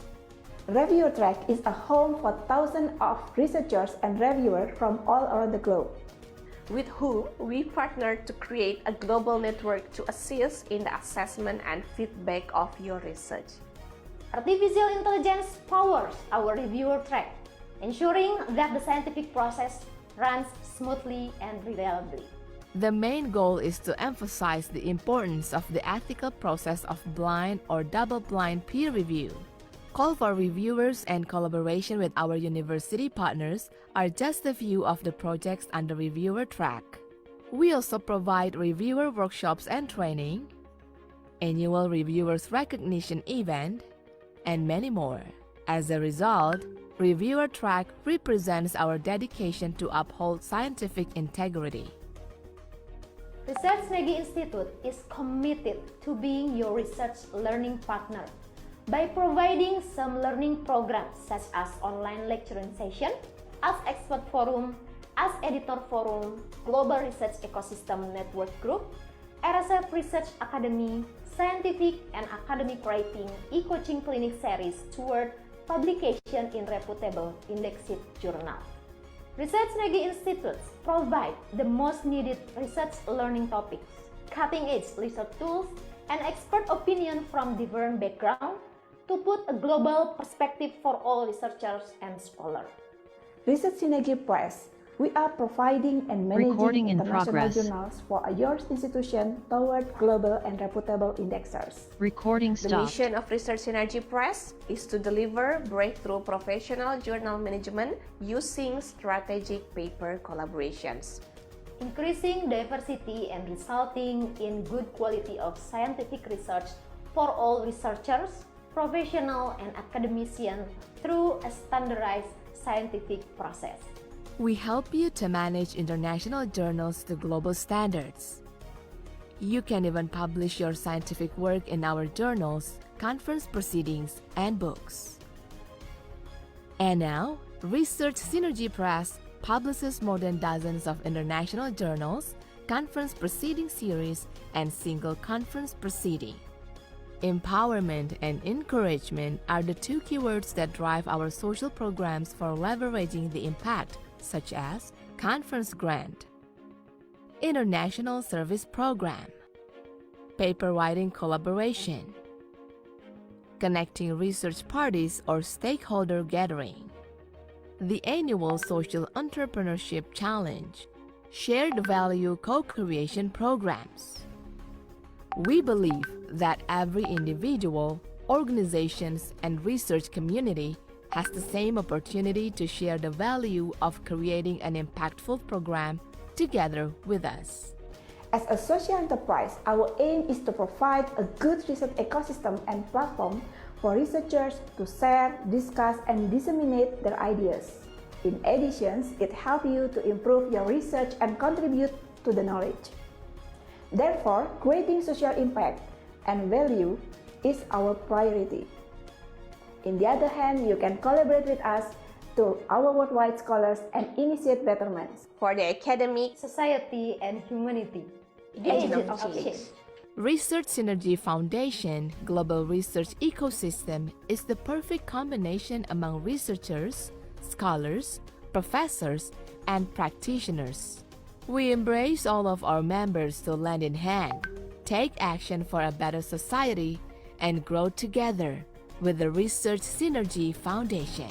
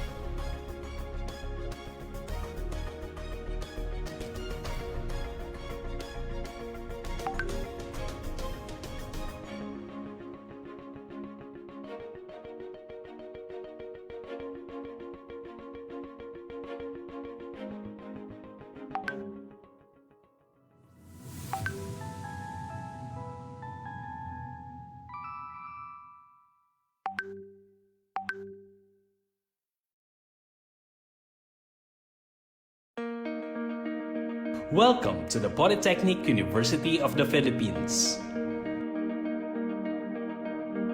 The Polytechnic University of the Philippines is a government higher educational institution governed by Republic Act No.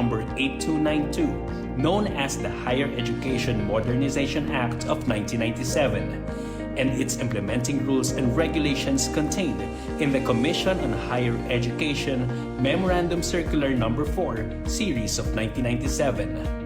PUP was established in 1904 as Manila Business School. In 1908, it was renamed as Philippine School of Commerce or PSC and merged with Philippine Normal School from 1936 to 1946. Through the virtue of Republic Act 778, PSC was renamed to Philippine College of Commerce or PCC in 1952. On April 1, 1978, PCC was converted into the Chartered State University, now known as the Polytechnic University of the Philippines, by virtue of Presidential Decree No. 1341, issued by the President of the Republic of the Philippines. For more than 100 years, PUP has been a partner of the government in providing quality, globally competitive, and industry-responsive education to bright, deserving students. Pinakamura ang matrikula sa PUP. Pinakamababang tuition sa buong bansa, 12 pesos kada unit. With the lowest tuition for tertiary education, qualified faculty members, efficient administrative staff, goal-oriented leaders, and industry-responsive curricula that is at par with international standards, PUP has earned a reputation of one of the country's top higher education institutions. As an epistemic community, PUP is consistent with its commitment to produce quality graduates in various fields of specialization, working toward its goal of becoming the first national polytechnic university in the country. With 22 branches and campuses spread across Luzon, serving more than 70,000 students, the Polytechnic University of the Philippines offers more than 80 programs in the graduate and undergraduate levels. It also offers distance learning through the Open University system, technical and professional programs in the area of business and distributive arts, education and the social sciences related to the fields of commerce, business administration, and other polytechnic areas. The commitment of its leadership, faculty, staff, students, alumni, and partners has formed the cornerstone of this university that has exceeded expectations with every generation of the graduates it has produced since its establishment. Today, PUP has gone far from what it was more than a century ago, but what remains is PUP's mission to continue to be the government's partner in nation building and in poverty alleviation of the marginalized sector of society. With quality, responsive, and relevant education as a tool. PUP, the first polytechnic university.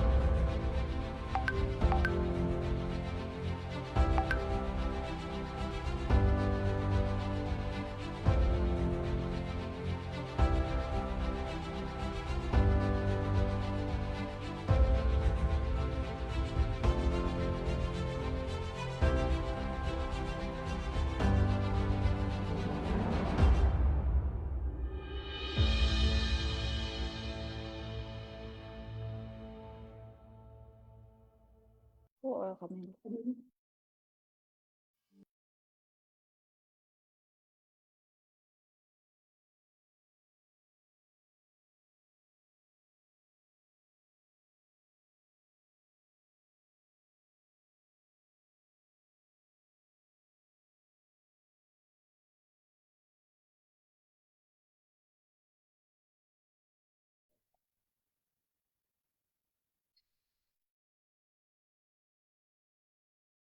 Recording in progress.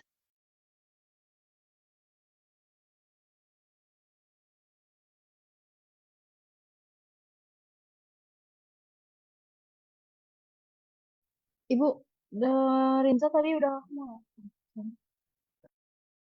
Okay, so welcome to all participants and good afternoon. We hope that you enjoy your short break just before this. So right now, we are going to enter the second session of the academic parallel online presentation session.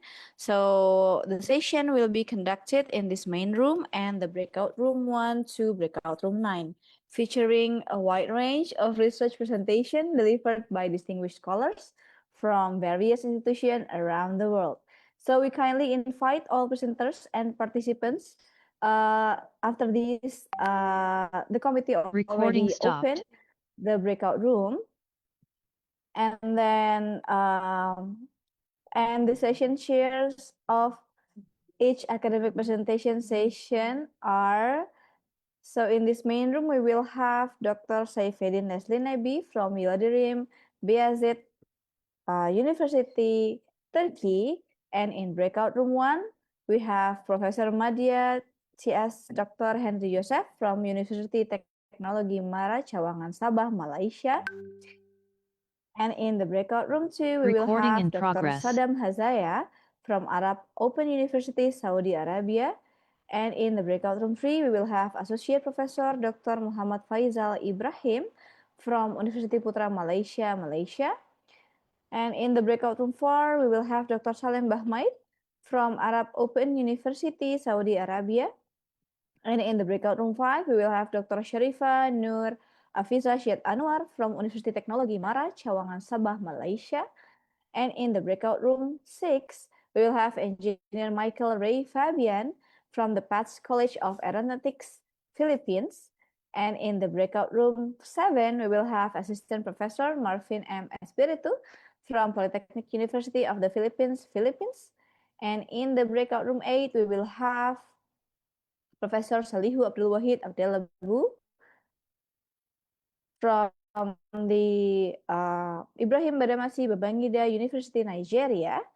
And in the breakout room 9, we will have Professor Dr. Suraini Abdul Aziz from Universiti Putra Malaysia, Malaysia. And for all the PIC and also the session chairs, we are going to assign you as the co-host of this Zoom, and then also assign you to the designated room for your schedule. So in this main room, we will have our session also. So, but before we are going to the academic online presentation session, please kindly fill the conference attendance form in the link ICSRD-25 attendance form, or you may scan the QR code shown on the screen. So moving on to the academic virtual presentation session, in this main room, we will have 10 presenters.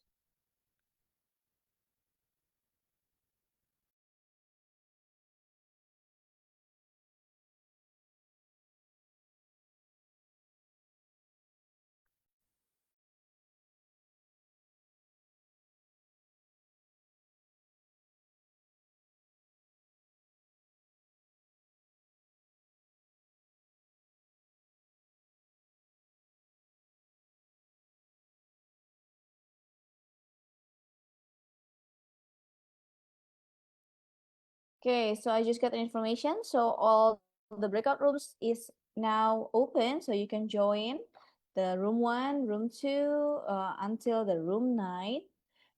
We already have the breakout room open.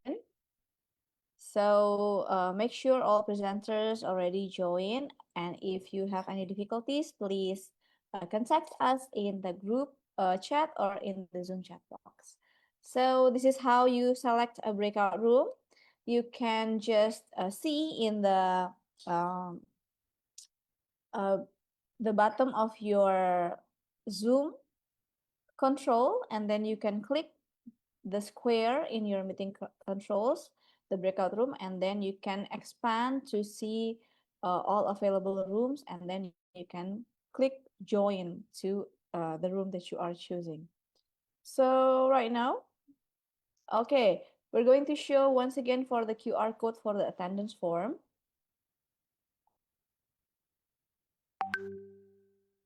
All right, so all participants, please fill out this attendance form.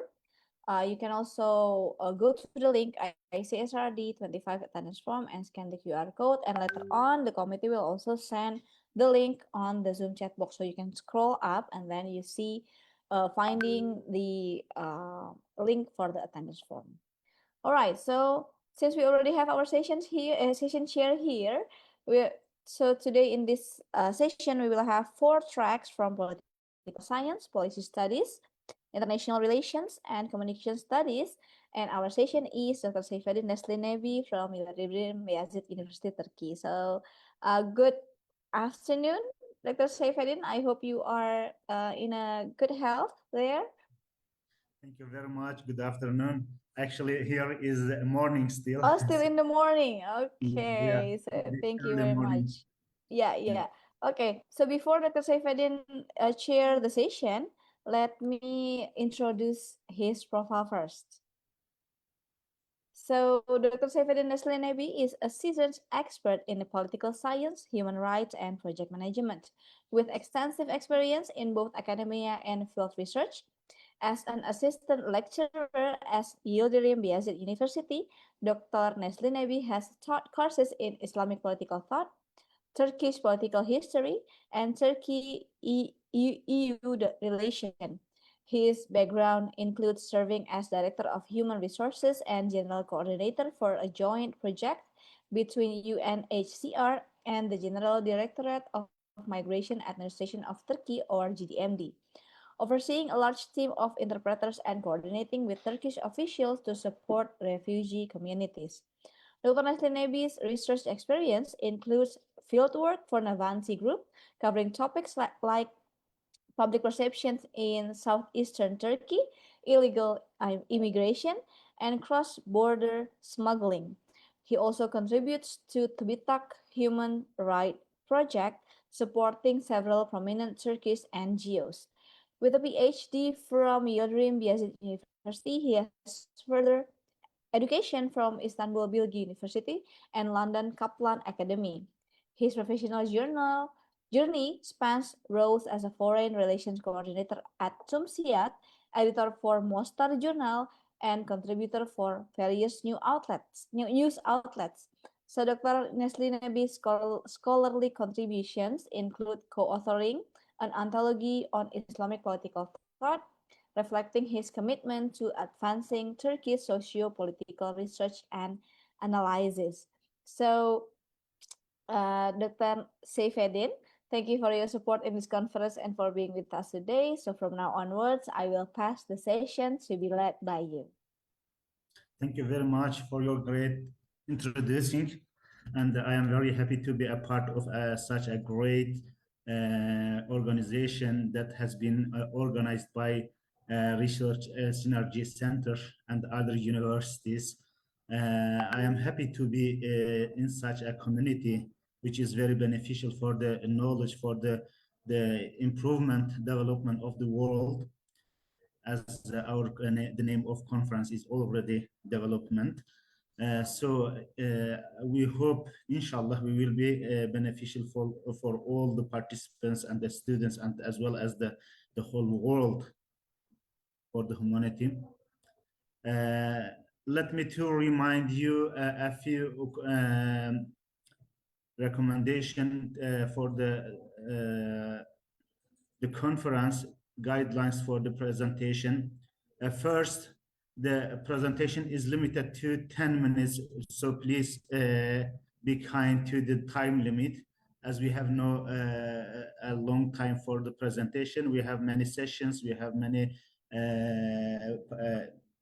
participants and presenters, so please be kind to the timeline.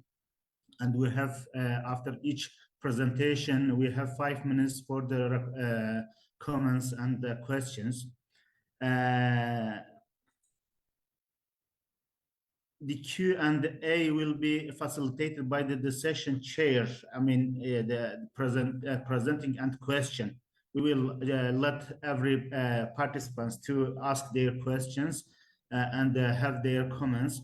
The audience and the other co-presenters can ask questions using the chat feature. Please ask as whatever come to your mind for regarding the presentations. So please let us to know about your ideas as well, which will be read by the moderator.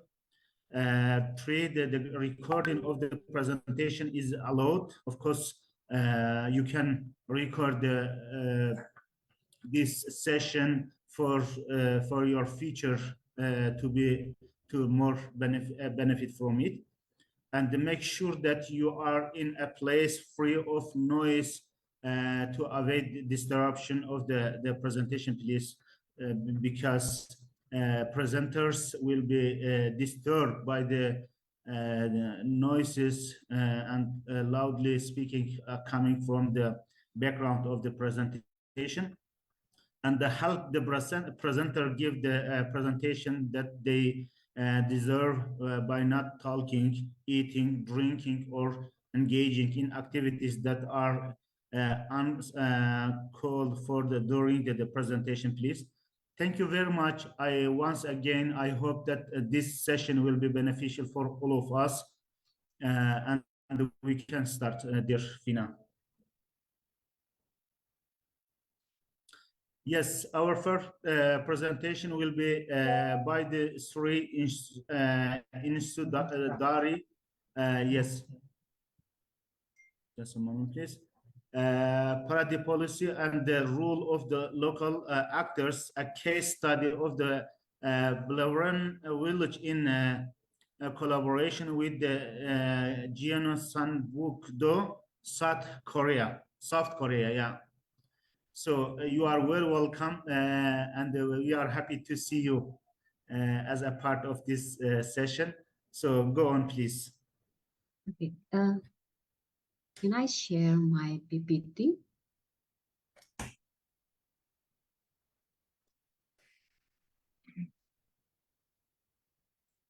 Okay. Good afternoon, distinguished researcher. I would like to ask you, is my PPT visible? Could you make the full screen, please? Okay.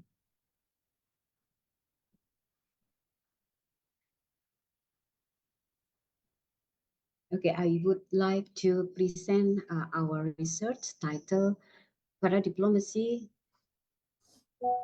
and the Role of Local Actors, a case study of Bulacan Village in collaboration with Gyeongsang-buk-do, South Korea.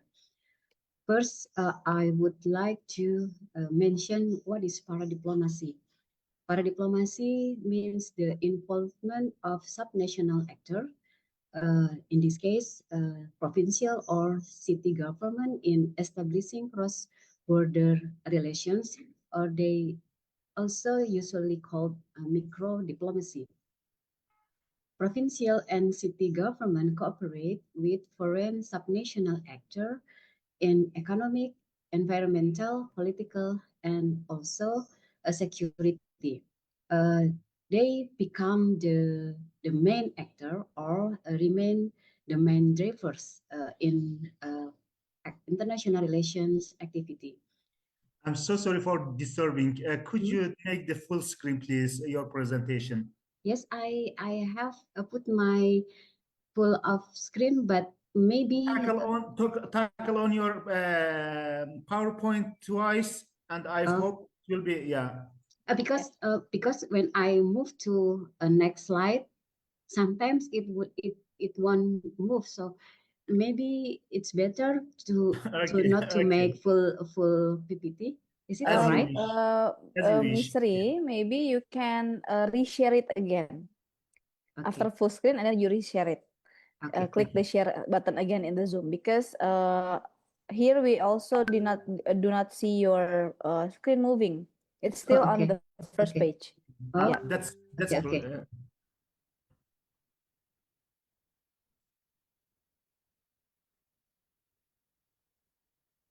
Is it better if I not putting full screen, because sometimes it won't move.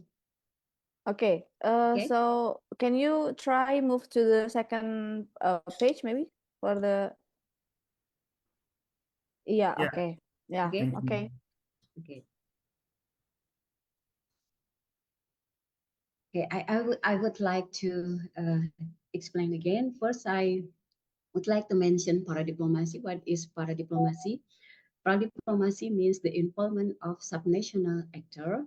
In here, it usually relate with provincial or city government in establishing cross-border relation. They are also called micro-diplomacy. A provincial and city government cooperate with a foreign subnational actor in economic, environmental, and sometimes also political and security. They are become the main drivers of the international activity. In early literature frame the paradiplomacy as the sole legitimate actor, because they have political authority, legal capacity, and also ability to formally engage internationally. But in this study, we challenge that the paradiplomacy is not the only actor. Our arguing is it is insufficient for explaining contemporary dynamics. So we use a Bleberan village case shows that while national actors are also become the central, they cannot act alone.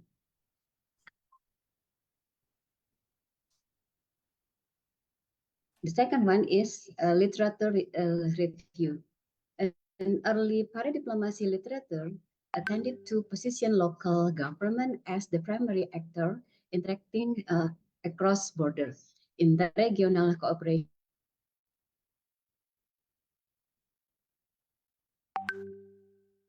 level government, it means that sometimes the subnational actor also can influence the foreign policy beside the central government. The multi-level governments means policy functions are distributed across level of government and the non-state sector. Cross-border processes involving local government are almost always mediated by network of civil society organization. Non-state actors are seen as a connector that channels ideas, resources, and norms beyond state sovereignties. Further, the substantive role of non-state actor in interregional cooperation can be traced across several policies. The first one is at the agenda setting stage. In here, advocacy, a network, and philanthropic foundation often map issues, frame problem, and construct normative justification that local government then adopt as shared priorities. The second one is at the program design stage, where the epistemic communities provide policy knowledge, operational standard, and performance indicators while bridging capacity gaps between local authorities. At the third level is at the implementation, where the NGOs cooperate, a business association and private companies play an intermediary role with target communities. A social translation function often lacking in government bureaucracy. The last one is in the policy monitoring and learning, where the university conduct independent evaluation and facility policy transfer. However, the involvement of non-state actors is not without tension. Several studies warn of the risk of fragmentation, diffuse accountability, donor dependence, and agenda skew when the priorities of transnational network are not fully aligned with local needs. In the government literature, therefore, emphasizes the importance of institutional design that links civic participation to public mandates, transparency mechanism, and an explicit division of roles between local authorities and non-state partners. The compromise is a local government remains the mandate holders while non-state actors fulfill standardized and monitorable complementary function. The third is research methodology. We use a qualitative case study approach, a means to examine actor roles in Bleberan Village, Gunung Kidul, para diplomasi practices in collaboration with Gyeongsang-buk-do Province of South Korea. This research focusing on multi-actor collaboration in sustainable development program. The research highlight the rules, interaction strategies, and contextual influence shaping implementation. And the primary data collection techniques was in-depth interview, which we interview some of resource persons like head of village and the management of Semaul Global Foundation, and also the farmers. The first chapter is Bleberan Village in collaboration between the Yogyakarta region government and the Semaul Foundation. The para-diplomacy between Yogyakarta and Semaul Foundation began on January 15, 2001. Semaul Foundation is one of the representative institutions that doing on behalf of the South Korea government, Gyeongsang-buk-do government. Bleberan Village was selected as a pilot project because it dry climate with low rainfall, which is suitable for mushroom cultivation. Bleberan already had a village on enterprise, or in Indonesia, we call it BUMDes, where this institution is a key requirement for YGSE program as it ensures continuity beyond the pilot phase. Through the Semaul Undong program under YGSE, which is active on behalf of the Gyeongsang-buk-do government, the village embraced the one village, one product concept by establishing mushroom units across 11 hamlets. The group supplies fresh mushroom to Playan district and beyond, while also becoming a village tourism icon that attract visitor and MSMEs. Beneficiaries have gained income from selling mushroom and seed, reflecting a positive economic impact on the community. Local non-state actors also play a crucial role in ensuring program success. The Semaul Undong model proved effective only when adapted by local actors with authority, institutional capacity, and economic interest. This reflects principle of collaborative and multi-level government. The second chapter is YGSE as facilitator and catalyst. YGSE plays crucial role in implementing the para-diplomacy program in Bleberan Village because it serves 5 functions: as facilitator and also as catalyst. First one is it builds collaboration and trust between actors. The second one is it able to organize the innovation process through project coordination to ensure efficiency and seamless overlaps. The third is it develop partners through training and knowledge exchange with various stakeholders.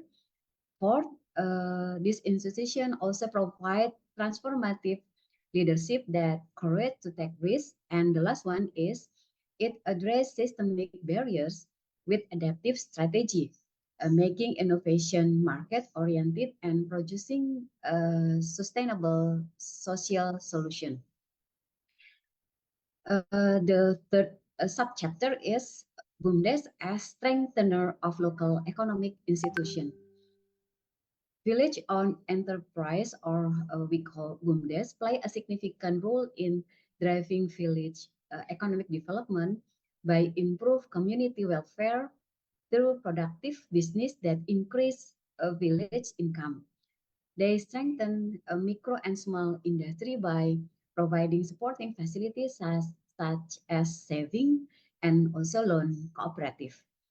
In the Bulacan context, BUMDES play a central role in the sustainability of mushroom cultivation as productive village enterprise.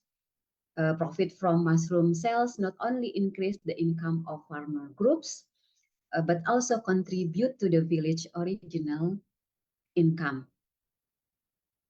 In this research shows that the success of BUMDES depends not only on the funding, but also planning quality and the management capacity of village officials, where the BUMDES as an institutional vehicle that sustain mushroom business even after YGSE external support decreases, and making it both an economic driver and a guarantor of long-term program sustainability. The third subchapter is the role of community in village empowerment. Community participation in planning and decision making through village working group allow residents' voice to be heard and their needs prioritized, making empowerment programs not stop in short terms. Community play an active role in program implementation through infrastructure development, resource management, and economic activity, strengthening social capacity, fostering collective responsibility, and also enhancing program sustainability. Their involvement in managing BUMDES and agricultural project improve the effectiveness and ensure transparency, accountability, and capacity building through monitoring and evaluation. These communities act as both beneficiary and key pillars of long-term sustainability. The last is conclusion. In para-diplomacy, non-state actor function as strategy partner from subnational government. The Bulacan case illustrates this dynamic, as the Yogyakarta regional government didn't work alone, but it also collaborated closely with the YGSE. The Bulacan case demonstrates that the success of para-diplomacy cannot be attributed solely to local government initiative, but to the collaboration of multiple actors, such as provincial authorities, non-state organizations like YGSE, village institution, and community members. This cross-actor collaboration ensure that participatory development principles were effectively implemented, generating long-term socio-economic benefit. Thank you. I think this is all of my presentation. Thank you very much. Thank you very much for your beneficial presentation. I think we have some questions. Dear Fina, would you be able to read the question for our presenter?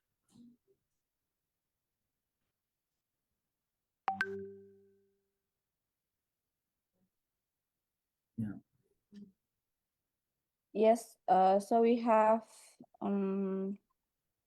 question from, we have two questions actually. We have question from Mr. Julito, and he asked for, Before you start the other question, I have a link question for Mrs. Siri. Could you look for the deliberative democracy and para-diplomacy, the link between them? I recommend you to have a look to the deliberative democracy as well. And I would like to ask the core differences between contemporary diplomacy, I mean decentralized diplomacy, and the para-diplomacy, because as it is my subject, my study area, and my PhD degree, doctoral degree was on deliberative democracy and local governments. So could you have a look to the deliberative democracy, the use of deliberative democracy, whether it will be beneficial for para-diplomacy or not, for local governments, and the relation between local governments and the central governments for mutual beneficial of the decisions? Yeah, I think that in this era, we cannot depend only to the government, because in the local area, sometimes the government of local area have a deeper information more, because they handle of the local problem in our provincial, especially in Gunung Kidul. The problem of poverty is very significant. Therefore, the subnational government has more concern to solve it, but we can depend only to the national, because sometimes the financial is not enough. So we have to find more financial resource to develop, to keep our development progress. So one way to try to get development is by cooperate with a subnational actor from the other side. So the South Korea, especially the Gyeongsangbuk-do province, is one of the partner of Yogyakarta province, because we have cooperated since 2001 until now. So they concern about the poverty in our area, especially in this district, in Gunung Kidul district. Okay, thank you very much. Okay, thank you. And we can ask another question as we in overtime. Dear Fina, would you be able to read the question? The question of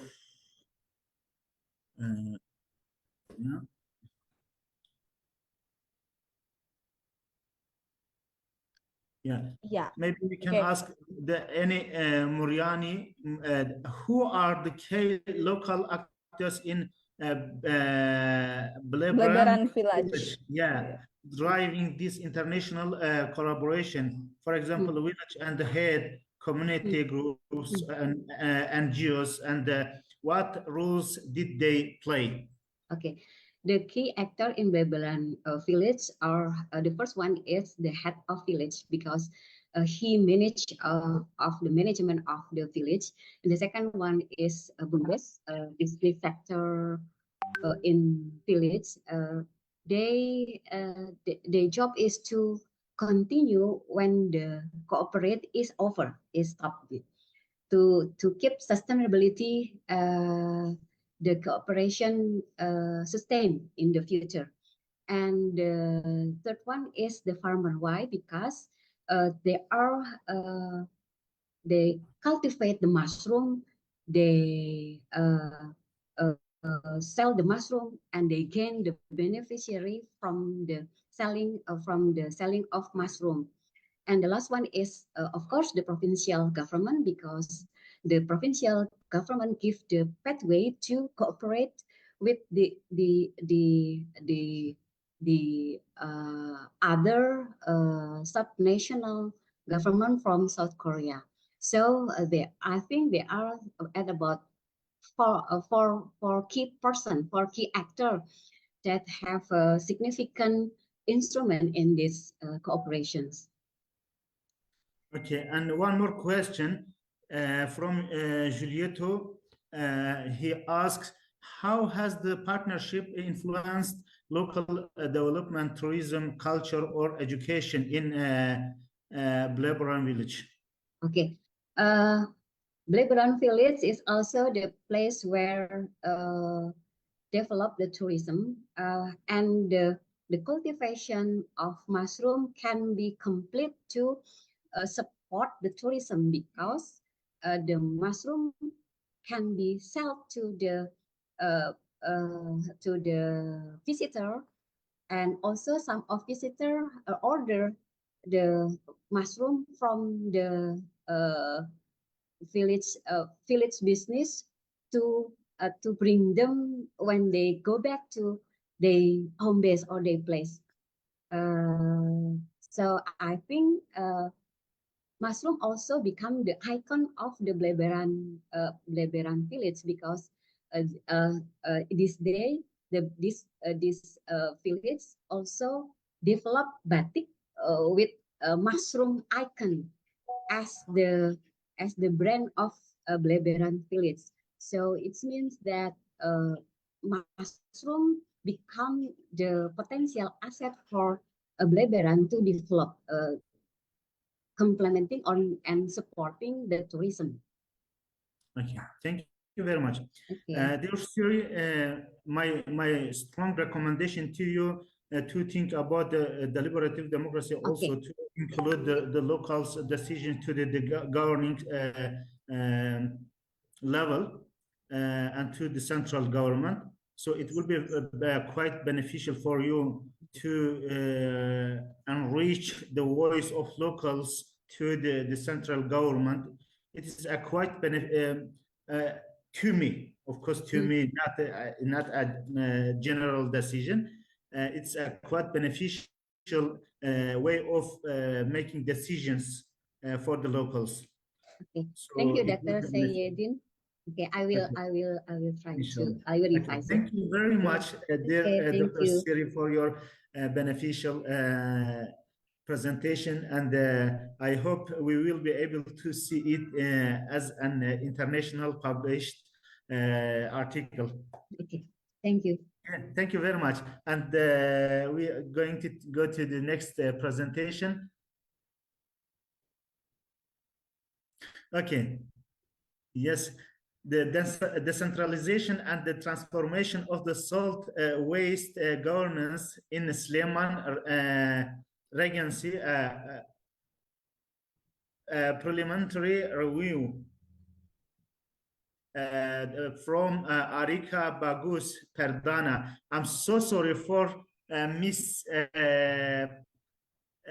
reading the names, because I am from a very different culture, so maybe sometimes I will incorrectly read the name. So I'm from now I'm so sorry for misreadings.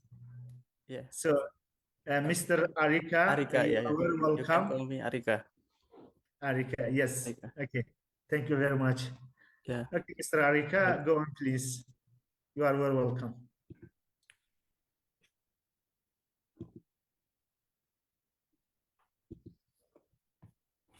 Please.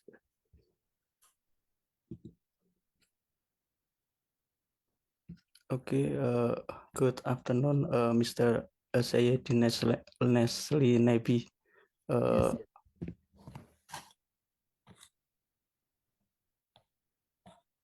moderator, presenter, and also a participant. We are delighted to share our paper the title decentralized and the transformation of solid waste governance in Sleman Regency, preliminary review. This study is conducted by me, Titi Tiara Anastasia, Tisha Ayu Algari, Riki Alfahri, Aisyah Putri, and Asifa Supiasari.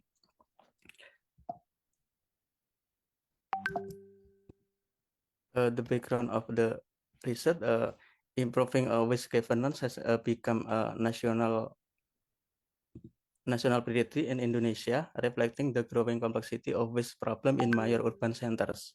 In recent years, I'm so sorry for disturbing. Yeah. Just a few reminders for all presenters. My recommendation to you to be on time. Don't waste the time with the literature review and other details. Try to present your abstract properly and tackle on your research method. Just one sentence. Which research method did you use for this study? And go to the core discussion of your study. What is your study? Why did you do this study? And what is the results, the findings of the study? The core discussion is enough for us. We would like you to know whether you know what are you doing, why you did that, and which results did you got from this study. Okay. Okay. Thank you very much. Yeah. Okay. Our research. Maybe. Okay. Our background research emerged from a pressing situation in the special region of Yogyakarta following the closure of the Piungan regional landfill. The closure forced a sudden transition from a centralized province-based waste system to a decentralized regency. The impact that created a new challenge for a local government that previously relied on the landfill. In Sleman, decentralization has disrupted the existing waste management chain from household to a landfill. Now, against the backdrop, my paper want to discuss about how waste governance model in a Sleman Regency, especially to seek analyze the interaction logic among stakeholders that shape governance structure, whether hierarchical, market-oriented, network-based, and or hybrid. The literature review I use what is waste governance from Moraes, Besson, and Kuberlet, and Najera Aguilar. That is waste governance represent an approach that seeks to develop waste management and policy through the involvement of diverse structure, institution, policy, practice, and actor. Then the typology of governance, like a self-governance model, hierarchical model, network collaborative model, and market model. The methodology of research, qualitative research design, and we interview involve case stakeholder like official from Sleman Environmental Agency, staff from Integrated Waste Service Unit or UPT Persampahan, manager and employee of Integrated Waste Processing Site, community-based or waste processing site, village-owned enterprise, and private waste facility. The finding of a paper, the transformation of waste governance in Sleman following decentralization is marked by at least two major aspects. First, significant change has occurred in the final disposal flow.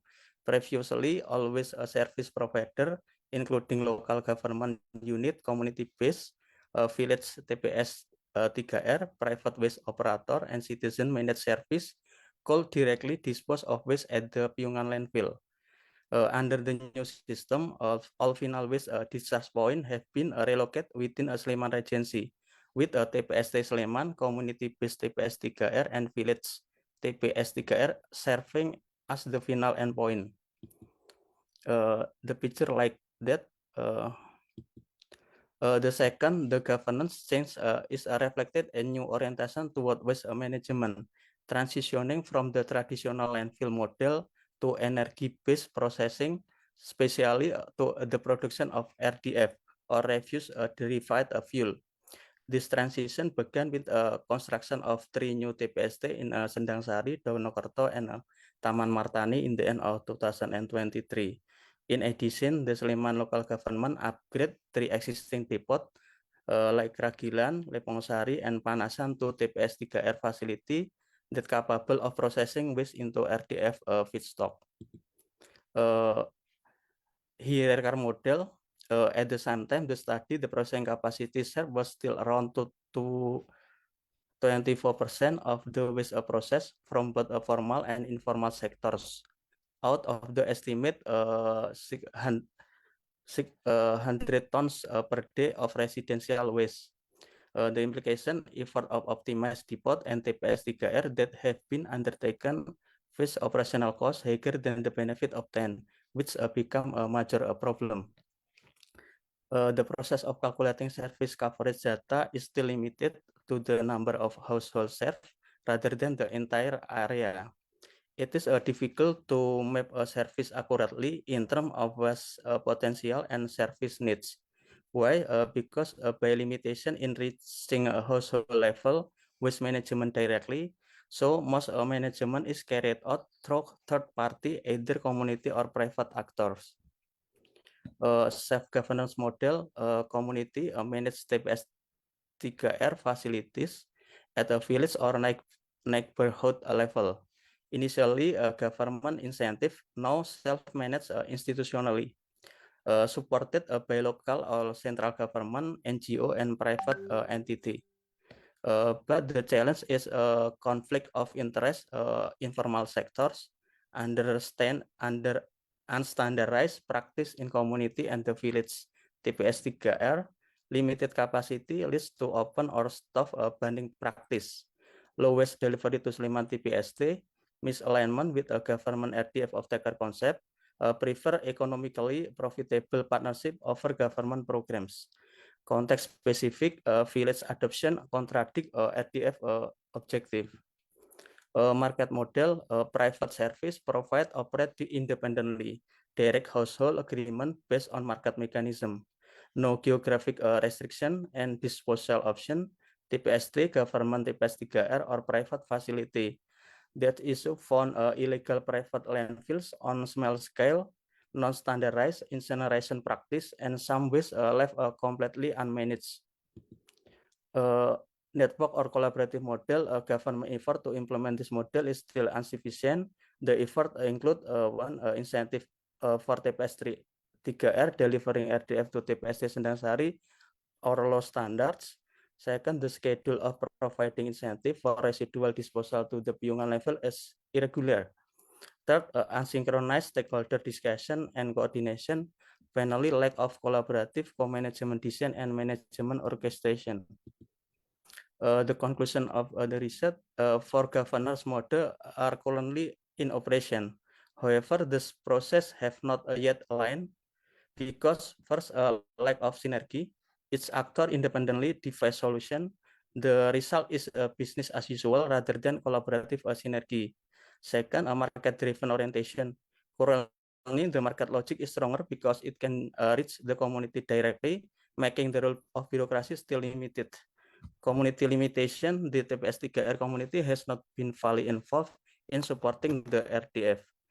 Improving governance model required coordinated management practice, a socially oriented policy framework, and inclusive stakeholder involvement. Within Koiman framework, this improvement involves the alignment of image, share representation, and understanding of reality, instrument, the mechanism, tools, and management procedures, and action, the concrete interaction among actors.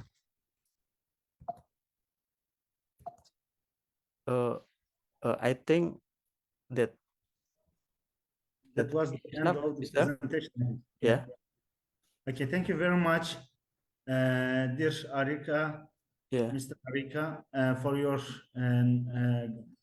beneficial presentation. Do we have any questions for this presentation?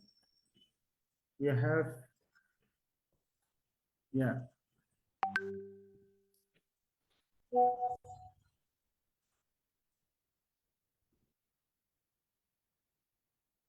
Okay.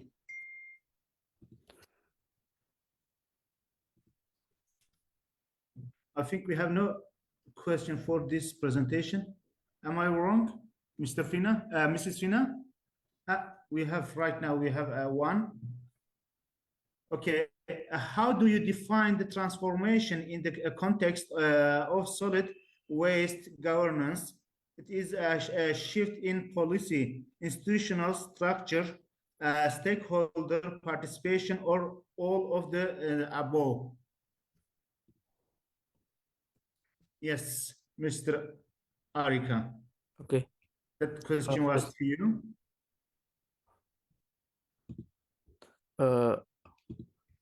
From Ari Muriani. Yeah. The question is, I will repeat the question. How do you define the transformation in the context of the solid waste governance? Is it a shift in policy, institutional structure, stakeholders, participation, or all of above? Yeah, the transformation like a different a service. Yeah. Before the management of waste management in province, and now in a regency like Sleman. So the main issue like not every service can like one solution, but like regency must develop service for like RDF like that. I also will ask a question, Mr. Arika. Who is the number one responsible of the waste management in your region? The central government or the local government? How it's being managed? The responsibility for the recycling of the waste? The main responsible is this Sleman Regency, like DLH. Local government. Yeah, in local government. Yeah. Okay. In now they create three TPST, like TPST like RDF orientation for manage the waste like it.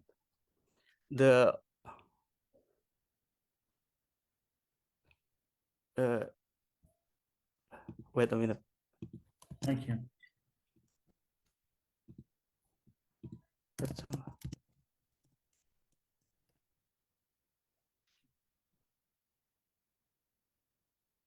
And by the way, yeah, what kind of sanctions are being applied for by the central government once the local government mismanage the waste in the region?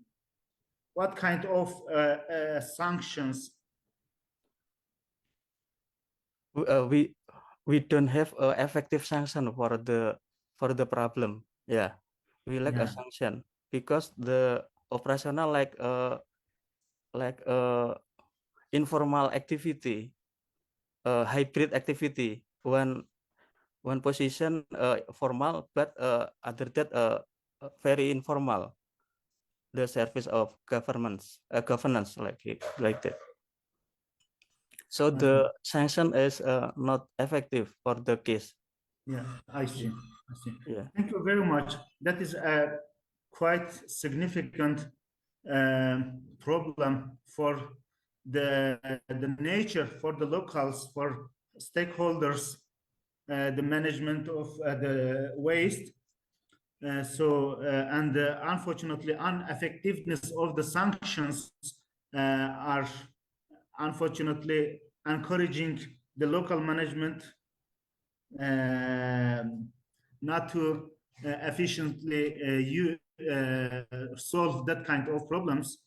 So it's a quite beneficial study. I strongly recommend you to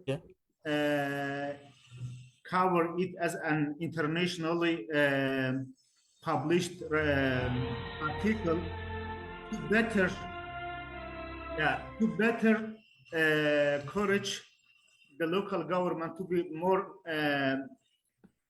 careful about the management of the waste management. Okay, thank you very much. Thank you very much, for your presentation. Yeah. And to be with us. Okay. Okay. We continue with the next presentation.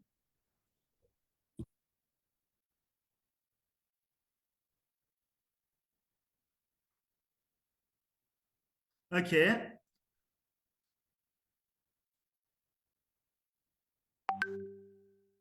Okay. The development of the massive open online course KKN UPN veteran Yogyakarta student preparation and the examination system based on the participant needs and experiences by Annie Muriani. Mrs. Annie Muriani, you are very welcome, and we are very happy to have you as a part of this great conference. Yes, thank you for Mr. Saifeddin Neslinebi from Turkey. It is a totally Arabic name and surname. From Turkey, yes. Yes. I will be share the PPT with myself. I am originally from Medina, but we have born in Turkey. Oh. Yeah.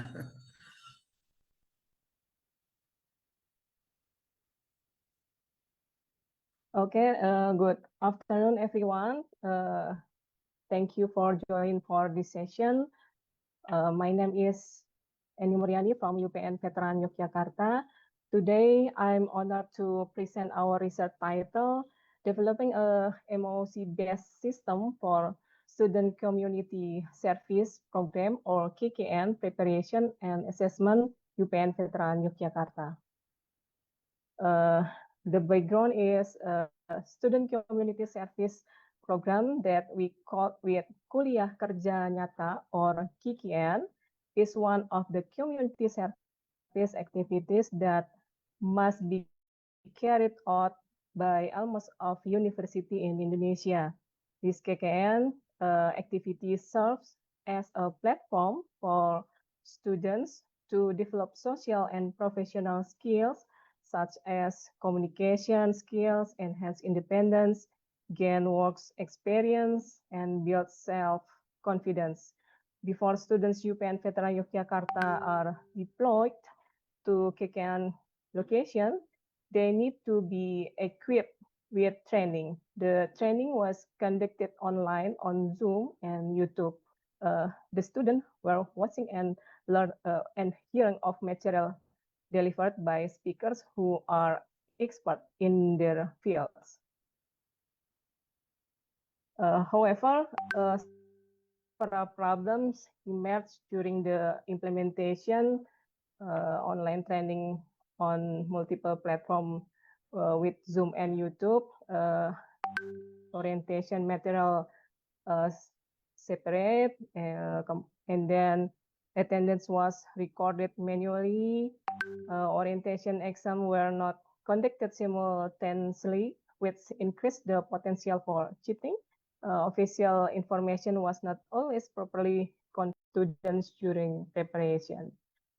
Therefore, this study aims to identify students' needs and experiences through a questionnaire and to use the finding as a foundation to design a massive open online course or MOOC system that is more integrated, credible, and accessible, even in areas with limited internet connection. With this system, we hope that the KKN training process can be carried out more effectively and efficiently.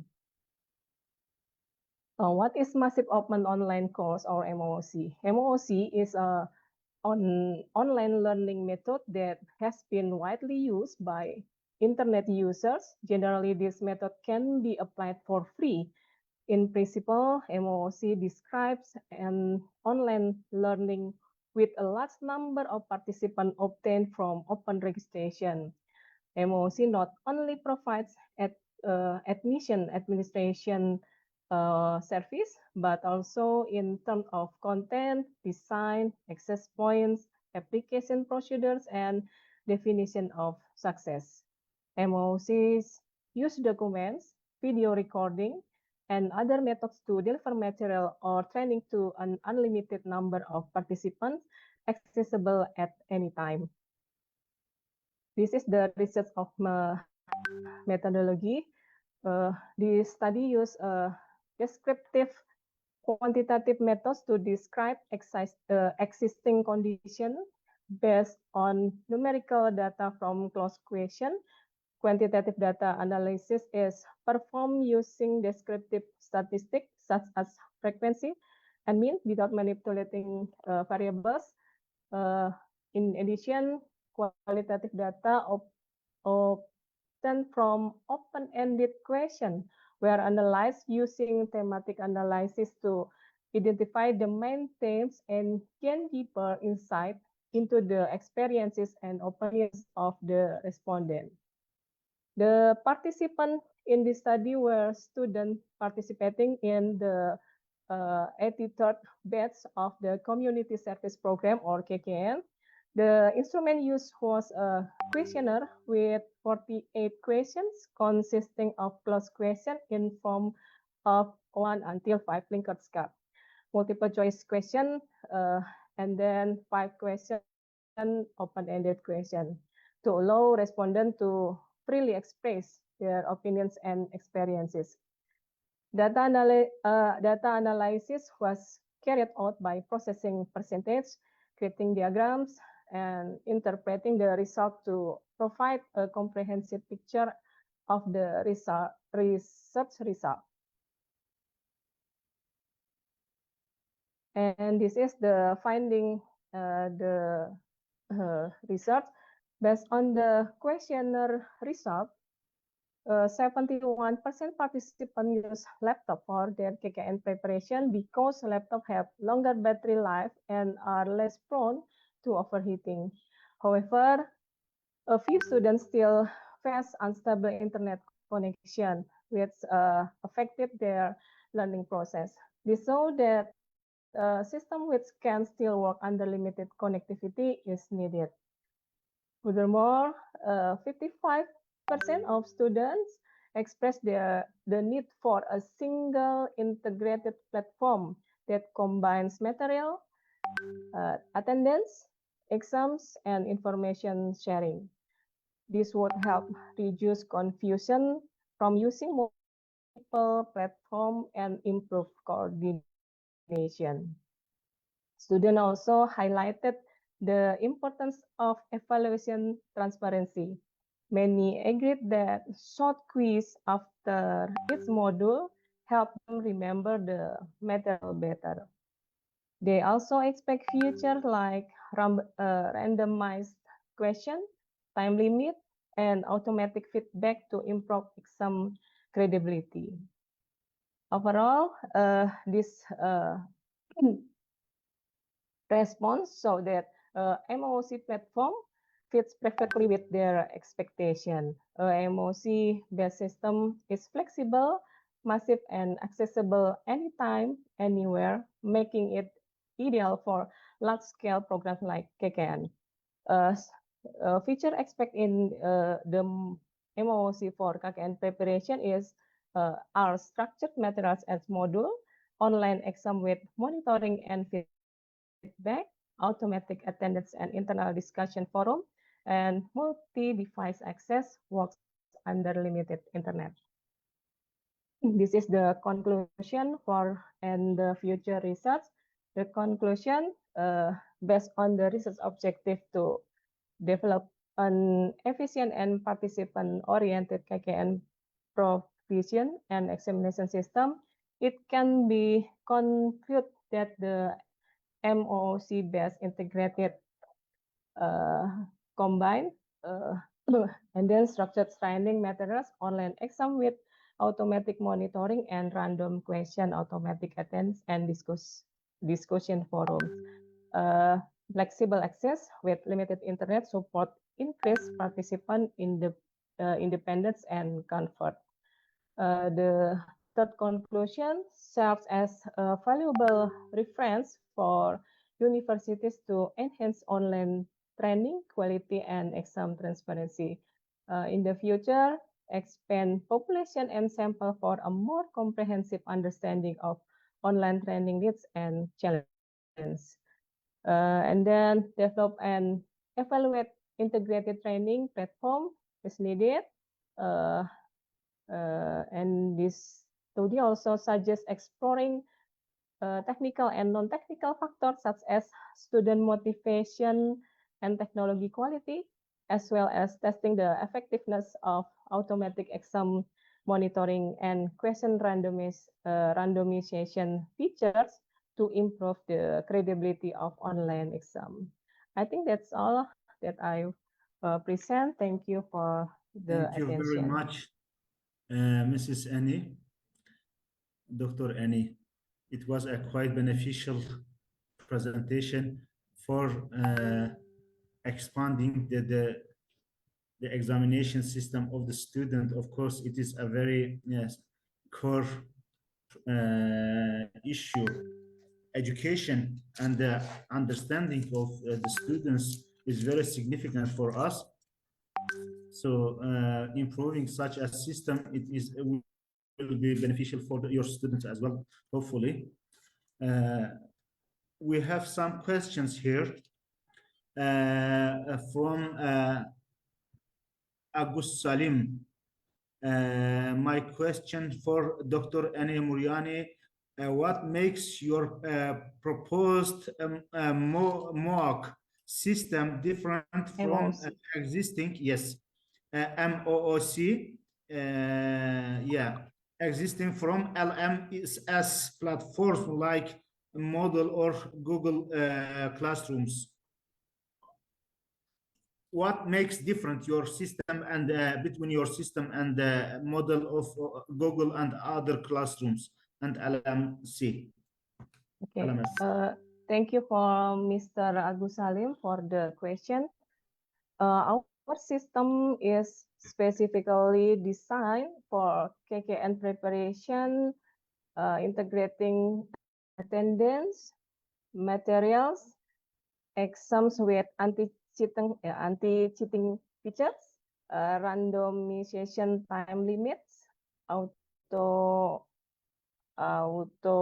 proctoring, and discussion forums in one platform, tailored to the unique needs of community service training, including low bandwidth support. I think it's the different from Moodles or Google Classroom. Okay, I would ask actually, how you try to let the students to participate to such a system. So you set students discussion forum. It's quite beneficial for participating this, for letting the students to join such a system.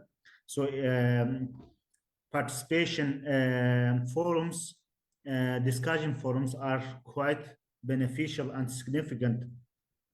So I would ask that, yes, but you already answered it. Okay, you can comment on it, please. Thank you.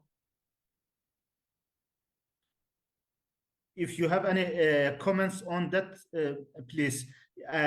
Furthermore, how you try to improve the participations of the students to such a system?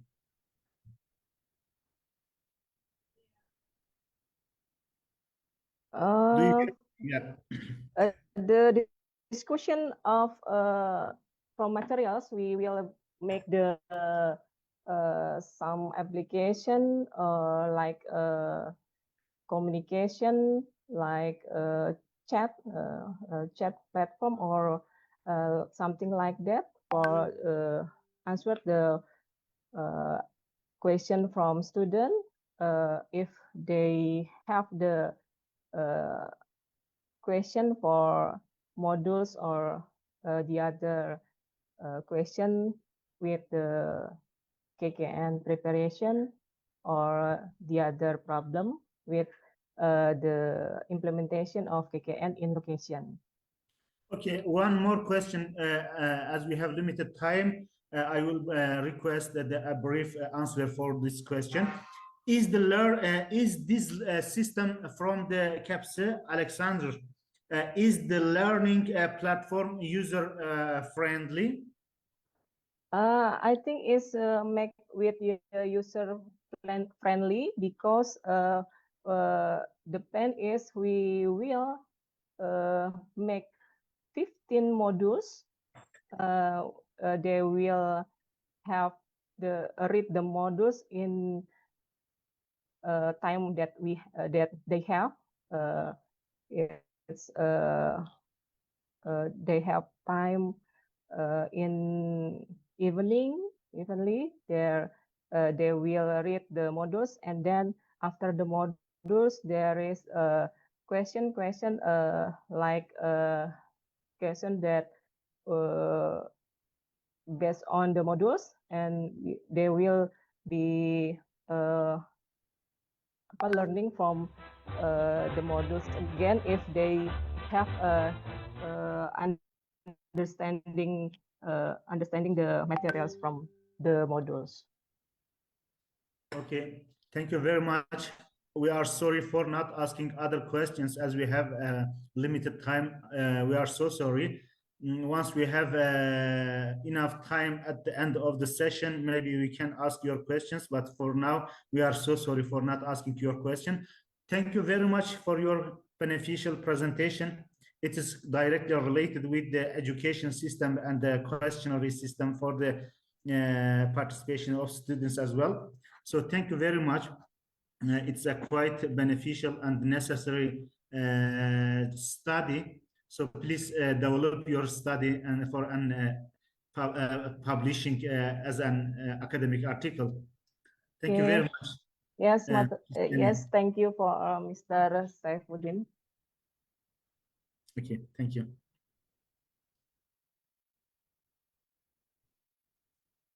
The next presentation. Yes, by the Agus Salim, Messi, Dr. Agus Salim. Nice to have you as a part of this nice conference. Your title is WITO and the UN Security Council's failure to resolve the Israeli-Palestinian conflict. Yes, it's a very core and daily issue problem.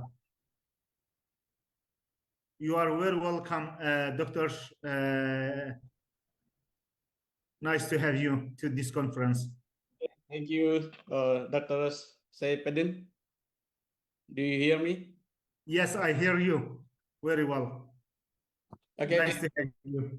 Good afternoon, ladies and gentlemen, distinguished guests and fellow researchers. It is a great honor to be presenting today at this prestigious international scientific conference. My name is Agus Salim.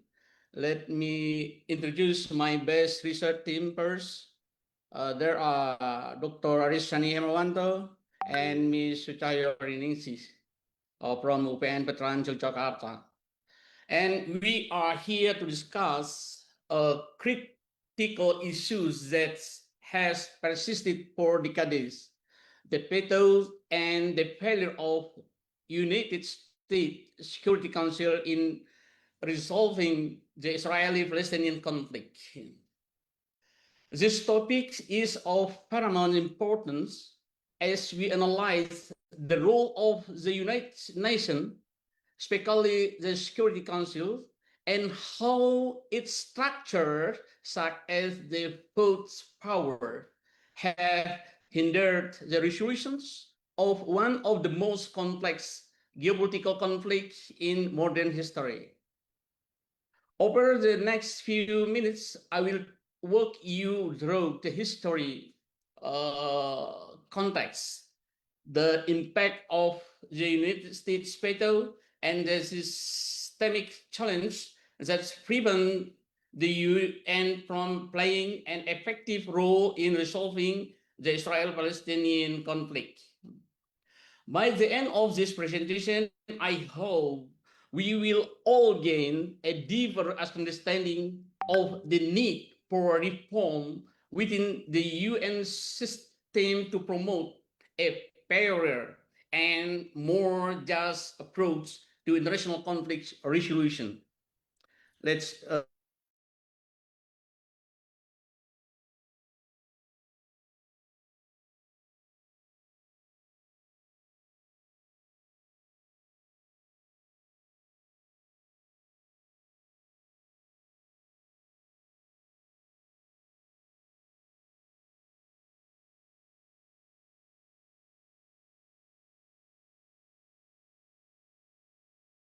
and Palestinian nationalism. We will look at key milestones such as the 1917 Balfour Declaration and the creation of Israel in 1948, which escalated the conflict and led to mass displacement and territorial dispute. This context is crucial to understand the current situation and the challenge the United Nations face today.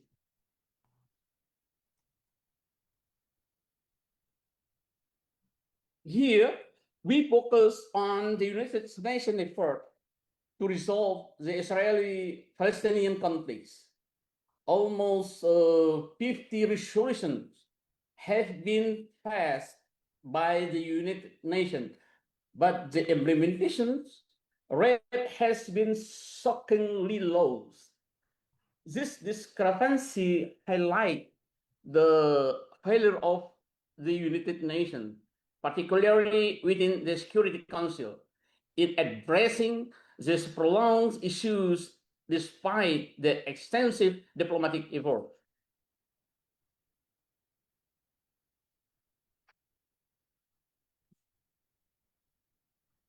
At the heart of this research, we ask a critical question: why has the United Nations Council failed to resolve the Israeli-Palestinian conflict despite numerous resolutions being issued? Our analysis will focus on the impact of the veto power in the Security Council on the resolutions and particularly by United States and its role in obstructing meaningful resolutions.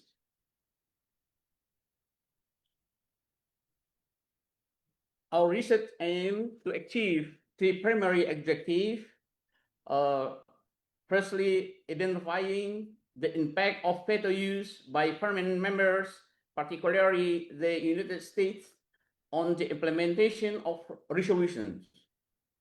Secondly, analyzing the pattern of veto power usage by major power in obstructing resolution related to Palestine. And thirdly, formulating recommendation for a UN Security Council reform to promote more effective and just conflict resolution.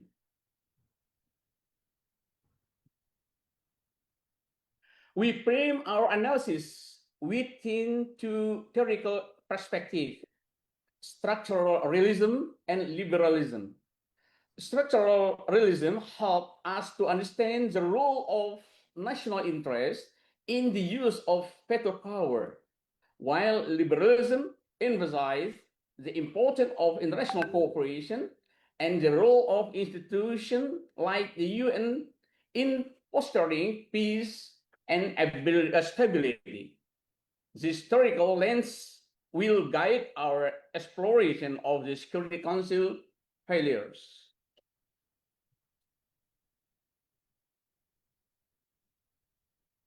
We employ a qualitative descriptive approach, focusing on a detailed analysis of the use of veto power in the United Nations Security Council.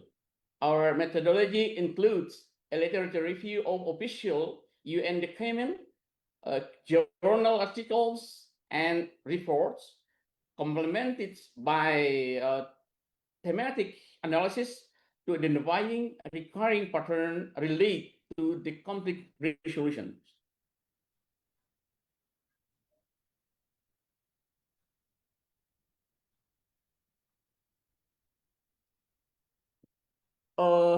The result of my research is veto power, a geopolitical weapon. This slide delves us into how the veto power in Security Council acts as a geopolitical tool used by permanent members, such as United States, to protect their national interests.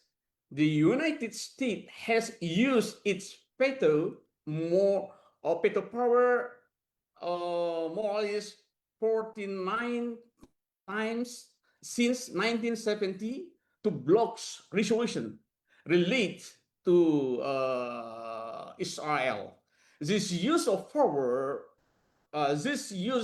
veto power has often hindered the implementation of international sanctions and peace building effort.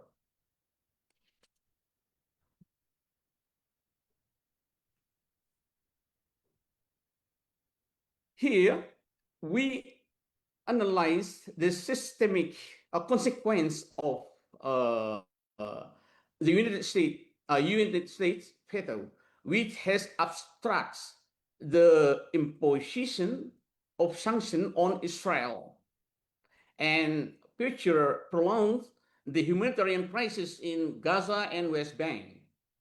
This veto undermines the UN's credibility and prevent the organization from fulfilling its mandate of maintaining international peace. I think the veto lead to the United Nations lack of neutrality in handling this conflict, undermining the United credibility as international body of that should be neutral and fair.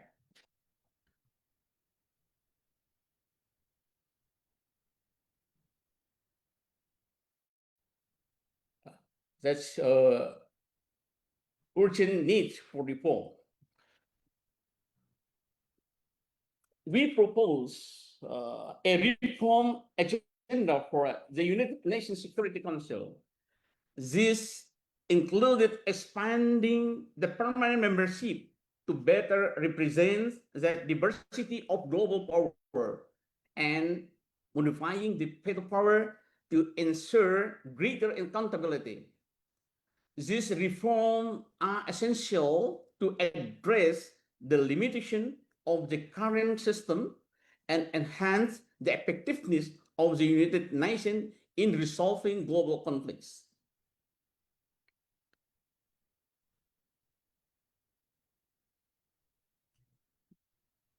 In conclusion, the United States' consistent vetoing of resolution that could de-escalate the conflict highlight the structural imbalance within the Security Council.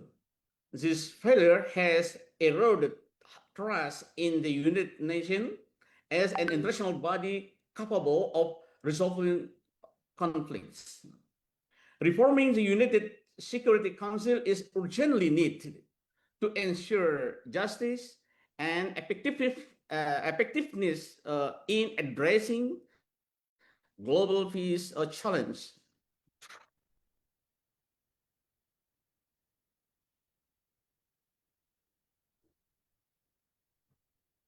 Finally, we offer recommendations to strengthen the UN's capacity for conflict resolution.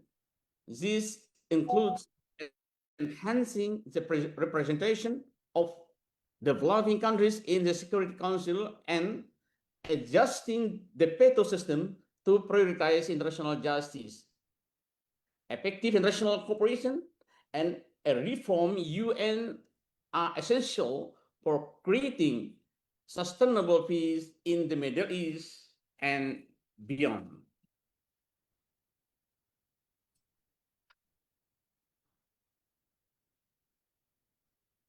Thank you. Thank you for your attention.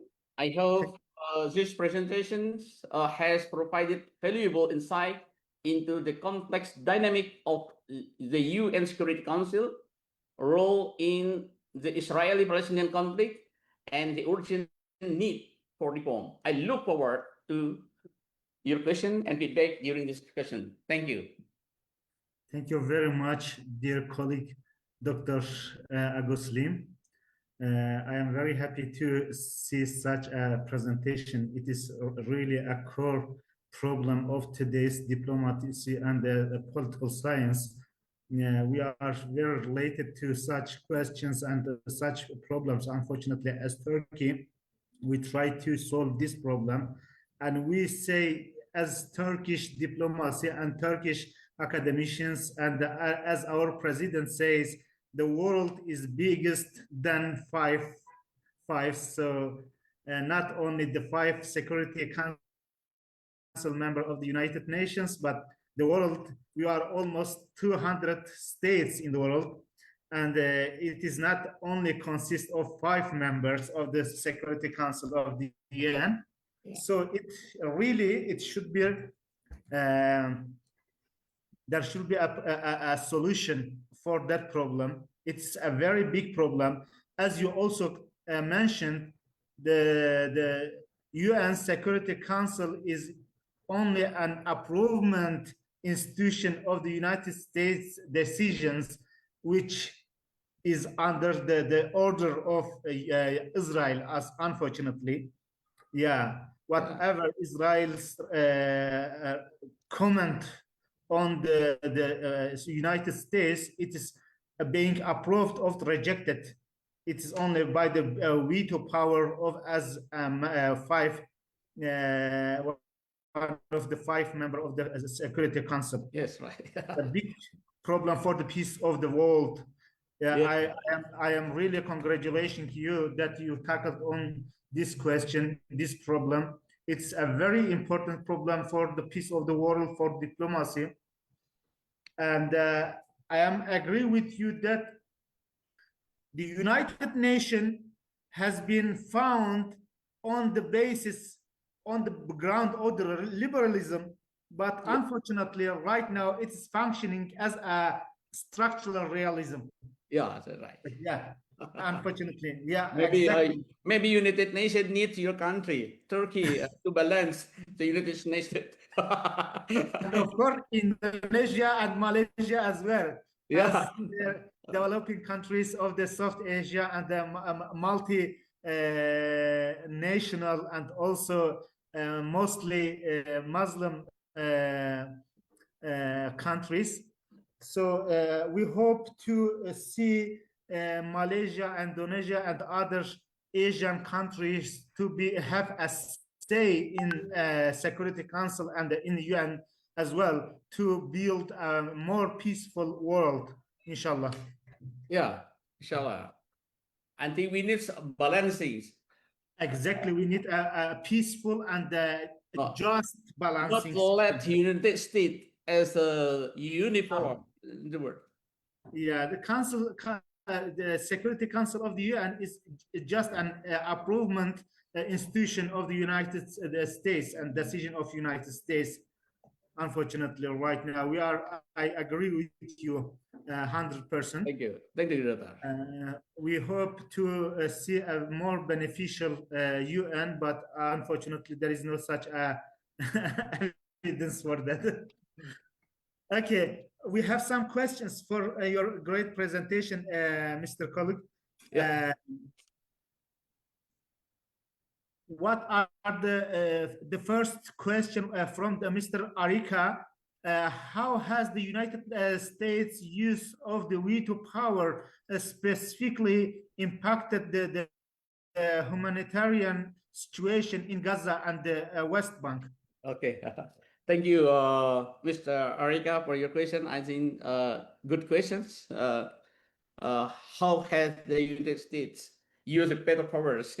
I think the United States veto power has hindered the implementation of international sanctions against Israel, prolonging the humanitarian crisis in Gaza and the West Bank. By blocking solutions that by blocking resolutions that could have led to sanctions or other protective measures, the U.S. has contributed to the ongoing suffering of the Palestinian population, as these measures were essential in the escalating the conflict. I think so. Yes, 100% true. Thank you very much. And we have another question for your presentation, Mr. Agus Salim.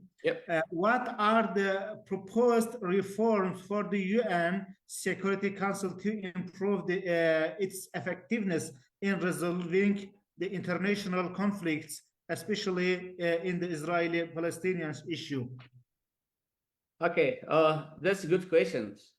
The proposed reform for the United Nations Security Council include expanding the permanent membership to better reflect the diversity of global political and economic power, especially by adding representatives from Africa, Latin America, Asia, maybe Turkey. Additionally, there is a suggestion to modify the veto power to ensure greater accountability, preventing it from being used to protect national interests at the expense of global peace effort.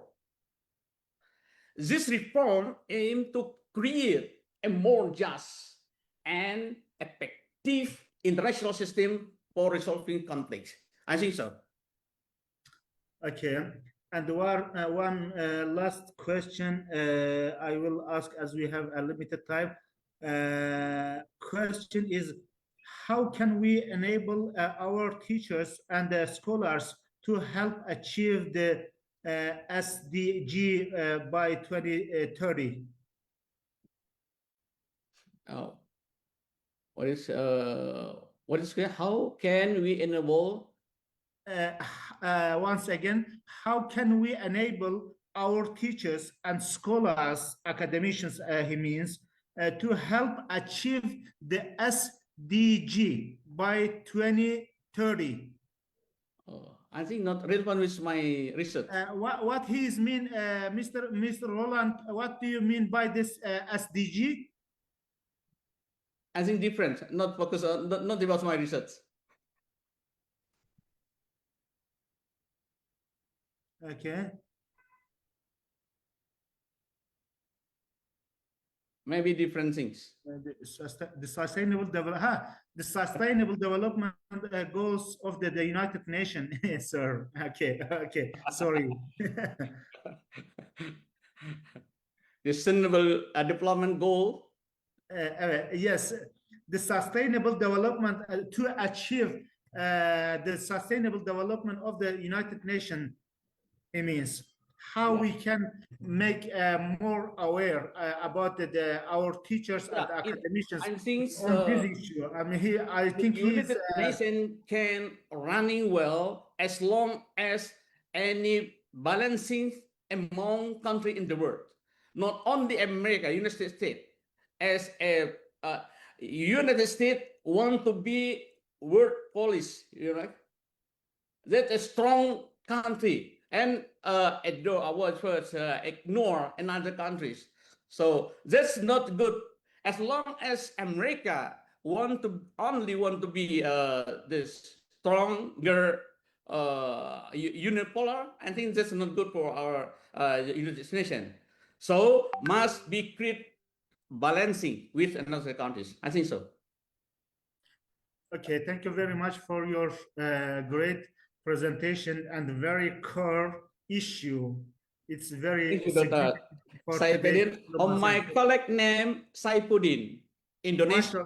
Maybe the same with you, Saifuddin. Inshallah, I will request from the Research Synergy Center to be in touch with you. Inshallah, we can make some studies, research together on that kind of issues, as it is my study field. I am the expert of European Union and Western powers relations, especially the liberal democracy. Yeah. Thank you. Thank you. Okay. Inshallah, we will be Nice to meet together you. in the future studies. Thank you very much for your great You're welcome. participation and beneficial presentation. Okay. Let's have the next presentation, please. Okay, next presentation is the international migration and terrorism in Indonesia, security challenges and the government policy. That was I would like to learn about. It is also my study area.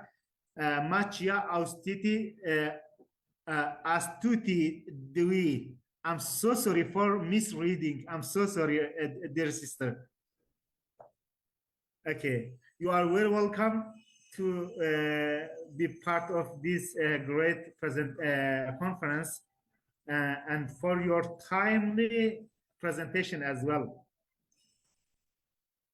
It's also a very core issue nowadays.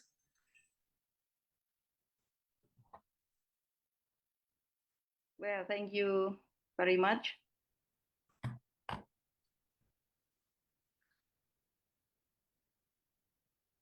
Yes. Once again, thank you very much.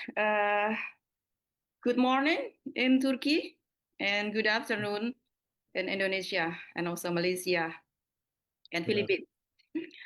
Well, after heroic presentation from Mr. Agus Salim, I ask you to go back to Indonesia.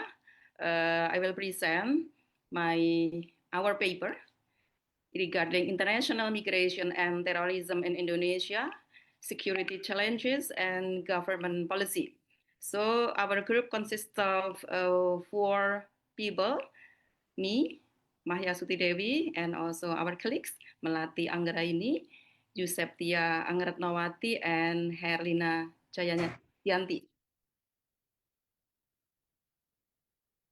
Well, we will start from the Indonesia strategic position that lies between 2 oceans, the Indian and Pacific Oceans, and also with its archipelagic geography, that it presents significant challenges from Indonesia actually, because we have to managing international migration and also counter-terrorism operation. We know that Indonesia serves as a migration hub for migrant workers, outbound workers, but also for refugee movements and also asylum seekers. And it's about 9 million of migrant workers from Indonesia go abroad, primarily in Malaysia, also in Singapore, Saudi Arabia, and Hong Kong, also Taiwan, that generating for about 15.7 billion US dollars in remittances. This is the data in 2024. And for Indonesia, this is a difficult situation because in one side we have security challenges, but in other side, actually, the position of migrant workers, they contribute to economic of Indonesia. But if we go back to the history of Indonesia, we can find that in 2002 and also 2005 in Bali, one of island in Indonesia. We heard about Bali bombings that exemplified how perpetrators actually use regional migration networks for training and also operational. And also when we go back in 2016, that Jakarta terrorist attack, it once again demonstrated that how labor migration routes then facilitated cross-border terrorist movement in Indonesia, actually between Indonesia, Malaysia, and also Philippines. Another example, for example, the phenomenon of foreign terrorist fighters. This is another example how we can correlate between migration and terrorism in Indonesia. And so another example about numerous of Indonesian people that joined ISIS in Syria, while this organization actually declined in 2019. But in Indonesia, the radicalization persists among returnees and also sympathizers that already exist in Indonesia right now. So this is then raise our research questions. We want to analyze how does international migration influence terrorism spread in Indonesia, and then what strategies has the Indonesian government implemented to manage these challenges. We use qualitative research approach. We collect some data from documents, and also we heard some interviews with the government official and also former international migrant workers who were involved in international terrorism. This is the data that about 297,434 migrant workers data in 2024. There is an increasing number if we compare to previous year, and about 9 million Indonesian workers that currently working overseas, and they contribute to 15.7 billion US dollar in remittances, and most of them work in Hong Kong, Taiwan, Malaysia, Japan, Singapore, and also Taiwan. This is the result, how terrorist organization, they can exploit migration system. First, that they use migration system for operational planning. They use established migration routes for training and planning. This is proof to 2002 Bali bombings. The perpetrators, they use regional migration networks for training and also operational planning. The second, and then about the funding. So they also use the terrorist organization, they also use the migration system for funding networks. One of example, this is the case of one migrant worker in Hong Kong that she, not he, but she donated her salary for ISIS activities. Another former migrant worker, also in Hong Kong, she also donated her salary to bought weapons for ISIS. And then the third one, that the organization they use migration system to conduct it or to spread foreign terrorist fighters. And Indonesia, we have so many civilian from Indonesia. They join ISIS in Syria. They function as foreign terrorist fighters. And then for regional networks. So there is a movement between Indonesia, Malaysia, and Philippines to strengthen their networking, to strengthen the terrorism networking. So then we have to difficulty in Indonesia that on the one side, we have security vulnerabilities because of that situation. But on the other hand, they also contribute to economic importance. For security vulnerabilities, we have weak migration pathways and also screening system, and also poor governance, but extensive radical networks. But also we have like coordination among ministries and among agencies in Indonesia, and also some borders in Indonesia, especially in the remote area, we have open borders that enabling illegal activities among terrorists. But again, another situation that they contribute to economic importance because migration supports economic industries in Indonesia, and they also substantial remittance. They generate substantial remittances, and also we have overly strict restriction that may encourage illegal migration, but that's why we have to balance between security and economic benefits. Now, Indonesia itself, our government, actually we have some policy that our government actually launched several policies to handling the terrorism. For example, I will start from 2002 that Indonesian government already developed coordinated strategies to address the migration terrorism nexus.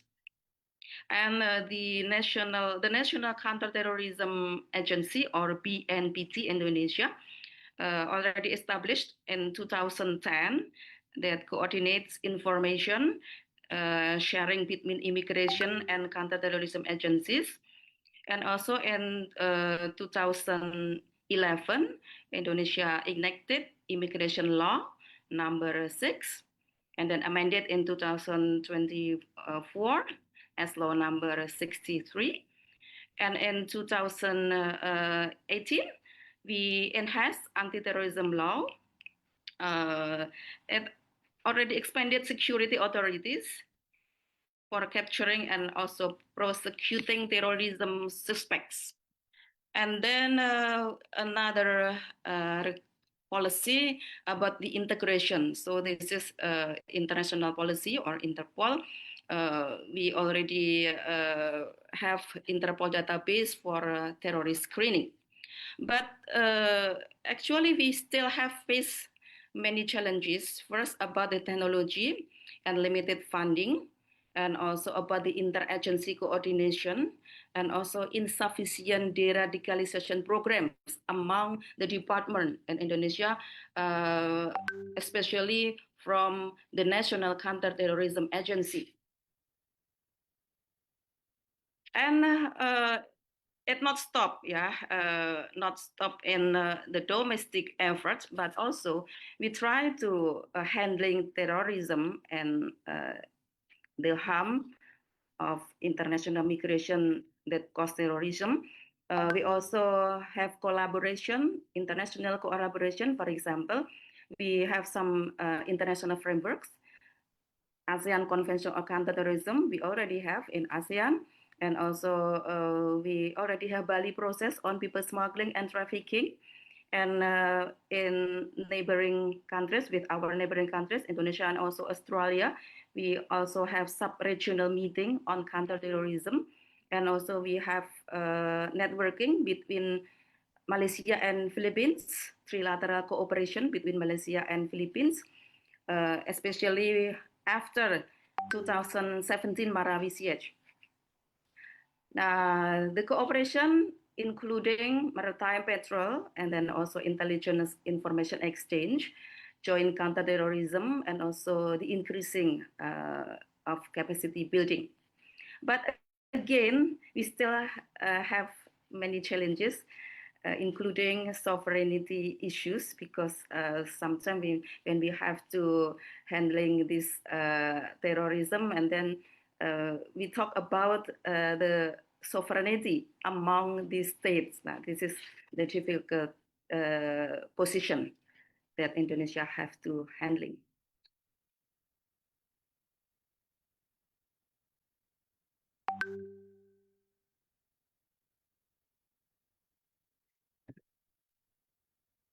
So based on our research, so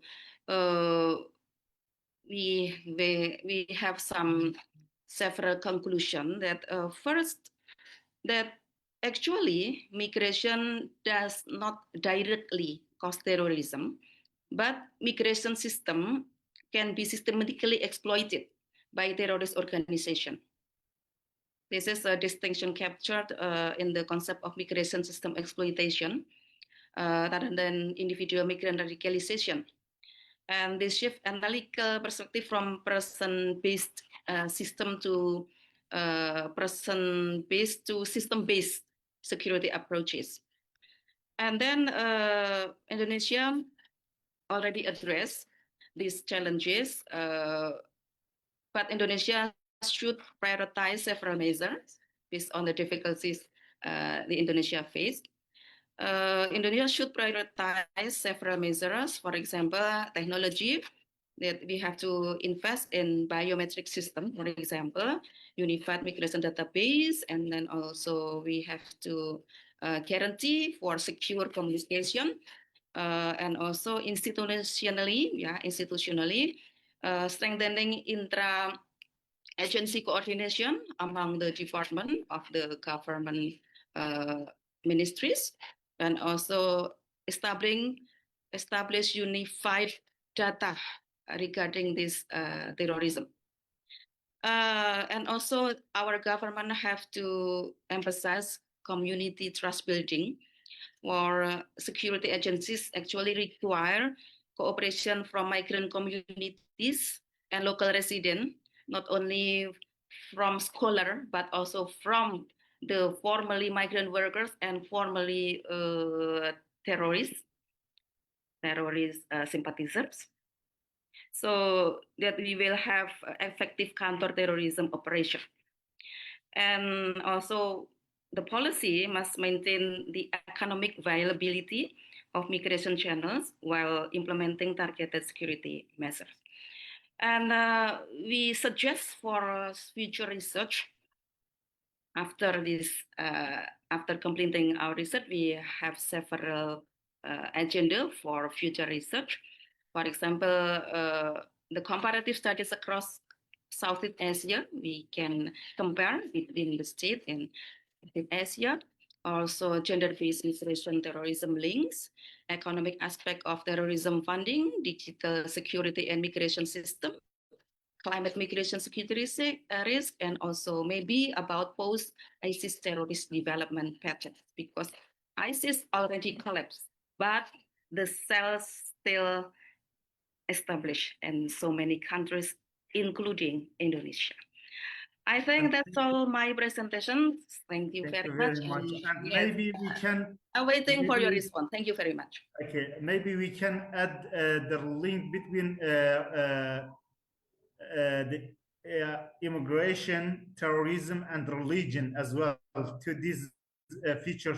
Yeah, the link between these three concepts. Yes. Yeah. That's maybe another agenda. Yeah, exactly. Yeah. Very inspiring. Thank you. Yeah, thank you very much. It was a very knowledgeable presentation and daily, timely, actually. It is a core issue of today's international relations and the intercultural, actually. Thank you very much. It is also one of my expert area, study area. I am happy to see such a presentation. Thank you very much. We will have some questions first, and then I will also have some comments on your presentation. Yes. Thank you very much for your presentation, Dr. Macchiati. Yeah.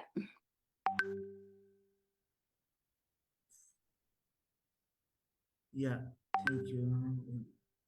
Okay, the question one is, what strategies can the Indonesia government implement to effectively address the security challenges posed by international migration and terrorism, while also protecting human rights and promoting social cohesion?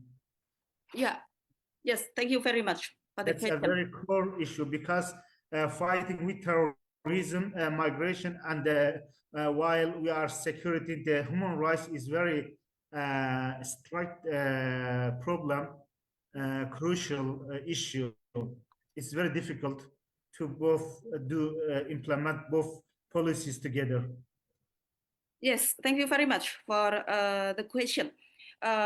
We already have some policies to handling that terrorism, but I think that our government need to strengthen some aspects. For example, the coordination among ministries, because sometimes each ministries, they have their own policy. That's very crucial. So first, about the coordination among ministries or among bodies in Indonesia that have crucial function in reducing terrorism in Indonesia. For example, the coordination between we have new ministry right now, already established in 2024, the Ministry for International Migration, how they can prevent our international migration to have a good protection. So this is our newest ministry that I already do hope that this newest ministry can be function as the protector to our international, our migrant workers in many countries. So first, first, the synergy between ministries, and also how then we hope this how can the Ministry of International Affairs, our Ministry of Internal Affairs, have a strengthened position, because I already done several interviews with formerly migrant workers and formerly ISIS sympathizers that already become migrant workers in Hong Kong. Both of them told me that never the Indonesian government, never the Embassy of Indonesia called us. Never the Embassy of Indonesia asked us, gather us. No, none. Nah, I think that that statement become crucial thing, because whenever we go to some place that very far from our country, especially when people then become migrant worker, maybe they feel lonely abroad, and when they feel lonely, they then use this gadget. First, maybe they open YouTube. Oh, very amazing. For example, about the film produced by ISIS, very heroic. Yeah, that's the first time they know about ISIS, and then they feel, oh, this is very amazing, and then they continue to open Facebook. They continue to open WhatsApp, etc., because they feel lonely, and our government have no present. Our government not present in that situation, so they feel lonely. So I hope that how we can overcome terrorism that caused by international migration. First, about the coordination among ministries, and then how the Ministry of Foreign Affairs can be strengthen their position, so they can present as a body that where people in abroad, they can discuss everything. They can talk to them many things, many problems, where they can have solution from our Ministry of Foreign Affairs, something like that. So I think that to weigh out how then we can maximize the function of the government of Indonesia.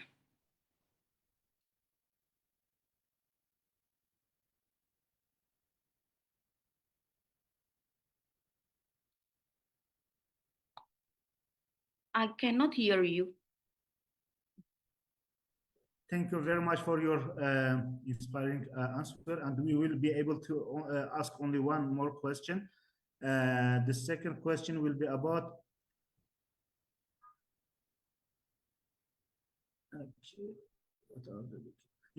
maybe we can ask, what are the key emerging patterns that characterize the post-ISIS terrorist development, and how must migration policy adapt to them?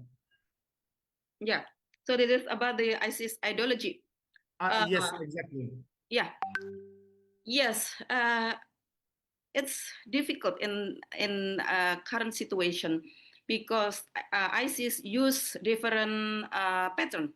If we compare to, for example, Al-Qaeda, we have internal organization in Indonesia, Islamic organization in Indonesia, that affiliate with Al-Qaeda, but also we have several Islamic organization in Indonesia that they have affiliation with ISIS. If we compare these organizations, we then can see the different pattern of these two types of extremist organization. Because Indonesia, the organization that affiliate with Al-Qaeda, they use traditional recruitment. Traditional recruitment. I mean that they gather people, they gather in certain places, and then in that location, the process of brainwashing then began. But ISIS use different pattern, because people can learn the ideology of ISIS and everywhere, because they learn ISIS from this gadget. Dear doctor, can we comment a name like that? Actually, there were such organizations before ISIS as well, but I think ISIS formulate them, that kind of organization, because they already existed before the ISIS age. They were there. There were many groups, maybe 100,000 groups of the. I don't know whether we will be able to name them as terrorists, because some of them, they were really like in Myanmar. They were fighting for their lives. But after ISIS existed, many different groups formulated them under that name. It became as such an, a home for all different religious terrorist groups. Yeah, maybe, yes, maybe it happened in other countries, but in Indonesia, it belongs to a certain group, yeah, certain affiliated group, because, as you know, because we are one of the biggest Muslim in the world, so we then in Indonesia see for several radical Muslim, yeah, for several radical Muslim in Indonesia, they affiliate with actually not directly, they declare as a ISIS member, no, but they belongs to or they become member of several radical organizations in Indonesia that affiliate to ISIS. They were already there, isn't it? They were before the ISIS. They were already there, but after the ISIS named itself and organized itself, that kind of pre-ISIS organization, groups reorganized and renamed and re-reformed themselves under the flag of ISIS, maybe, isn't it? Yeah. So they use symbols. They use ISIS symbols. Yeah, and they bravely declare as an organization that affiliate to ISIS. They make pledge. Some of the leaders of this organization, they make pledge. They obey to ISIS, and then after that, the followers then they follow the leader. Exactly. Thank you very much for your welcome. Thank you very much. Presentation. It is also a core issue of today's piece, and unfortunately, we should solve that kind of problems, especially the reasons that feeds the terrorist systems. One of them is migration, of course, as you mentioned on. Inshallah, we will solve them.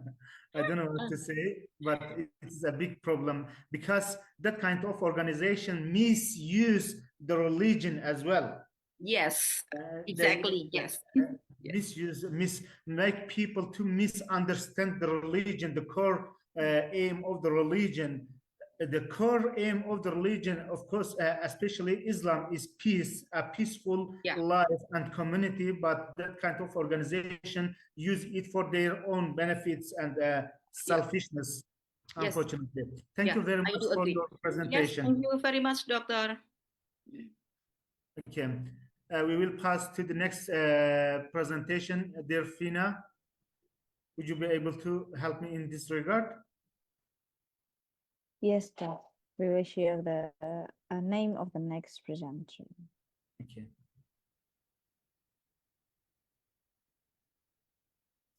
Okay. The next presentation will be titled as Mapping the Indonesian Relations to the Bridges Two-Level Game Theory Approach. Today we have very comprehensive presentations. I like it very much. All the issues are very daily, timely. Okay. Okay. Thank you very much, Prof. Dr. Kachio Adi, you are very welcome, and we are very happy to see you as a part of this comprehensive conference.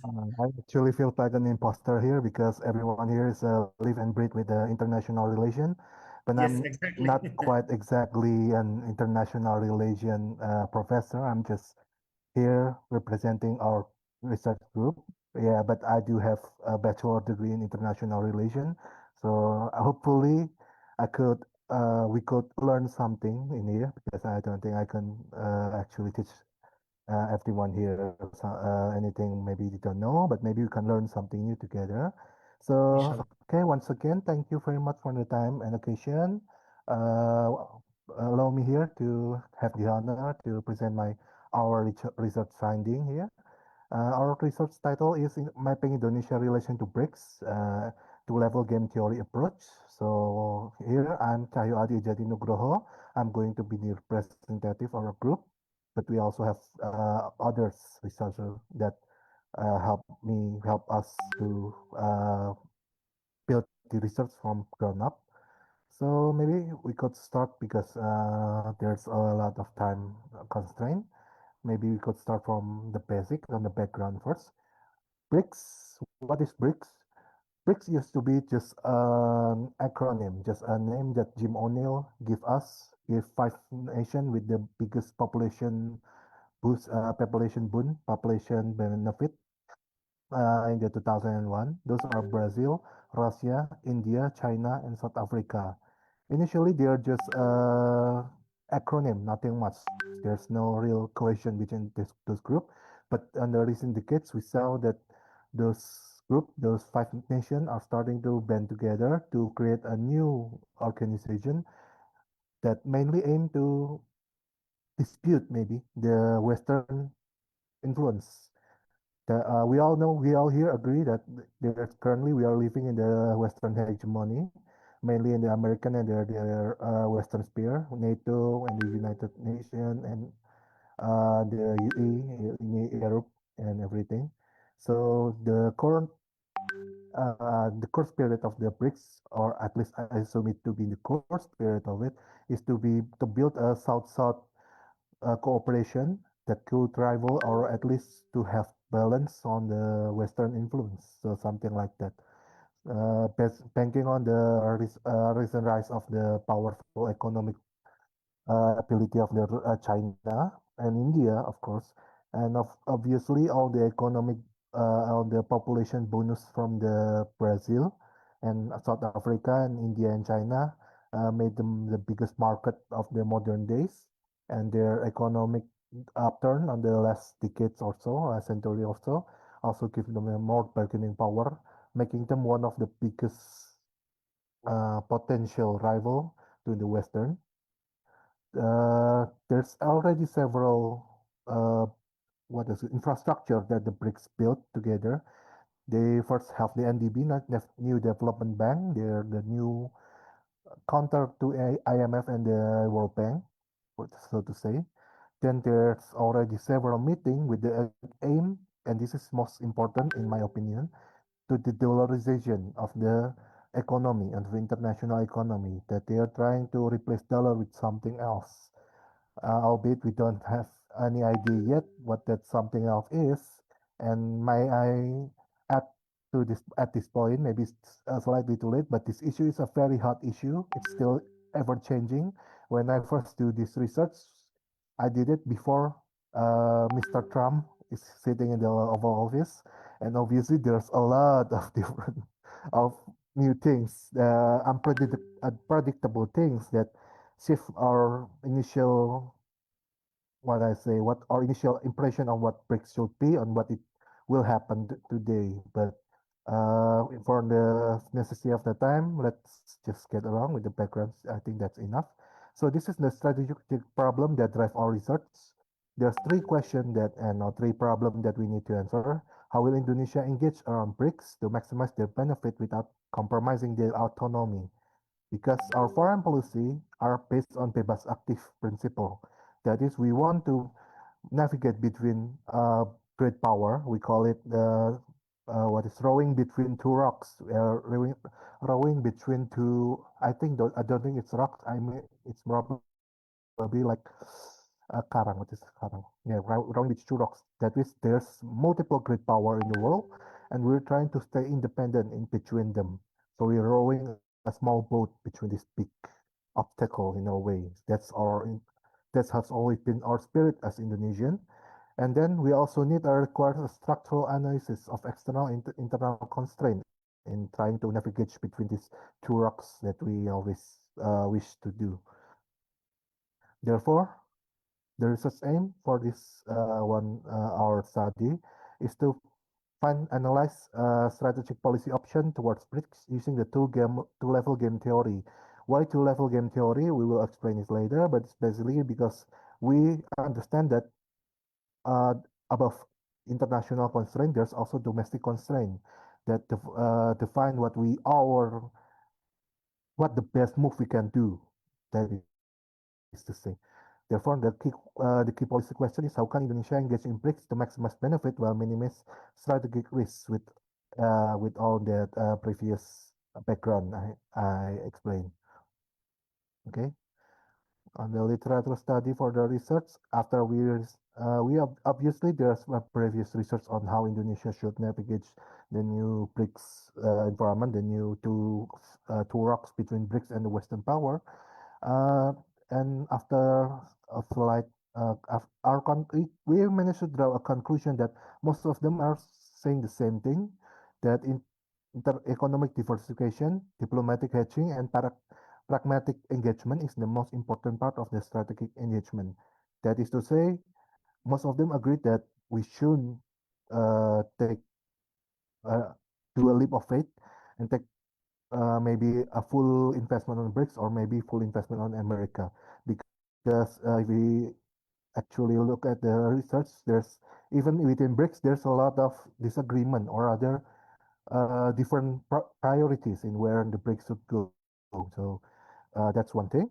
Then we highlight Indonesia bridge role between BRICS and Western-led institution. This is pretty interesting because we see that Indonesia also a member of G7, and we are also a traditional allies of America since Suharto era. And we're not exactly antagonistic with the Western power, but we're not exactly friendly either to them. So we are in a unique position compared to, say, Brazil, who are close to America, or China was antagonistic to them. Then we emphasize the need to maintain autonomy while leveraging South-South cooperation. This is important because, as we said before, there's a complication with how the power dynamic between BRICS itself, how we are supposed to control our autonomy when without being too dependent on, say, let's say, the more powerful member of the BRICS. Therefore, okay. And then our main literature to analyze this is two-level game theory. The core idea of two-level game theory is that in order to find a feasible solution to international problem, we need to balance between domestic demand or domestic want with international constraint, within what international solution can be. So if sometimes the best international solution, sometimes the best answer, logically speaking, might not be the best policy for a country because a country is ultimately is a representative of its people. So domestic constraint is also an important part of the what is foreign policy, and therefore we need a win set. That is, we need an interlock. We need an what is it called? A scissor, a cut in where both domestic constraint and international constraint found on common ground. That is what we call a win set. Finally, since I'm also out of time, the data collection, the methodology, we're using primary interview with think tank, official document and policy. We want to interview with government official, but we have yet to say a positive response from them. And finally, we also do a literature review with journal articles and whatever. Then we have using qualitative exploratory descriptive approach. We try to triangulate our data to find as much as objective as possible, to make it as objective as possible. And then the data we analyze with two-level game theory. Based on our research, we found that there's 4 international goals, mostly from government resource, mainly the preserve strategic autonomy, grid power recovery, secure economic diversification and financing. This is economic. Safeguard sovereignty and maritime security. This is the new president policy.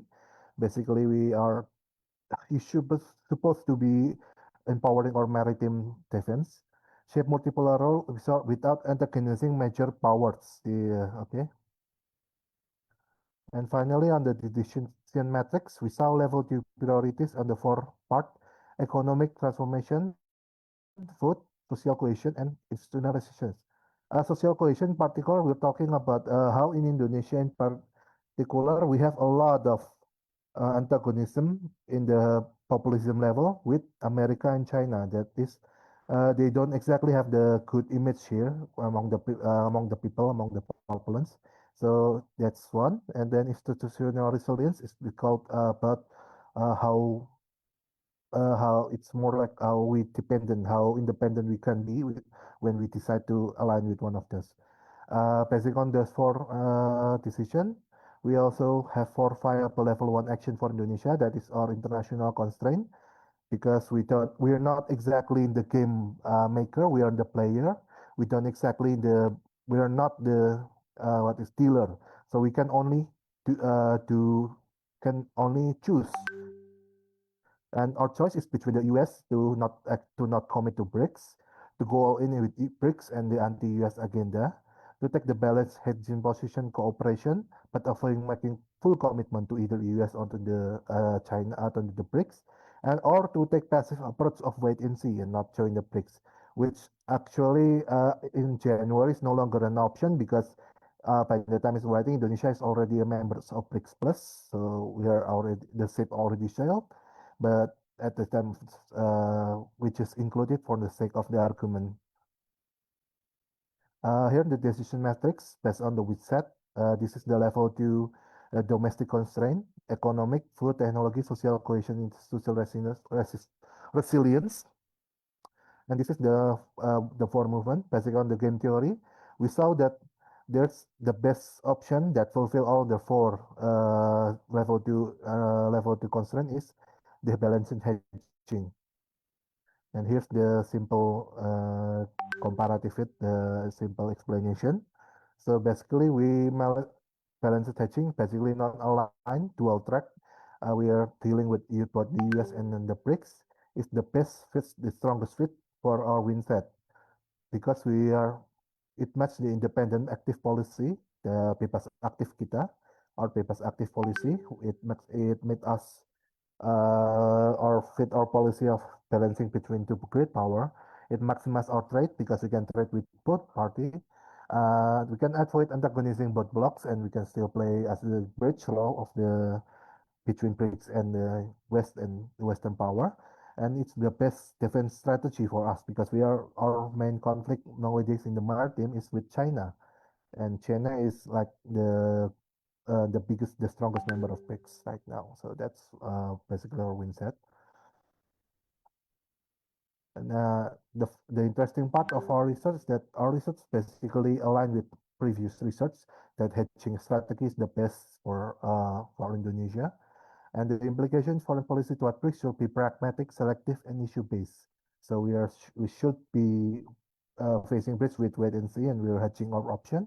And in the future, if the situation changes, maybe after Mr. Trump finished with his terms, maybe we can pivot back to a better position based on our interests.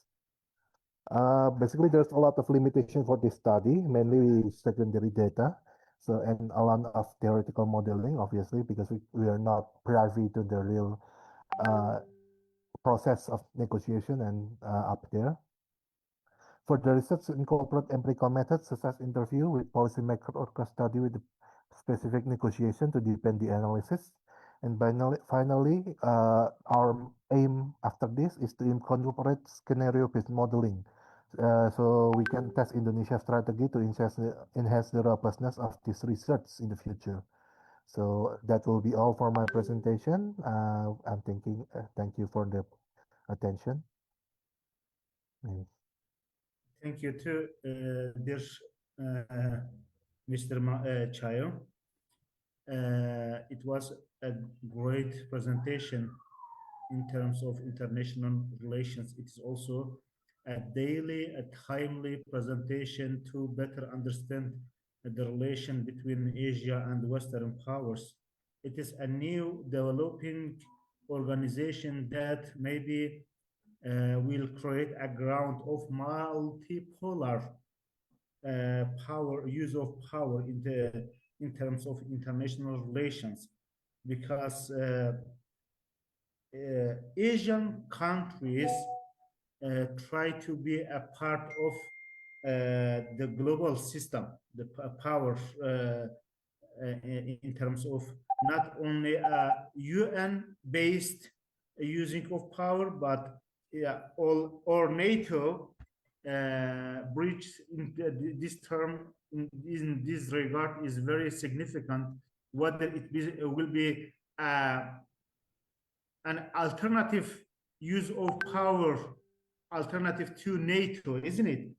Yes, exactly. Because the foundation, the organization of BRICS actually is based on to be an alternative to NATO, which is an organization of Western powers. So we will see whether it will be successful or not to create a multipolar international relations use of power, and how the Indonesia will be a part of this game, isn't it? Yes, exactly. So, as the Indonesia is a significant country in the Asia, in the Far Asia, we can say. So the position of Indonesia is significant. It has a huge population. I think it is the third biggest country in the Asia, China, India, and Indonesia, isn't it? Yes, population-wise, we are on number 3, or maybe number 4, I forgot. But yes, basically, BRICS have more than half of the human population as of now, and the only problem within is that the internal cohesion is just not there. So something like that. Yeah, exactly. We have a few questions. I like your presentation very well, and it was a comprehensive presentation. While we have a limited time, we will try to have one or two questions. We have 2 minutes.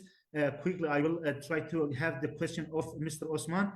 How can a two-level game theory approach help explain Indonesia's strategic interaction and the negotiation position within the BRICS, considering the both domestic and interest and international balance bargaining dynamics? I think the most interesting part of our research is that we somehow had arrived at the idea that the best position for BRICS, the best form of BRICS that it could be for us, Indonesian, is actually its current.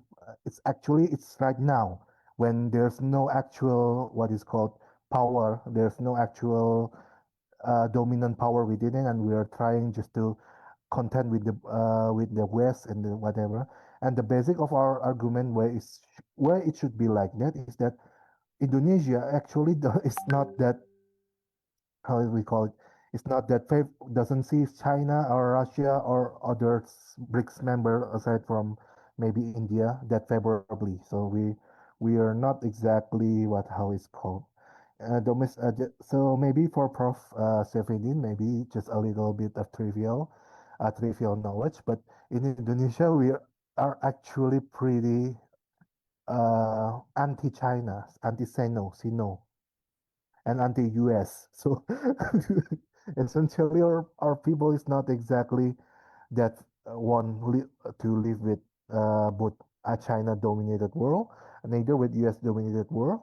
So the best position for right now for we to explain that on international. So how do we explain foreign policy using that piece of trivia if it's with two level game theory? So we know that domestically speaking, we're not exactly happy to collaborate with China and with the US. So how best we should approach the international world then? It's best to there's a two contending power and we're living like I hate to say parasite, but I think parasite is the best thing about. So we live in the best part of the both world. So we live in the best part of the BRICS and we live in the best part of the US. That will be our future research. We will do a scenario analysis with it in the future. But for now, I think this is to give level game theory will explain why Indonesia should take a hedging theory. There's a domestic constraint in there. I think that is my answer. Okay, thank you. I think the question of Jeffrey is quite similar to the first question, so I will apologize to not asking this question, but I will quickly ask the third question. I will request from you a brief answer. Yes. What are the challenges for Indonesia in becoming a member of BRICS global consolidation? I will say that it's geopolitical constraint. Basically, we are balancing between the US. We are close to the China, and we're close to the Russia, and there's the US. So there's a geopolitics between them that's not exactly good. So we don't want to put all our chips down on the BRICS before we know for sure that it'll be beneficial for us. I think that's it. Thank you very much for your beneficial presentation and timely. Thank you very much. And the next presentation, as we are in our time.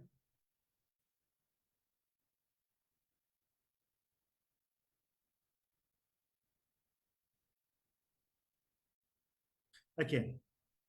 the reflexive governance Asian in energy transition. Fatina Queen Ganisa. Nice to have you, Mrs. Fatina. Fathania. Yeah, that's Fathania. correct. Yeah, Fatania Queen Genisa, that's correct, sir. Yeah, sorry for misreading. No, that's fine. That's fine. It's totally fine. Okay, nice to have you, and for your thank you for your presentation. We are happy to have you here. Go on, Okay. please. Thank you for the opportunity. So I will share my screen first. Okay. Okay. Okay, good afternoon, everyone. First of all, I would like to take a moment first to thank the committee for organizing this virtual conference and also for our session chair, Dr. Saifuddin Neslinevi. Sorry if I pronounce your name incorrectly. Quite correct. Oh, okay. Okay, allow me to introduce myself first. My name is Fatania Queen Genisa. I'm from International Relations Department of Universitas Pembangunan, Nasional Veteran Yogyakarta. And I'm very delighted to be here to represent my team, which consisted of, as shown on the screen, Mrs. Dia Lupitasari, Mrs. Melati Anggraini, and Mrs. Virginia Ayusagita. And I'm here to present about the topic of energy transition in ASEAN. And to be more precise, we analyze the capacity of ASEAN as the intergovernmental organization in governing this reflexive in energy transition. So before I dive into the findings of our research, I would like to lay out some research background. Why did we choose this topic? Why did we think this topic is relevant? So when we're talking about the energy transition, so that means we are talking about the climate change mitigation. And we know that many actors such as government, intergovernmental organization, non-governmental organization, intergovernmental organization, including the regional ones such as ASEAN, have been formulating many strategies, many programs, initiatives in terms of energy transitions. And we focus on ASEAN because we think that ASEAN matters for two reasons. The first one is because more than half of ASEAN member states heavily rely on fossil fuels, still heavily rely on fossil fuels. And for the second reason is that the Southeast Asia region itself is included in the vulnerable region in terms of climate change impacts. So it led us to our research questions. How has ASEAN, as the leading institution in the region, governed to achieve a common goal in terms of energy transition? And to be more precise, to what extent has reflexive governance, which I will explain more in the subsequent part, have been applied in the context of its role in governing energy transition in the region? So this is the outline of our presentation. So after this, I will briefly explain about the involvement of ASEAN energy sectors and also its target in terms of energy transition, and to be more specific about the renewable energy. And then I will lay out some information about what is the reflexive governance, why did we choose that as our framework. And then I will briefly explain about the chosen methodology. And then, of course, after that, we're gonna explain about the findings, the analysis that we categorized into three parts because we have three indicators in analyzing ASEAN. And then I will wrap up the whole discussion in the conclusion part. So in terms of the energy sectors in ASEAN, is actually has been one of the top priorities in ASEAN. So since more than 45 years ago, we can say 45 years ago, the ASEAN leaders already talked about energy sector. And in 1986, ASEAN leaders signed the ASEAN Energy Cooperation Agreement. So this is the starting point for ASEAN to have energy cooperation in the region. And since then, ASEAN leaders have been having this annual meeting called ASEAN Ministers on Energy Meeting, ASEAN Meeting on Energy, ASEAN Minister on Energy meetings that has been held annually, so every year. And then for the implementation, they have the official document called the ASEAN Plan of Action for Energy Cooperation, or APAEC, that has become the primary guidance for ASEAN to implement all the initiatives and all the policies that have been formulated. And for the target in renewable energy, what I wanted to point out is that in 2015, ASEAN set a specific target in renewable energy. So they wanted to achieve 23% in the region's total primary energy supply by 2025, which is this year actually. And that's the specific target that we're focusing on. And that relates to the concept that we used. So in order to analyze the ASEAN, the capacity of ASEAN, we chose reflexive governance concept. So it's still an emerging concept and usually used in the sustainability studies. We chose this concept because when we're talking about energy transition, so that means we're talking about climate change. Climate change is a constant, has the characteristic of constant changes. So we need a more adaptive approach to analyze ASEAN. And reflexive governance really accentuates the continuity of learning and adaptation, since energy transition is also full of dynamic and complex nature. So based on several studies that have been using reflexive governance, we derived three main indicators. We chose three main indicators to analyze ASEAN. The first one is that institutional learning mechanism. The second one is cross-sectoral participation. And the third one is cognitive and normative adaptability. And this is the methodology. We chose qualitative content analysis. The data we were focusing on were the official documents of ASEAN. So we analyzed 11 documents of Joint Ministerial Statement, JM's documents, and APAEC documents, and also the ASEAN Energy Outlook. With the time range is 10 years, because as I've explained in the previous slide, that ASEAN set target of renewable energy in TPES in 2015. So, and then the target wanted to be achieved this year. So that's why we chose 10 years for the time range. And the patterns that we were focusing on is that the frequency, the consistency, and also the evolvement of renewable energy discourse in those official documents that we chose. And the findings, so after we analyzed those documents with the reflexive governance concept, we argued that we found out that there has been strategic collaborative partnership. So for example, in 2016, ASEAN had this collaboration with Singapore's Nasional Technological University in ASEAN Renewable Energy Development.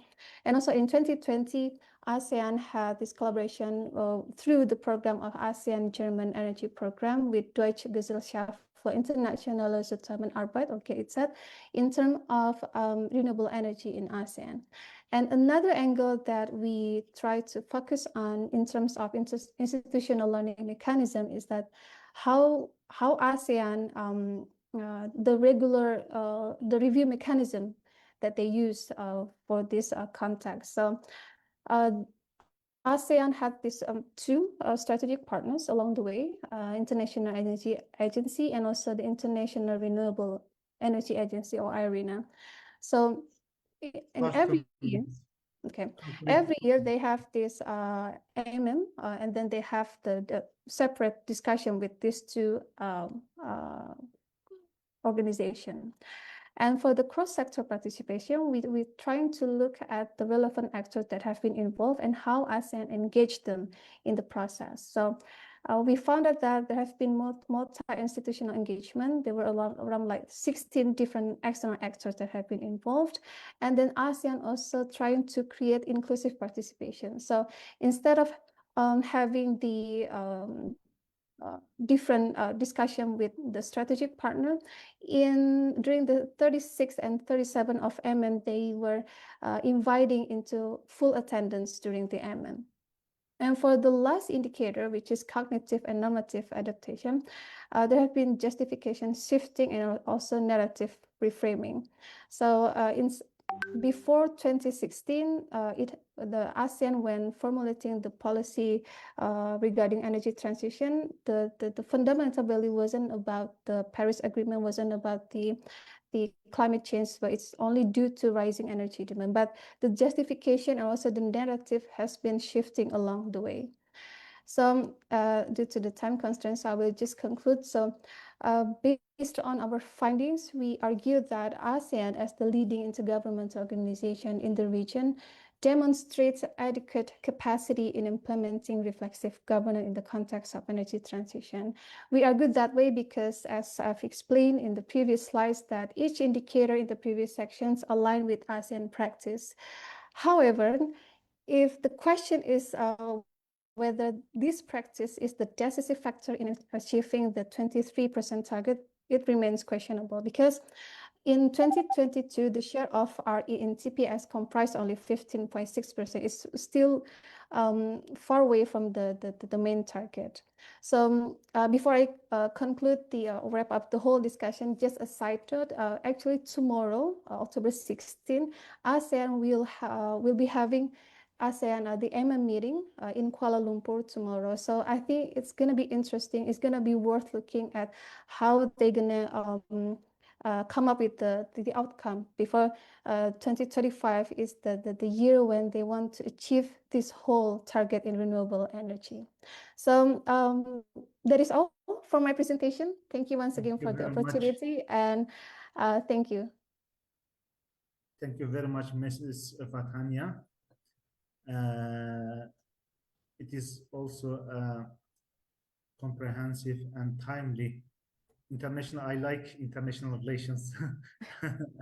Thank you so much, sir, for your comment. All presentations of today were great, and yours also. So thank you very much for your effort. Unfortunately, we can discuss on your presentation for hours, but unfortunately we have a limited time. Limited time, yeah. So we have be on the time. We have no question for that. Okay. But I would like to ask, as an institution, how Asian institutions try to be an alternative for, as like bridges, we ask, like it is an alternative institution against the NATO, against the Western power use of energy as a power. How Asia try to build that balance between Western and Asian in progress. Okay, so how does ASEAN balance, I mean, between the powerful countries? Yeah, in terms of energy transition. So what they've been trying to do is to have many. Is there an aim of this institution as develop the energy as a tool of power against Western powers?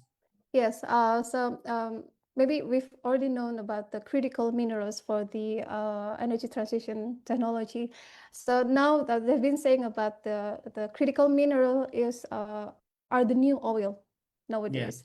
And Southeast Asia region, for example, Indonesia, have nickel. So one of the critical minerals that have been, very, very popular nowadays, because we have the mining of that critical mineral. So the Southeast Asia region we argue that I think it's going to be one of the regions that those power countries will look for, because we have this new oil of the century, because we have the source of energy, critical minerals in terms of energy transition technology. So I think that's how the powerful country will see how the potential of the Southeast Asia region. I see. Yeah. Okay. Thank you. And we have a question: how can Asian member states leverage the flexible governance principles to facilitate a coordinated and offensive regional energy transition, addressing complexities and uncertainties in the process? Yeah, thank you for the question. We didn't really focus on the ASEAN member states, particularly, but as the institution. But I would say that this concept, it can be applied as well in the domestic policy making process, because it accentuates the learning process, also the cross-sectoral participation, because we're dealing with something characterized with constant changes. So we need to basically we need to keep learning. I mean, keep evolving, because we're dealing with something really we don't know what's going to be next. So I think it's also a suitable concept to be applied in domestic policy making process, not just for ASEAN as the institution. Okay. Thank you very much for your comprehensive presentation and for having Thank you as a presenter, and hope to see you again in next conferences. Okay. Thank you so much, Dr. Saifuddin. Thank you to Mrs. Fatine. We will pass to the next presentation. Okay. Yes, another presentation about the bridges. Yes, it's really an important organization as an alternative to the NATO. We hope so to balance the multipolar use of power.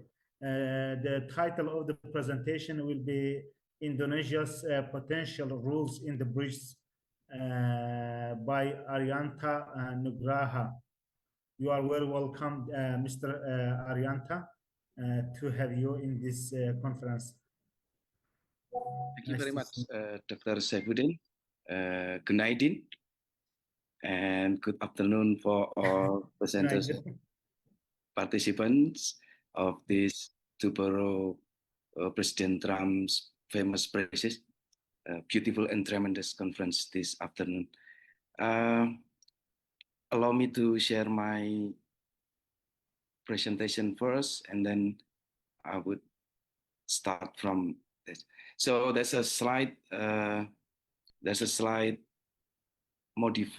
Modification for my title, because the committee, thank you for the committee, advised me to give a bit stronger title that represent the whole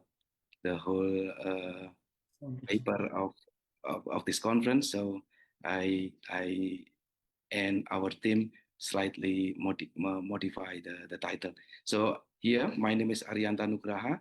I'm from the Department of International Relations, Universitas Pembangunan Nasional Veteran Yogyakarta, or UPN Veteran Yogyakarta. I represent my team, consists of myself, Rudi Romadu, and Indro Heri Mulyanto. And to cut to the chase, let me start from the beginning of my presentation. So for the overview, before I start, I would like to thanks to Mas Cahyo Adi, who already provide me the background of Indonesia membership in BRICS. I think that's very useful for me. So I don't need to explain more about BRICS, but we have the same topics, although we have different kind of point of view. So we would like to do research about the motivation of Indonesia's membership joining BRICS in 2025. So as we know, the 6th of January 2025, Indonesia formally acceded into a BRICS organization, and this accession is kind shocking, because previous Indonesia's government under Joko Widodo